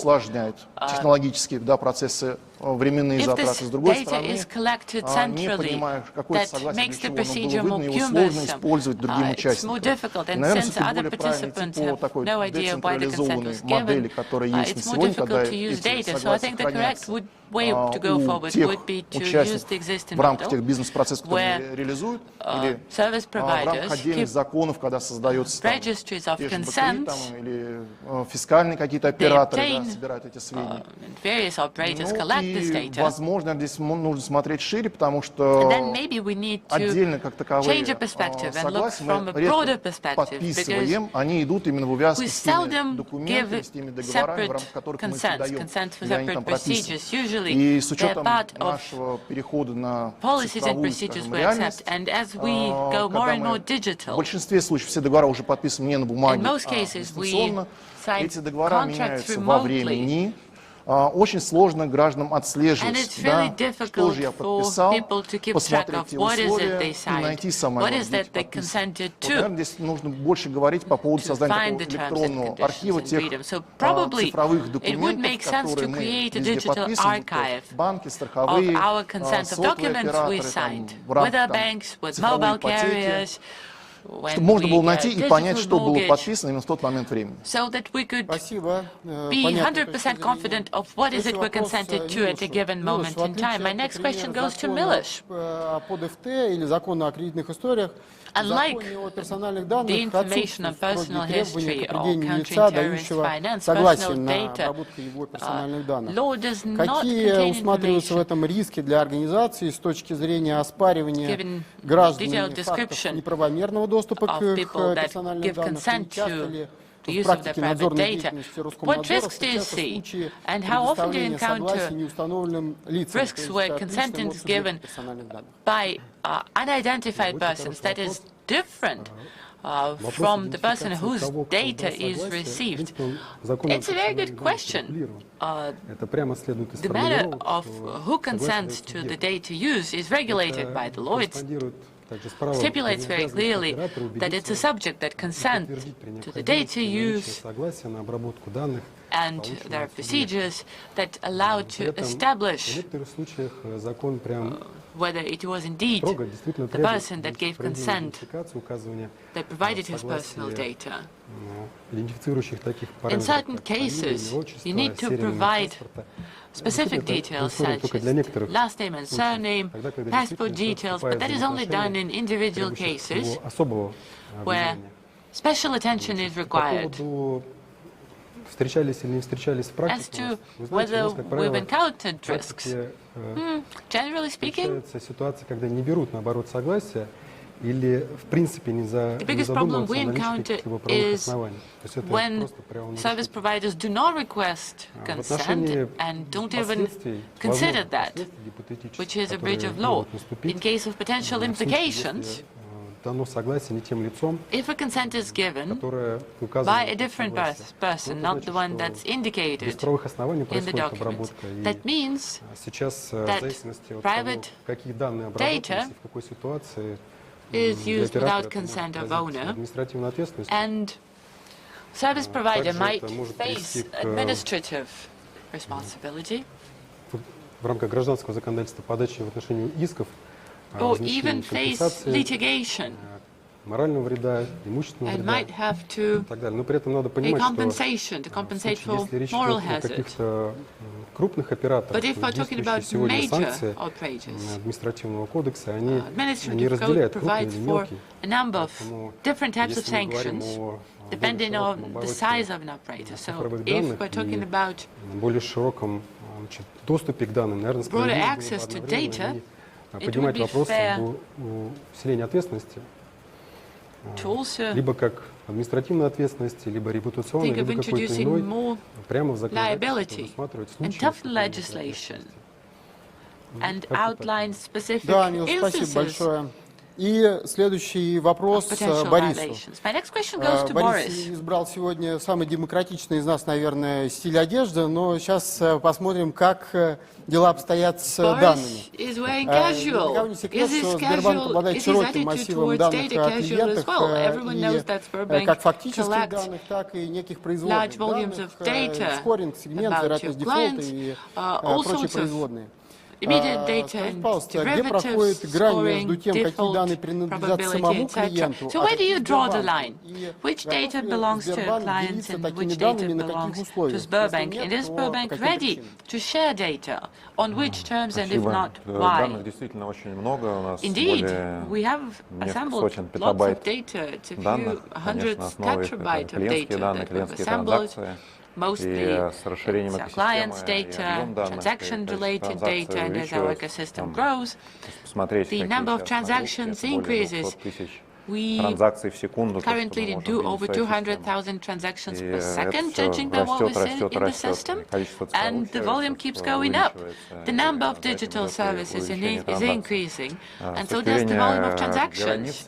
In terms of the line, where we draw the line between initial data and derivative data, in terms of legislation, there's no big difference. Derivative data that's based on personal data also constitute personal data. And we treat them accordingly in a similar fashion. Здесь нет никаких поблажек, требования внутренних систем. We apply the same requirements in terms of internal regulations and cybersecurity. На самом деле она где-то мешает развитию, потому что ты видишь, что производные уже стало настолько абстрактной, что к исходным данным отношения не имеет. Эти вещи мы пытаемся как-то с другими участниками рынка и в ассоциации большой discuss this matter with other market participants as part of the association. We discuss it as a pilot project. We're launching together with the association в рамках которых малый и микробизнес может на основе данных, объединенных между различными индустриями, это совершенно безличные данные, производные, посмотреть, поможет ли это малому микробизнесу более эффективно запускать свои дела, более эффективно выходить на окупаемость вместо того, чтобы закрываться. И в рамках этих экспериментов мы вместе so we have a number of initiatives, and we'll try to draw the line between the two categories and see where we can streamline the procedure without prejudice to the interests of our clients. Now, as regards complexity and of the task and whether we are ready, I think we are, because we have ecosystem in place and we act within the framework of the legislation. We require consent from users to use data. We have a data protection officer, which is a vertically integrated structure that keeps track of how we work with data, monitors the procedures and toolkit that we use. And clearly, within this ecosystem, this matter is becoming more and more relevant. But well, we work with all our subsidiaries and our data protection offices are trying to introduce clarity. So data use will be more democratic, right? Well, it's hard to say if it will be more democratic. The thing is, we clearly need to abide by legislation, but we put our clients in the center of everything we do. So we always make sure they give consent knowingly, and also we try not to damage their interest, not to do any harm. And as part of this Big Data Association, we've adopted a code of ethics when dealing with big data, where we have a white list of cases where the entire community has shown, has identified examples of benevolent attitudes, what can be done, what serves the interests of clients. Indeed, there are many ethical questions we encounter as we deal with big data. My next question goes to Elman. What if a small organization gets access to clients' data that larger players, such as banks or insurers, have? What benefits will those SMEs obtain, and what benefits could be for their clients? Oh, this is so pertinent to the topic of this session. Alexei, thank you. I don't see a contradiction in the title of this session. Why cannot data be corporate asset when data owner gives his consent? Just ask me if my personal data can be used and then be anonymized and be used as an asset. So if we're interested in competition, if we're interested in development that is only possible in case there is competition, we need to allow data owners to use data for business purposes only, because large organizations are reluctant to work with clients that are risky in terms of credit. For instance, if they can acquire data and analyze it, they can say, okay, you've got good credit history, we'll be happy to provide you a loan. So if a micro-lending organization is data owner, it can draw its conclusions faster. And the second point, what is the mechanism, what is the vehicle that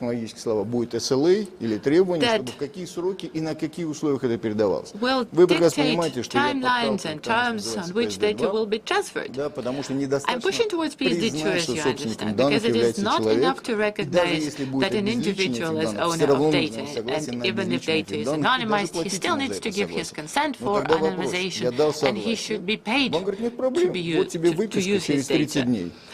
For instance, he gives consent, and then he will receive the money when? Much later. That was one of the big problems that the mortgage encountered when they tried to go digital. And similar problems we see in all lines of business. So if we want financial markets to develop, we need to allow competition. And for that, we need to allow data flow within limits, very rigid limits. So consent would be the first prerequisite, and the second, very clear definition of data transfer procedure. My next question goes to Ivan. What about the insurance market? Are there any needs that are not being met in terms of data for financial institutions to do scoring of clients, for instance? Thanks, Alexei, for this question. We always have needs to be met, apparently. In case of insurers in particular, системы скоринга и работы с большими данными, безусловно, набирают обороты. We're introducing scoring systems. We are using big data processing technology more and more often as we acquire more data, better quality data, and more sophisticated data management technology. But the scope remains, I would say, limited. We are considering, a few dozens parameters, 40 to 80 as we do scoring of our clients. If we look at financial institutions' practice, the number of parameters that they monitor, I mean, it's hundreds of thousands.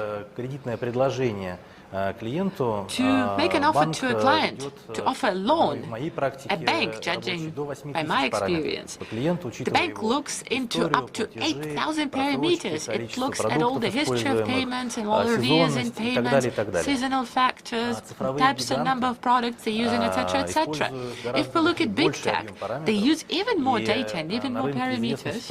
And we've seen situations in the market where insurers and banks, likewise, would approach IT companies that work with user data in order to better structure their communications with clients. They look at their search history, they look at their correspondence, and all other parameters. And oftentimes, people are unaware that the personal data is being collected. And although we are talking now about big data and how big data is used in the financial sector, we need to understand, and this has been said already, the line is getting blurry. So where do we draw the line between financial sector data and data that has nothing to do with financial sector? Well, it's getting difficult to say.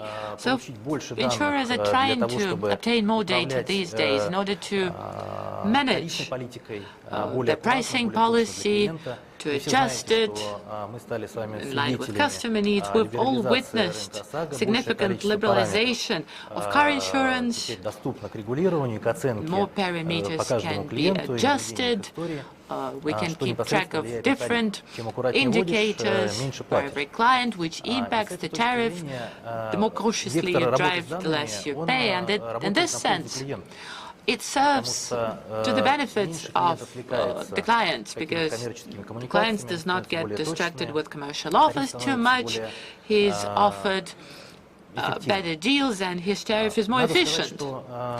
That said, we need to note that when we deal with data in insurance, the approach is different because risks are different. It's really hard to predict an incident judging by what happened in the past, if you are an insurer.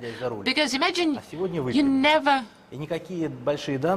drink and drive, but you did today. I mean, no big data can predict this behavior, God forbid. And nonetheless, it happens. Remember that guy from the bar yesterday? I'm sure he could predict. That's an interesting thought. I will contemplate. I will discuss it with colleagues. Oh, judging by his check. Looking at his payment history, that's such an interesting idea. Well, many analysts have said it before. There's never too much data. And the more data you have, including financial data, data from insurers, can make predictions. And they could come up with algorithms that would be used to the benefit of their clients. Indeed. And this is what is happening. There clearly is a convergence between the financial market institutions. All financial products complement one another. About a half of insurers work in close correlation either with deposits or with loans, and the volume of demand, separate demand, is limited by those people that actually manage their costs, that perceive security policy as a means to, limit further costs, for instance, related to car repairs, should an incident happen. And that requires a certain level of financial literacy and a very cautious approach, conscious approach to your budget. So dealing with big data is an important step, if not a way towards, converging different financial products, because you will not be able to sell an insurance if you've no idea of the payment history of your client, the amount of resources he needs, history of his investments, his feedback relating to various investment products, because they can differ in quality. And the market is developing, and we're moving away from, generic profiles of whether life insurance is good or bad. I mean, what type of life insurance? What are the strategies inside? And what are the needs of a specific client? Thank you very much, Ivan. That was a very full answer. And in the second round of questions, we are coming back to Sber and Boris. It's a common knowledge that Sber actively develops its ecosystem. So please tell me, are you exchanging data currently intra-group, within the group of companies which are made up of financial and non-financial entities? What are the difficulties you encounter as part of such an exchange? And how is your compliance control set up within the group or within individual entities? Yeah, that's true. We eschew very aggressive policy in the light of ecosystem development. For me, like a CDO, every bird boasts its own swarm. And so that is basically what we're doing in order to better understand your customer in its different dimensions, so as to be able to offer whatever customers need through different channels while having overall knowledge about what's going on. Yes, indeed, we do it. And It's not that it's a deterring thing, but there is a mandatory requirement of having such consents in terms of the data exchange within the ecosystem for the due purposes and due verification of such consent being available. And so once again, I shall repeat that all such services, DPO and consent monitoring is what we have. Moreover, everyone who issues consent can see what this consent has been issued for, recall it, or accept what there is. But in terms of difficulties, when your ecosystem is growing the kind of pace that we show, it is very cumbersome to maintain this evenly spread out maturity with regard to working with data. One of the difficulties is to be able to comply with the kind of requirements that the bank is applying to the whole of the system, including in the light of cybersecurity and data processing and the speed of data exchange. The next very important component is quality. As soon as you launch such an exchange, you need to guarantee that the information that you pass over to somebody, or immediately that you make somebody's processes depend upon your data, that you provide such data with due quality. Another story is data exchange agreements. There's legal binding in terms of who you, in between the entities, approve of doing it. That is another challenge now, the way we deal with it. Speaking about the agreements, we have the data exchange agreements within the ecosystem, which describes the SLAs and the data composition and what must be mentioned in the consent, so that this agreement could be workable, and the set of data with the samplings of them. Now, the second story is the time to data inside the ecosystem, i.e. the speed with which we can guarantee such an exchange taking place, both outside of the bank to the companies as well as in between the companies themselves. So that is about the internal processes as well as the infrastructure. It means that on the side of the company, you need to create the respective infrastructure adherent to the speed in terms of the verification of consent, availability, and quality verification. The next part of it was when we created inside the system, for the ecosystem, from an IT viewpoint, we do a lot, and one of the components is called the enablers. The IT components that everybody needs in order for the whole of the ecosystem to function properly. So we've got such a component which is called data exchange, which is the component working to exchange data inside, which is a transporter for data, but inside there is a verification of an availability of consent and that the data set conforms to what is available. And there you can see what is it that you ordered, what is it subscribed to, signed up to in terms of compliance. We have this mandatory requirement that if you as an ecosystem member want to enjoy receipt of data, you must conform to respective cybersecurity condition. This is a compulsory process which is repeatable. The infrastructure is being validated, and in case it conforms to a certain level, you are connected to such a system and you become a recipient. And clearly, the consent availability is being verified on all sides. And then we look the way on the side of the affiliate or subsidiary, which is part of the ecosystem, how effective it follows the data exchange process. Like Ivan said, there's never much data. Myself being the person who's looking over this hundreds of petabytes, I responsibly state that, it happens, and it all costs money. This is one, two.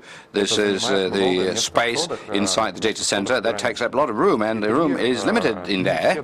And thirdly, not all data can be used effectively. You can use it if there are 8,000 features which affect the resulting score. All right, you can take a look, and to what extent your score has changed, or the precision from the previous 3,000, and you see that not much.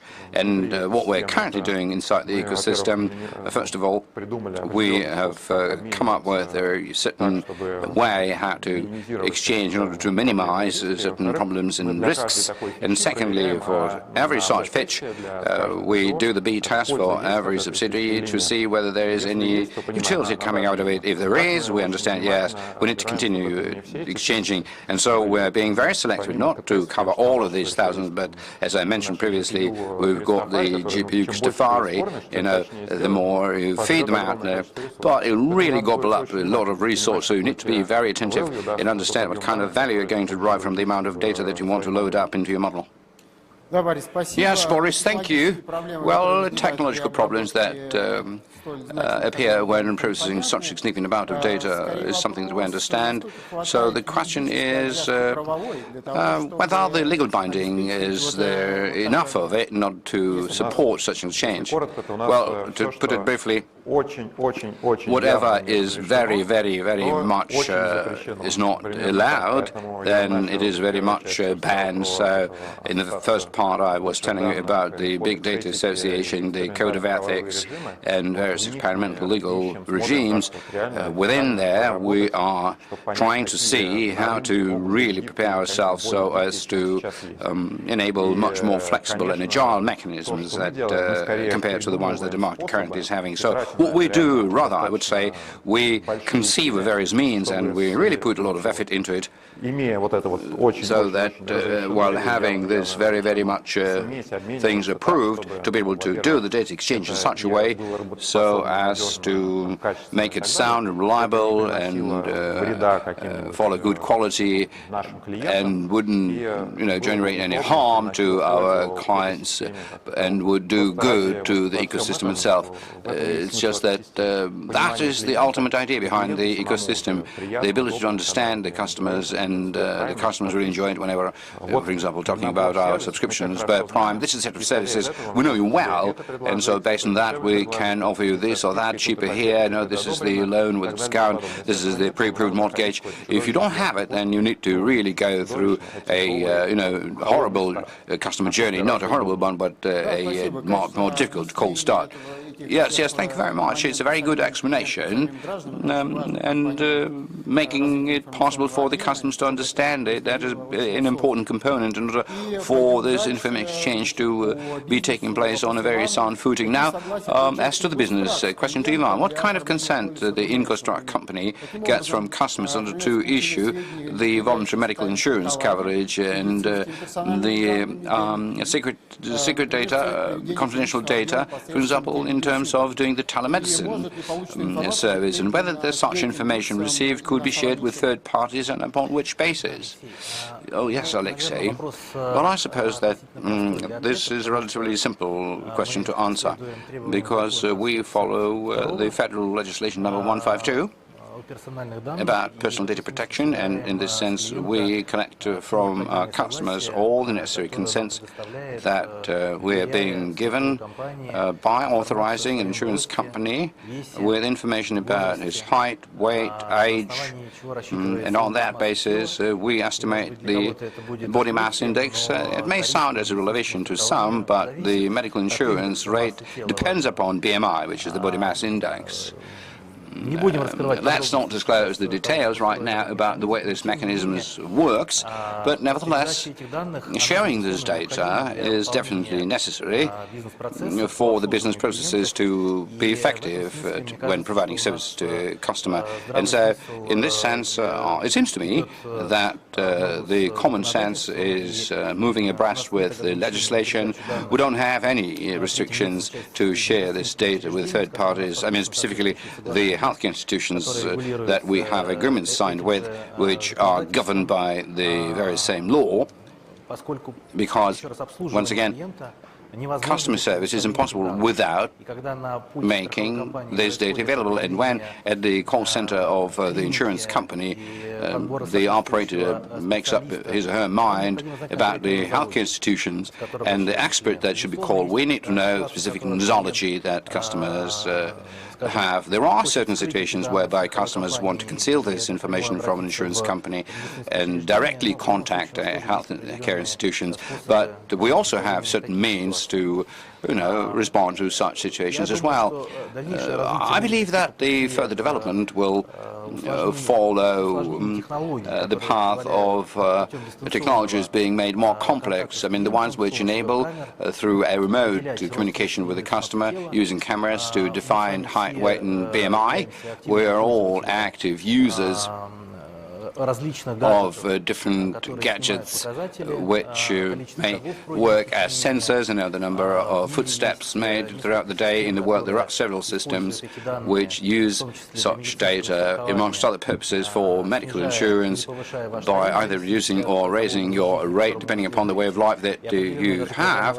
And there is a certain loyalty program which helps customers do certain life improvements, which enables the insurance companies to save, because a happy customer is a healthy company, and a healthy customer is an active customer. Thanks, Ivan, because listening to I thought that we are on the verge of really having a discussion about the regulation of weights and BMIs, which so evidently yes, and these gadgets deliver this data directly to the server, and who they're sharing this data with, that's maybe an interesting question. And the next question to Ilman, not only Sber, but other market players are currently developing actively ecosystem. Different marketplaces appear, and the customer data, particularly financial data, may be of interest to customers, to companies outside of the financial market perimeter.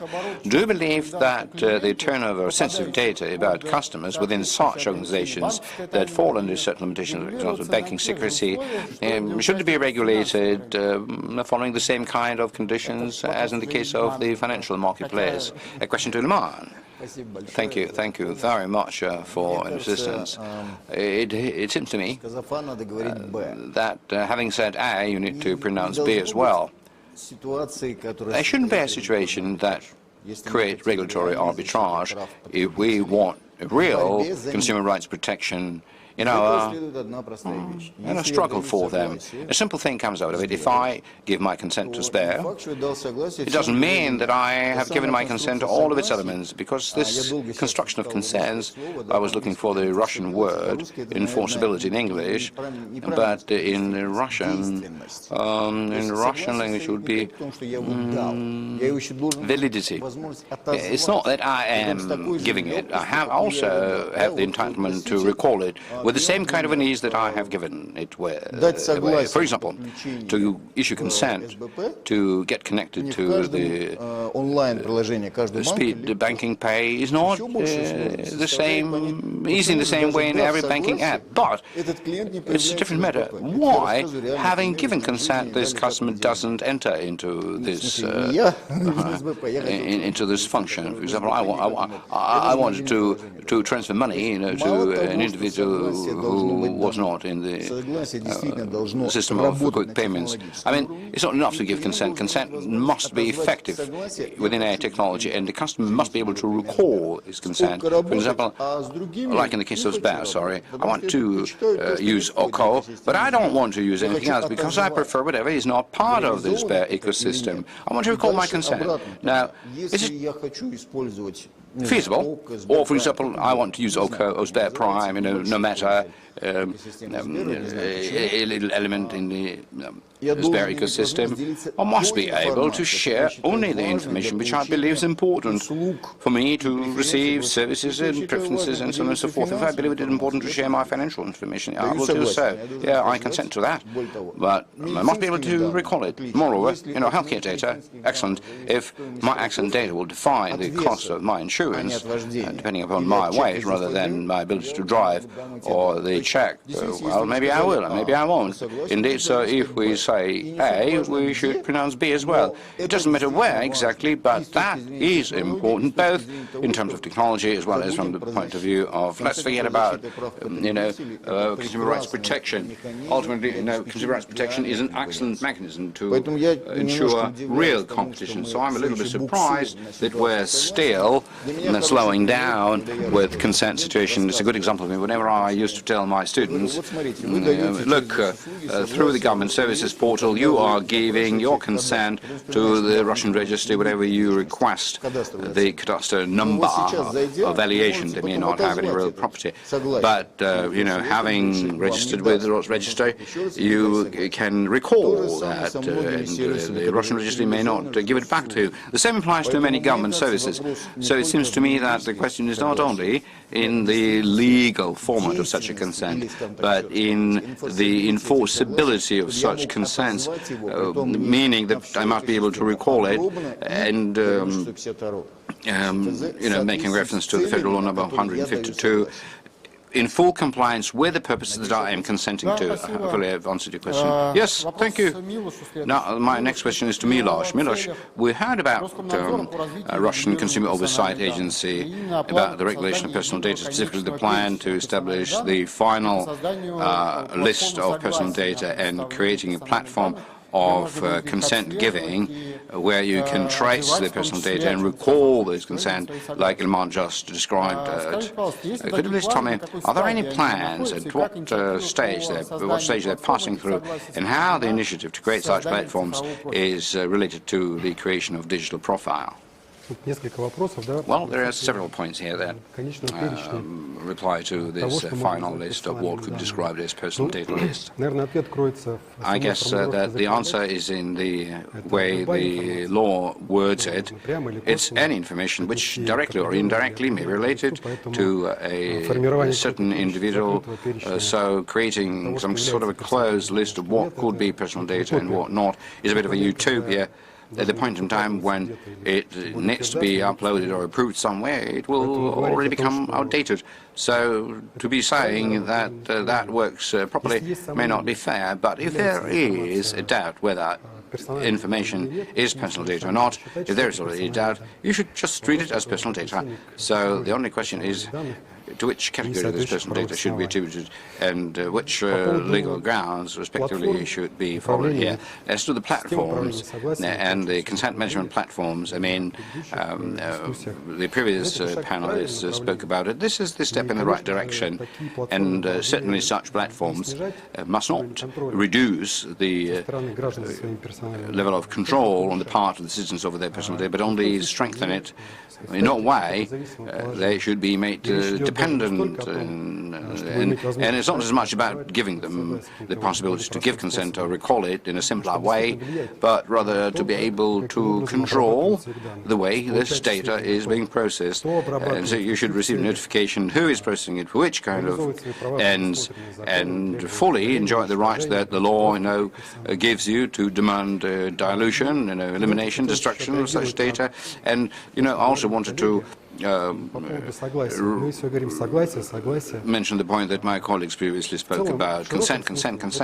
In a broader sense of it, this is not just a consent. This is a permit issued by a customer for his personal data to be processed. And this is a unilateral act, because its form doesn't envisage any agreement being in place. And so if we are saying that a human being or a customer, your customer, must gain some profit or benefit, it would be much more fair, and I would say the due process here should have a contract which would set forth both the accountability and responsibility of those who are working with the personal data, and that actually goes for the transferability of data that we previously spoke about. You can hardly be 100% sure saying that any person who uses the transferability data service may be aware of the consequences of transferability. But exaggerating to say that the copy of the database that Boris is working on to share with any organization, irrespective of its scale and its accountability and liability status. Now, the second point, data overflow. One of the basic principles of processing personal data is minimizing the amount of information that operators are processing. You should try and achieve the outcome through minimum data, moreover, availability of such data. So, since we are saying that some kind of data needs to be readily available, it means that you should offer such a service rather than just copy this data, because access to this data, apart from the entitlement, also carries the responsibility. And that was mentioned previously. Organizational, technical things, measures to provide for information security, ultimately to ensure confidentiality. It is all very cumbersome and very expensive. Small companies, little companies won't be able to do that. So since we're saying that there should be greater access to data, we also ought to talk about the principles through which one can gain access without further disseminating it. Yes, Miloš, thank you very much. I do like this phrase, allowing. It sounds very in an old-fashioned way in this current technology world, and with a much stronger soul to it. But a little, just to be more specific, of course, the ultimate single personal data list is a bit of a utopia, so it is more of a question of whether there will be certain specific things ensuing, because in the current enforceability of law, whenever there is an interpretation being offered, there appears a certain disbalance. In some cases, we may interpret and say, yes, it does make part of it. In others, no, it's not. And so quite clearly, that law was written some time ago, when the information exchange between organizations was not as active. And so currently it seems to me that it does make sense to try and move towards further specifying it. Now, do you have any plans for that? Let me answer this way. The kind of wording which we have in the current effective legislation, which is effectively a copy of the European Regulament of 1995, it follows international requirements in personal data. And so the Convention number 108 that everybody, I'm sure, is aware of, its current version doesn't call for any specification. It only toughens more, and using your wording, dilutes the notion of the personal data. And that's exactly why I'm saying, if you have any doubt about personal data, simply act on the premise that it is personal data. Got it. Thank you. And the last question for today, I would like this question to go to Alexei. The Bank of Russia says certain risks with regard to qualifying the legality of the transfer of data that are susceptible to certain limitations, such as the banking secret, as well as other restrictions. In legislation, the alienation of data for the benefit of third parties is not regulated in any way, and we believe that this might be an impediment to further competition in the market. Right now, as we've pointed out, right now the bank is not interested in sharing the data about its data, even though the consent has been provided. So do you think we need to establish transparent and clear-cut rules of the game? And can the consent of the customer become sort of a panacea, a magic wand to address this issue? Thank you very much for the question. Let's begin with the question of who the data belong to. The data that are generated throughout the life of a citizen should belong to the citizen in question, not to the organizations that, at his or her request, perform different functions and tasks. And it is up to the citizen to provide his or her consent for the data to be transferred or to be shared with anyone. So if we look at the banking sphere, as we've heard, banks are trying to hold on to this information, to the data. But let's have a look at what they're doing. They provide lending, and right now all the information about lending operation is provided by Bureau of Credit History, and this information is expanded significantly. For it to be processed, to be analyzed and understood, and this information can be transferred by the citizen to third parties. It's up to the citizen to make a decision on that. The competent law enforcement bodies also get information from banking institutions under Federal Law 115, as well as the existing platforms such as the Know Your Client platform, which can also provide information to outside organizations.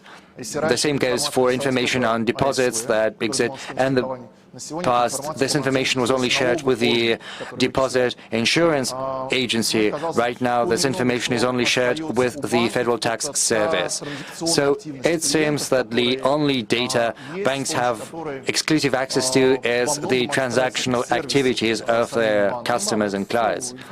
Well, to be honest, this is a big chunk of information. Yes, that's true. But with the advent of new digital technologies, the client can send a request and get all the data on your transactions, and you don't need to wait for 30 days or so for this excerpt to be made. You can get all this information online. Yes, there's a question of verifying the data, but of course there are instruments to confirm that the resources were downloaded from the information and that they were not altered or tinkered with. And when downloading the information to the government-run systems, the banks serve as the driving force behind fintech development. At the same time, banks encounter problems, and this is something they've voiced on multiple occasions. We get back to the issue of unified single consent.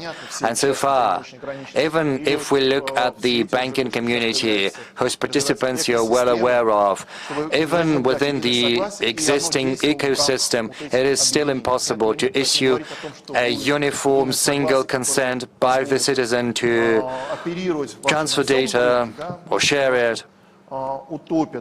So far, having this single consent is kind of utopian idea. So on the one hand, it's true that we're transitioning towards a digital economy. And in this digital economy, everything is fueled by big data, by possibilities of this big data being handled by all participants and processed. On the other hand, we have the legislation on protecting personal data, private data, and it is sort of a silo approach we're trying to pursue with these two tracks. Even though both have advantages and disadvantages that have to be intertwined, you've got to look at them together, trying to understand how you can take all these data and use them as part of the big data, without, however, violating the right to privacy. Then it's something that might serve as a foundation for a breakthrough. Yes, this is some good food for thought. Thank you, colleagues. You've shared a lot of very interesting thoughts about the issues that exist and we need to think about and need to discuss. And I would like to wish you a very good day and look forward to seeing you once again.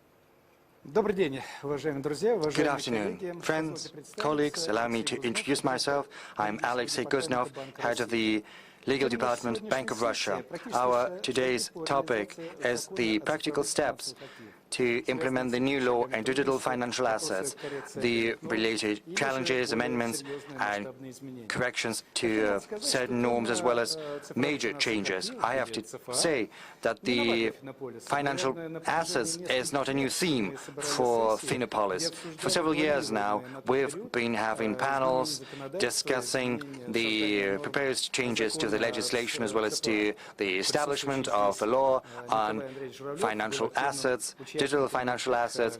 Nikolai Zhuravlov, who is with us, was an active participant of discussions back then, and according to the quality of the discussion, it was one of the most prominent topics. Of course, when the legislation was created on digital financial assets, and then in 2019 there was a law on crowdfunding, and in 2020 the time came finally to adopt a new law on digital financial assets, and there was a lot of expectations surrounding the new law.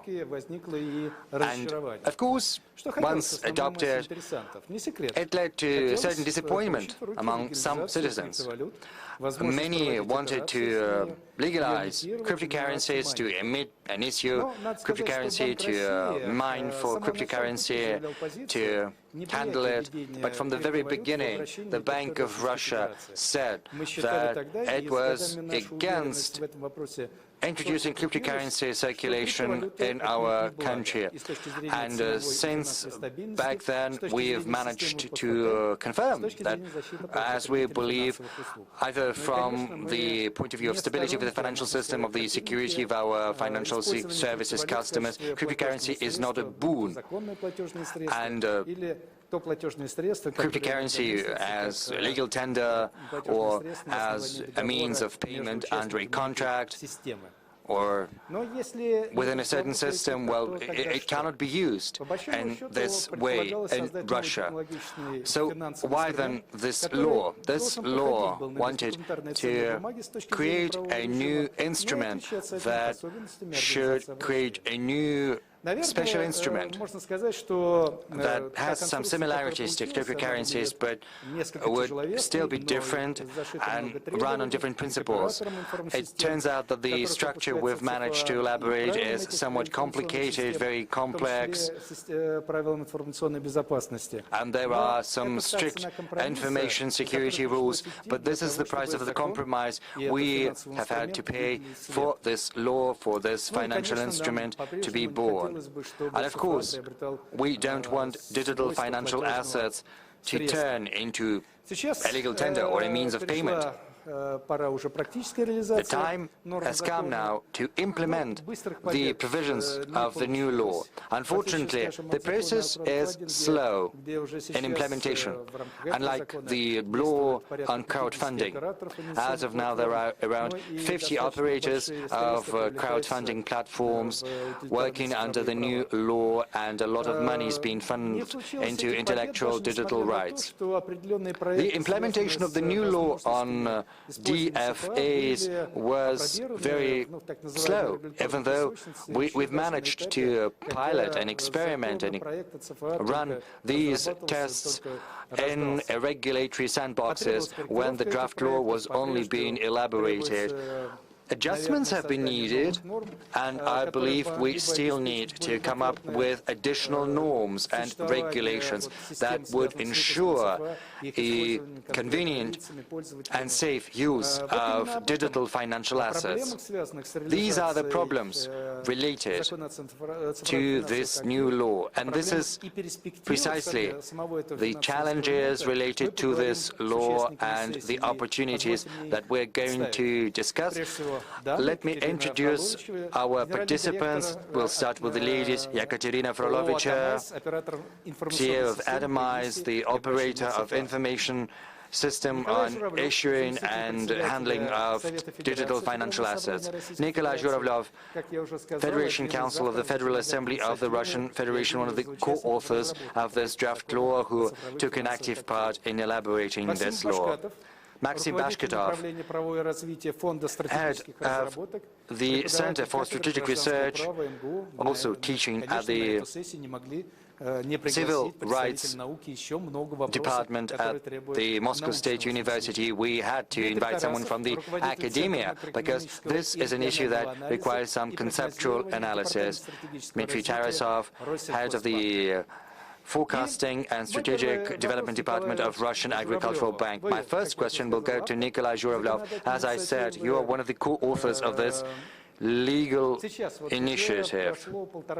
It's been 18 months now since the law was adopted. How satisfied are you with the outcome? Good afternoon, Alexei Gennadievich, colleagues. Thank you for extending the invitation to me to participate in today's session. As you've aptly pointed out, this law was submitted for consideration 2 years ago. It had been elaborated at the instruction of the President. This is something I would like to remind you of. There was a big conference on using financial technology, digital technology in the financial sector. The conference took place back in 2017, and there was also an older law that goes back to the mid-noughties. So why this law? This law is a response to the new digital reality we've been living in over the recent years. We all see how fast new technologies in the digital field emerge, how drastically they change our life, and we can say that legislation unfortunately is falling behind the fast pace of digital technology evolution. So we have to address the technological solutions that have been implemented in the field unregulated by the law, especially if these new solutions, new achievements can be associated with risks for our citizens. If a new digital instrument is launched, it is improbable that its authors are going to tell us straightforwardly about the risks this new instrument might be fraught with. And of course, the author of each and every instrument will try to paint the brightest picture of how wonderful this instrument is, how easy it is to handle and to use, but this doesn't just go and apply to financial digital assets. It happens everywhere else. And this creates an illusion of being able to make a fortune quickly and without much toil among our citizens. And when this field is unregulated, this robs the citizens of the right for legal recourse, because there is no law governing this field. But of course, when a law is prepared, you've got to take your time to analyze everything comprehensively so as not to be hasty in your decisions. You need to create a solid foundation for a proper functioning of this field. Our law on digital financial assets seeks to create a specific environment, and it'll legally govern this new field, this new market. Does it encompass the whole variety and diversity of digital instruments? No, it does not. But it wasn't the original aim of the draft law. And the practice of the law's implementation has already given us some food for thought. We see where we need to work, what we need to do. And when new digital instruments are launched, we stand ready to listen to the requirements of the market participants to make the requisite amendments to the legislation. There is an active dialogue with the market. We listen to their proposals, to their comments. As legislators, we stand ready to swiftly discuss those comments and proposals and to consider them. When the law was adopted, we gave a legal definition to distributed ledgers, to financial digital assets. We looked at how these assets were issued. We also worked on some substantive issues related to infrastructure that supports the circulation of such assets. We also wrote a whole article on the circulation of digital currency. It was one of the most hotly debated issues. There was a heated discussion. There were two major camps. Opponents to be broad in my definitions, and proponents. So there was one side that believes that digital currency should be liberalized and should be used, and there is a conservative side that believes that digital currency should not be allowed because it would impair financial stability, macroeconomic stability in the national currency. And there was a desire to limit the circulation of cryptocurrency. And as you know, the law stipulates explicitly that no digital currency can be accepted as payment for services or goods. I believe this is the right decision, timely too, and it seeks to ensure the integrity of the ruble as the only legal tender in the Russian territory. It also preserves our financial sovereignty. At the same time, as you know, we are currently involved in preparations for a digital ruble platform. There's been a lot of discussion on that too. Of course, this is also governed by the law, and we will have to have a very cautious, very prudent discussion, very careful, and the central bank listens to us and takes our concerns into account.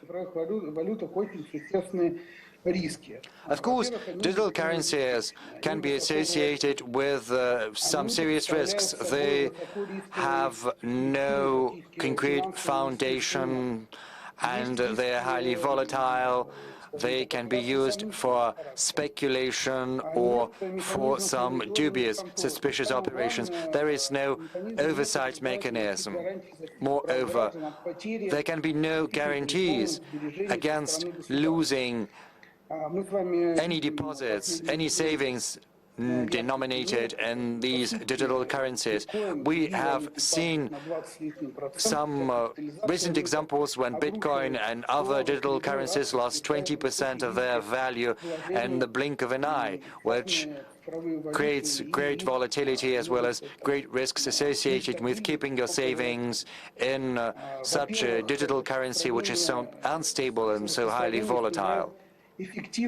Moreover, the spread of cryptocurrencies can dampen the efficiency of monetary policy. If cryptocurrency is widely spread, it can have an adverse effect on the national currency. It could hamper monetary policy, have a negative impact on the stability of the national currency. when identification is carried out for the participants of crypto stock exchanges, it is impossible to verify all the participants of this chain to understand for sure what the purposes of these operations are, nor is it possible to verify the source and the true end beneficiaries. There is an anonymity of transactions involved, which means that cryptocurrency can be widely used for illegal purposes, for illegal operations. There is no efficient oversight or monitoring mechanism that would allow the government to block illegal operations carried out in cryptocurrencies. At the same time, the market of cryptocurrency is highly concentrated, which means that it is highly susceptible to the risk of manipulation, especially by those who hold large volumes of such cryptocurrencies. There's also some alarming statistics about stealing of cryptocurrency, which means that it poses a serious risk to the citizen as well as to the economic system. We've already instituted a legal prohibition for cryptocurrencies to be used as a legal tender. Right now, we contemplate whether we should prohibit entirely other operations involving cryptocurrencies. This is a tricky issue, which raises a great deal of discussions. There are different attitudes, and we suggest that today, as well as working further on these problems, we should work together. We at the Federation Council are currently instituting a working group which will discuss proposals on further regulating cryptocurrencies, and we would like to extend an invitation to all the interested stakeholders, parliamentarians, representatives of the Ministry for Finance and the Federal Tax Service, the Digital Ministry, law enforcement, the Bank of Russia, and all the rest. We invite them to participate in this working group, and we also invite the industries, and of course, yes, the mega regulator, as I said, the Bank of Russia is invited as well. Thank you, and I would like to say that we stand ready to listen to opinions of all of you, to take that into account in our legislative work. Yes, thank you very much, Mr. Zhuravlov. This is a very good initiative of the working group. I do hope everyone is going to respond positively. Indeed, there are some domains where gaps exist, and regulation and governance, and particular with relation to new digital technologies and digital assets. Probably we should have a look together at what the practitioners think about the new law. First, we spoke about the theoretical side. My next question will go to Yekaterina. Your organization was one of the first ones, one of the pioneers in the field of digital financial assets when the new federal law was only being developed. Let me quote something I took from your website. Atomize is an open platform for digitalization of different assets and processes based on digital ledger technology. Under the current legislation, including the digital financial assets and else too. So, in what domain and why are you so interested in these instruments? Yes, thank you very much for this wide question, as well as for the great trust you've placed in me, inviting me to participate in this discussion. We are practitioners, and we could share with you our first impressions of this new law. It is with great confidence that I can tell you that this law has been elaborated and developed based on very good work. It was carefully worked through. It was a quest for a compromise to usher in an era of digital products, in particular in the financial sector. We are one of the companies that volunteered for a status of operator of this system. We are engaged in a constructive dialogue with the regulator, looking at all possible aspects that should comprehensively reflect the letter of the law. What do I mean when I say that? We look at how technologically mature the solutions are. We analyze the infrastructure component, trying to understand the range of platform services. We try to understand what it can offer to the business community, whether what we offer is in demand, it's required by the market. It is also important for us to show that we are financially stable and mature organization. Why do I emphasize that? We had 4 specialists on the staff.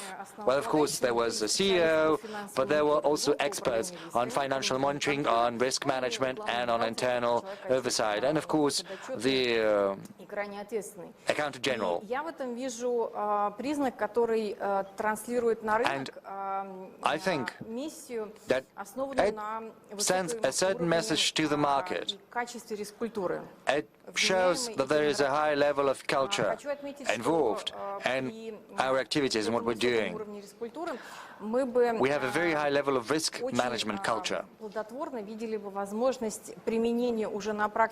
And in practice, we could efficiently use the technological solutions that are already available.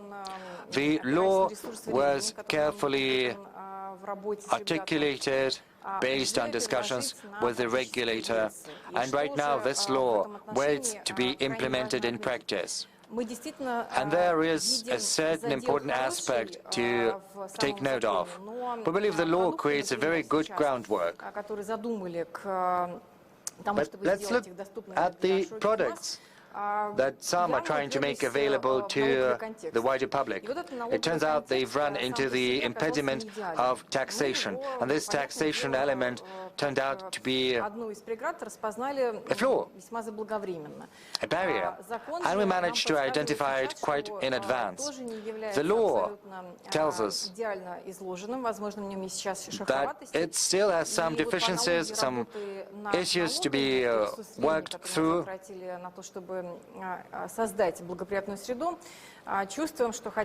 And after all the efforts spent on creating a favorable environment, we want the following. Once the law enters into force on January the 1st, it'll take some time for new players to enter the market, but 2022, as we want that, to see new participants of the market with licenses, with experience. The amendments will help us with that. And when these products are offered, we want to amend the regulations in the law that raise most questions in the market. So we are ready to implement the law, but we need to be careful about the time. And we need market participants who stand ready to use our resources, to seize the opportunities, all while improving the current legislation, removing the gaps we've managed to identify. This is the observation that we can make. Yes, thank you very much, Ekaterina, for your comment. In my introductory remarks, I pointed out that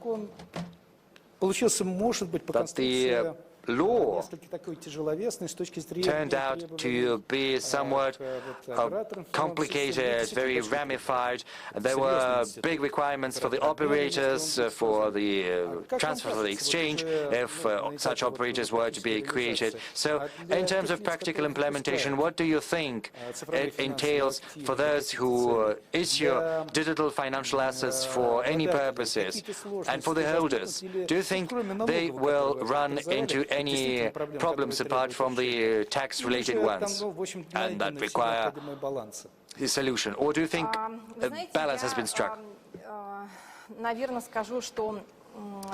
Well, to answer that, I would say that any new instrument in the market goes through a period of adaptation. So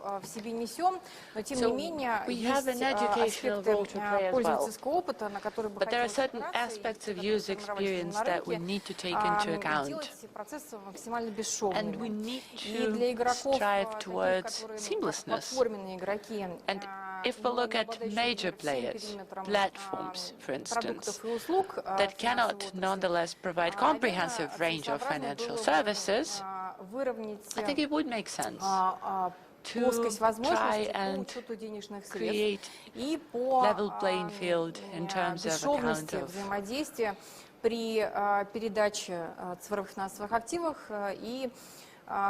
money and seamless transfer of digital assets, digital operations when handling those digital assets. I see a potential point of growth here. On the one hand, because market participants are introducing new technical solutions, and I want to note specifically that we are by no means in favor on quasi-currencies, hybrid currencies, or settlements in cryptocurrencies. So we think only fiat money should be used. That's in circulation. In that sense, access to different types of settlements would be beneficial, симпатичным пользователям, могли бы конкурировать в скорости выхода и предоставления этих продуктов на рынок. Those products could enter the market more rapidly, and also they could be more competitive as compared to the existing tools that are used both by individuals and legal entities. In that sense, I think there's a lot we could improve, both in terms of и, возможно, и на нашей стороне в части того, чтобы поддерживать максимальный набор форматов учета денежных средств, то есть быть адаптивными к тому, каким способом денежные средства поступают для расчетов и для взаимодействия за settlement methods. Вот, наверное, так бы я характеризовала ситуацию. Я позволю себе небольшую критику в ваш адрес. Это все звучит очень все хорошо. I would like to criticize you if I may, although it sounds all very good. But can you think of specific legal arrangement that maybe you've put on paper, maybe there's something specific you could offer as grounds for discussion? For instance, by the working group that Nikolai mentioned, well, let's say we are using a number of business models as reference, and we'd like to use existing norms in respect of accounts.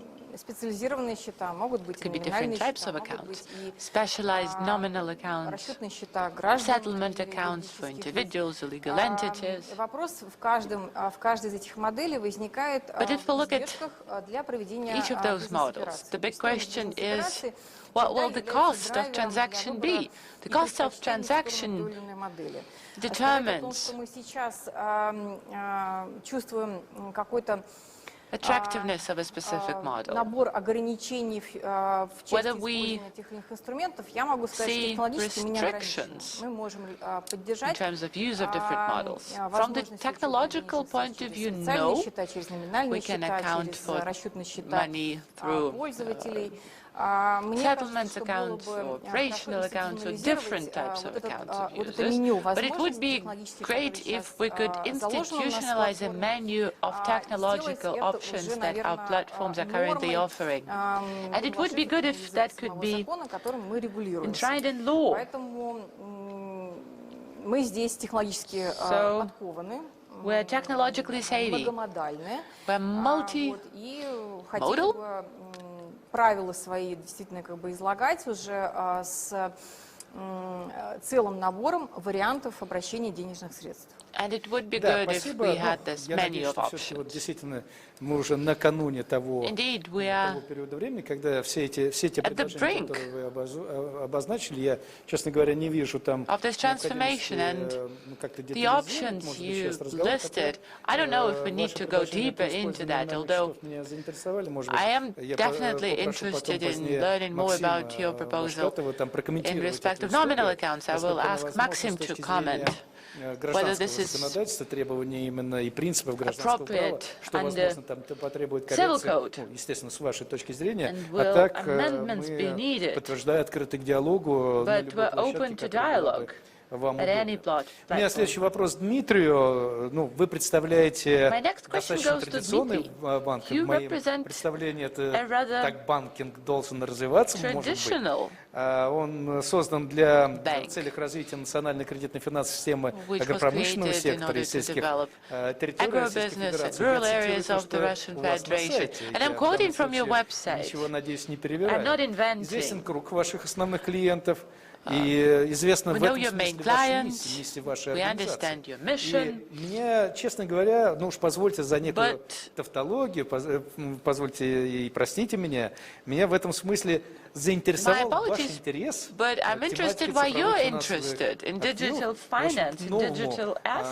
финансовому инструменту, который обладает и определенными технологическими качествами. Какие перспективы в этом финансовом инструменте видите? Или, может быть, чуть аккуратнее в стороне постоять, посмотреть, как экспериментируют другие, ну, например, Екатерина? Is it worth it for you to risk, or maybe you should, wait and see while others such as Ekaterina take the risk? Well, clearly, становится общепринятой на рынке и подлежит тиражированию, да? This technology is becoming conventional. We see it rolling out, and a large scope of financial instruments applied to digital assets. Передачи и это акции, публичные публичных акционерных обществ. И все. Это очень мало, ведь non-public companies shares. This is basically it. So we need to expand того, что может быть упаковано в цифровые финансовые активы. Это первое. И второй вот момент такой, что нужны истории успеха. Вот РСПП, обсуждая вопрос о цифровых финансовых активах, discussed digital financial assets in the middle of 2021, and they launched a poll, and 50% of participants and different parties participated, large and small, SMEs, manufacturing and extracting industries, and half of them said that technologies are relevant, but not as important as to rush into it. Indeed, assets они прекрасно обращаются и на основе существующей, на существующей правовой основе, с очень небольшими издержками, да, благодаря тому, той титанической работе, которая проведена была ранее и сейчас проводится. And costs are very limited due to a lot of effort that has been made, and it's still being made by the Bank of Russia and the legislators. So the benefits, financial benefits, are really very limited. Есть At the same time, тем, которые вот связаны с более сложными инструментами, но нам довольно близка тема linked to more complex сейчас. Ведь сельское хозяйство это не только, как сейчас любят говорить, продуцент до четверти всех парниковых газов. Not only produces up to 25% of all greenhouse gases. Does not only парниковых газов, то есть весь урожай, все миллионы тонн зерна и другой продукции, это по сути связано с парниковым газом, углекислый газ. И greenhouse gases, CO2. Стоящая рядом тема с лесным хозяйством, как поглотителем, лес основной поглотитель парниковых газов, и как это относится, балансируется с сельским хозяйством, территории. Те территории, которые используются для получения, для растениеводства, для получения урожая, это территории очень used for crop production, because those lands were taken away from nature. So should we intensify agricultural production, we will need less area per capita. And world population is growing constantly, and by the middle of the century, it is likely we're going to be 9 billion. Maybe even more. So we need to неудобия, где не подходит для сельского хозяйства. И вот один из примеров такого сложного достаточно продукта, less favorable for agriculture. So we can think of a product that would encourage восстановлению леса в неудобиях там, где, собственно, сельскохозяйственное производство затруднено. Это болото, это засоленные земли, это опустынивание, которое тоже происходит на юге, в том числе и на юге нашей страны. Одновременно это позволяет и создать новые формы занятости в сельском хозяйстве. И вот такой более сложный инструмент, который, с одной стороны, стимулировал бы экономическую жизнь в сельском хозяйстве и на сельских территориях, а с другой продуцировал бы углеродные единицы, которые так необходимы для того, чтобы компенсировать использование углеводородных энергоносителей. Вот это было бы очень здорово. Но до этого нужно дойти благодаря тем изменениям в законодательстве, которые But that would be possible only if amendments in legislation are introduced, the ones you discussed with Ekaterina, and probably we'll mention them again as we go.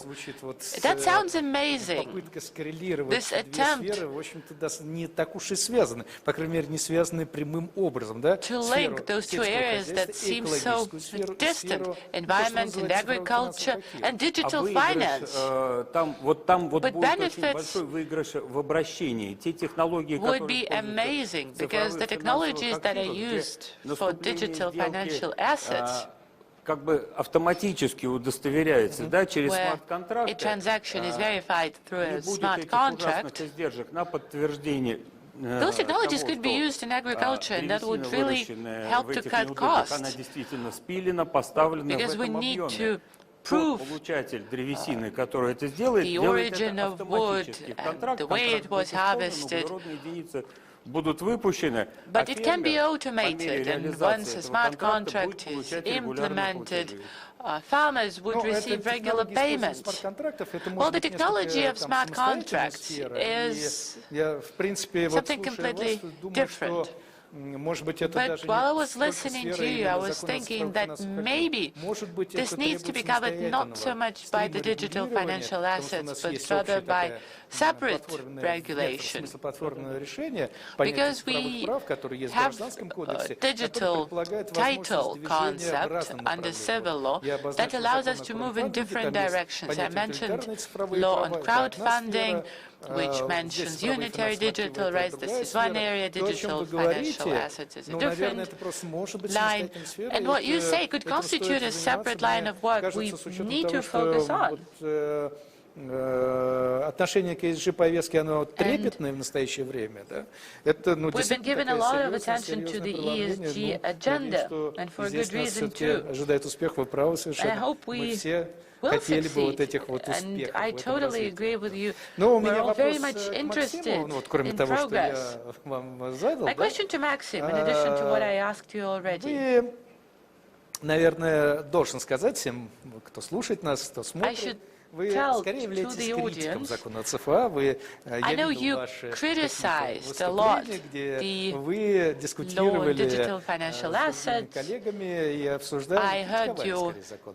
Я всегда воспринимаю критику как шанс для того, чтобы улучшить текст, улучшить контекст, улучшить систему регулирования. Тем не менее, вот даже то, что мы сейчас показывает, что закон воспринимается. Закон стал уже фактором регулирования, и действительно нам нужно просто его довести до логического ума и с точки зрения законодательства, и с точки зрения уже практики применения. Все-таки остаются цифровые лакуны.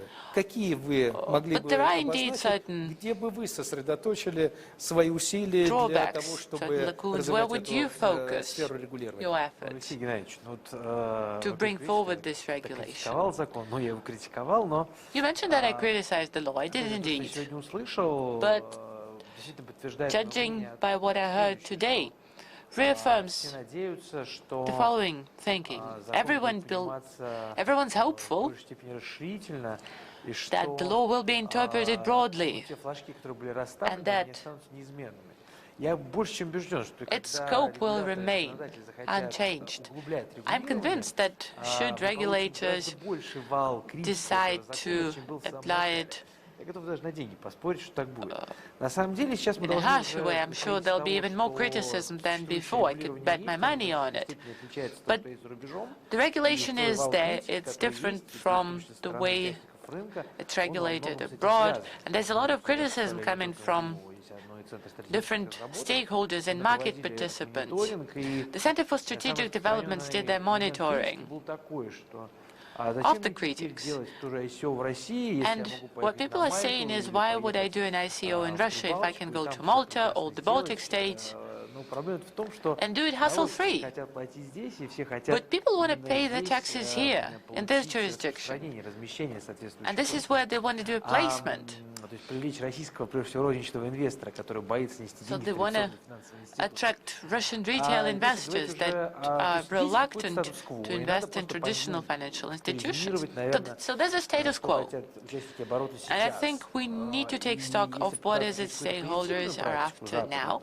And then we need to look at the best practices in the West and in the East. And there are 5 things we could improve. First, like my colleague said, we could improve the list of digital rights that are now enshrined in the law. We have 2 laws on platforms and digital financial assets that only cover 4 types of digital rates. Опять же, очень хочется обороту. Это прежде всего, конечно, условные права, условные денежные требования, которых сейчас де-факто нет в законодательстве. But what everyone's seeking would be conditional terms, conditional claims and tokens. Because at the startup stage, when new products are developed, you need to attract funding in advance. I agree that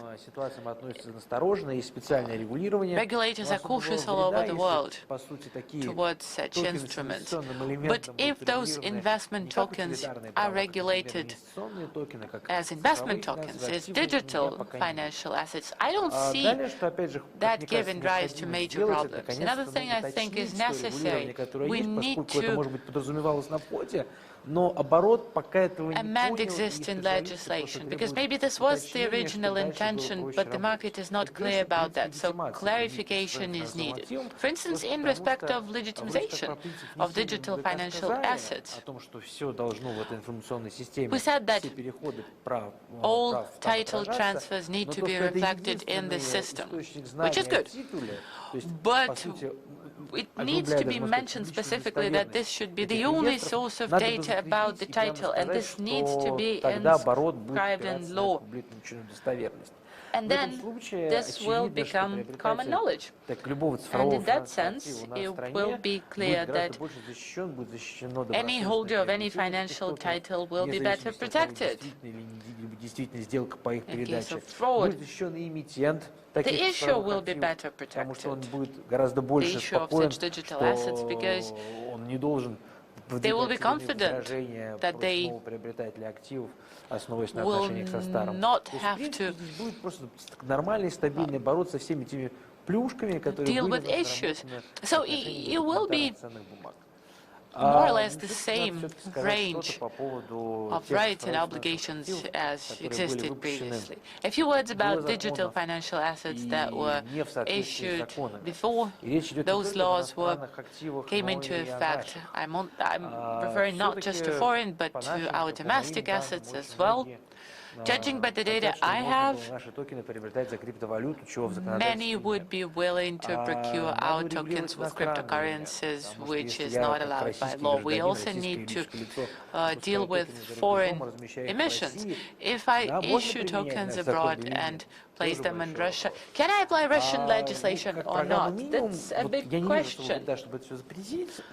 It can all be banned, but at least it has to be set up front. But what would be more progressive, in my view, would be to give additional competences to regulators, as they do in Malta or in Liechtenstein.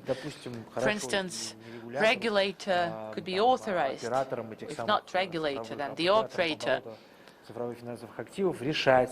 of digital financial assets should be authorized to decide which foreign assets, FX assets, should be allowed for circulation in the Russian Federation. So there has to be a mechanism allowing for entrance of foreign assets to the Russian market. And then cryptocurrency, this is where it hurts, because I think the central bank needs to finally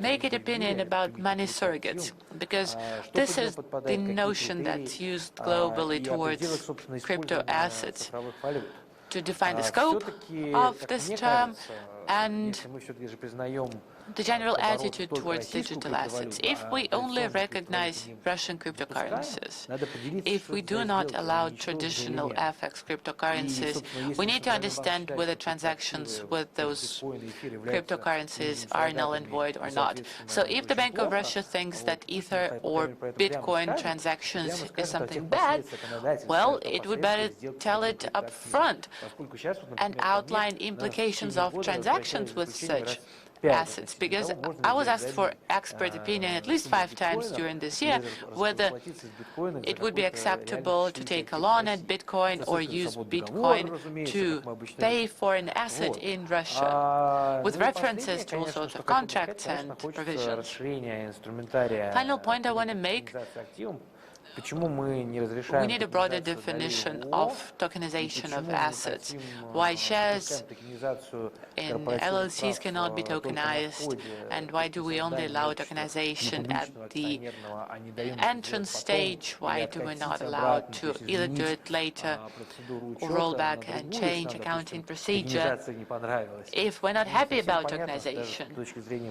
So it doesn't make a lot of sense in terms of policy or law.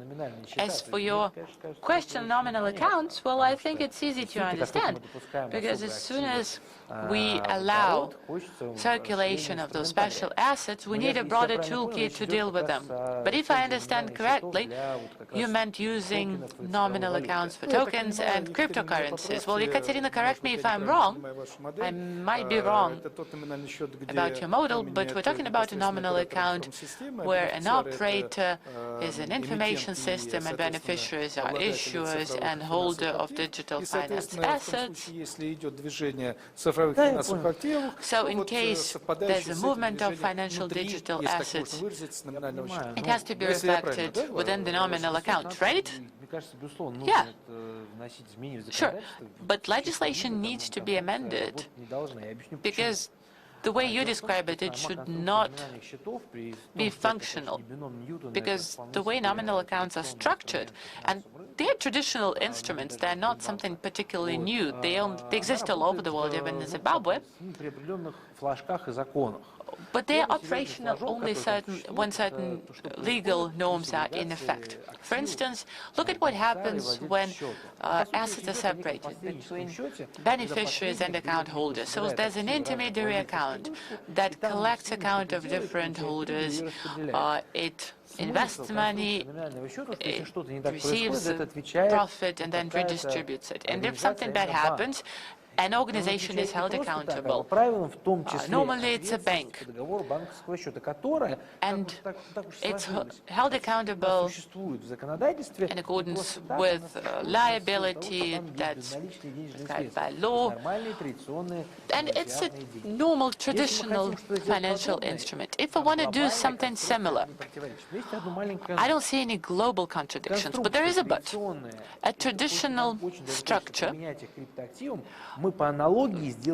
we cannot be applied to crypto assets because there's one simple criteria that has to apply, and there's no going around it. If you want to apply one norm, you need to prove one simple point. You need to prove that the two situations are not just similar, nominal account with fiat money and nominal account with cryptocurrency, but you need to prove that the legislator originally wanted to settle, to regulate the same situation in a similar fashion. Then this analogy works.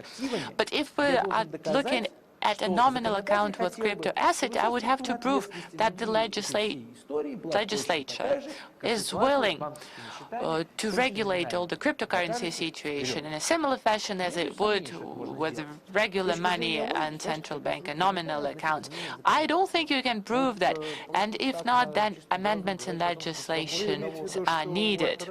Are you trying to say, are you implying that a regulator should be responsible, as in the case with bank account holders? Yeah, this probably has to be kept in mind. Yes, if we want to introduce that in respect of nominal accounts, and then it will be operational. All right, we have some little time left, and irrespective, I would set a few themes for Ekaterina. It is far from all of the maxims I did that I agree to. Moreover, I believe that quite a few have already been regulated in the law. Some of them cannot, simply because of the specificity of the kind of an institution that is subject to regulation as to why, for example, the digital cannot be issued with respect to the Bank shares. It's a whole separate story, but I'm not scared by this. We know, seemingly, I'm not in the kind of an expert capacity here in order to respond with some sort of fear to the suggestions voiced, because I believe that any proposal stated must be reviewed within a group of qualified persons in the area of law. This is my first observation. Well, the second one, myself as a practitioner and as a person who exists in the world of business results and outcomes, it's extremely important to be able to rely upon an effectively working construction. And once again, I would like to underscore that the information system operator in Russia these days remains to be just a nominee for this very reputable position, and is in an active expectation of a transition into the capacity of providing services and offerings, relying upon its infrastructure capabilities to the marketplace. And so here it is extremely important not to let a very valuable time resource to evaporate so as to be left with the law, which would be purely an historical fact that we would be referring to in various textbooks, telling our story about the way the financial instruments market was evolving in Russia. So my concluding remark, to act within the law, according to the letter of the law, as you have read upon our website, and to establish an opportunity to develop the digital asset agenda, specifically relying upon the legal context and the opportunities that have already been shaped in the market, having such nominees as the very same Atomize, which has quite reached its maturity in order so that technologically and in all other aspects to be compliant with the requirements set forth. All right, a question to Dmitry, already a concluding one. So the kind of a discussion that we are having right now, very much on the surface of things, but nevertheless, are you being incentivized, stimulated towards dealing with these economic solutions and the digital rights, but nevertheless to entertain a certain caution? I would join with what Ekaterina has stated, we need to have a sound legal construction, and because the whole world, not only us, are still treading upon very thin ice. A very important thing is the first quick success story, so that the legal foundation could be amended according to the real practice, as well as to see the economic substance in the newly created legal foundation. So do something, act, and then everybody would follow suit. I would refer to the experience of the development of the regulation of the banking system, both on the legal side as well as the supervisory. That was quite a difficult journey from the first Basel to the second one and third one, 3+ currently. So first few steps are very important. So we are waiting because we are a bank. We are not the legal developer. We live according to the rules that are being established for us, and so once they are certain, we will certainly move forward, because this is what our customers expect us to do. All right, thank you very much, dear colleagues. I mean, we may say that this conversation is taking place, and we've taken a look both at the problems, and we similarly looked into possible measures in order to overcome the emerging difficulties, and I would truly like to wish everybody success, because we're all waiting for it in this area as well. Ekaterina, in many ways, I think that depends upon our dialogue with you. So let's go about making it come true, this dialogue. Once again, thanks everybody, and stay healthy.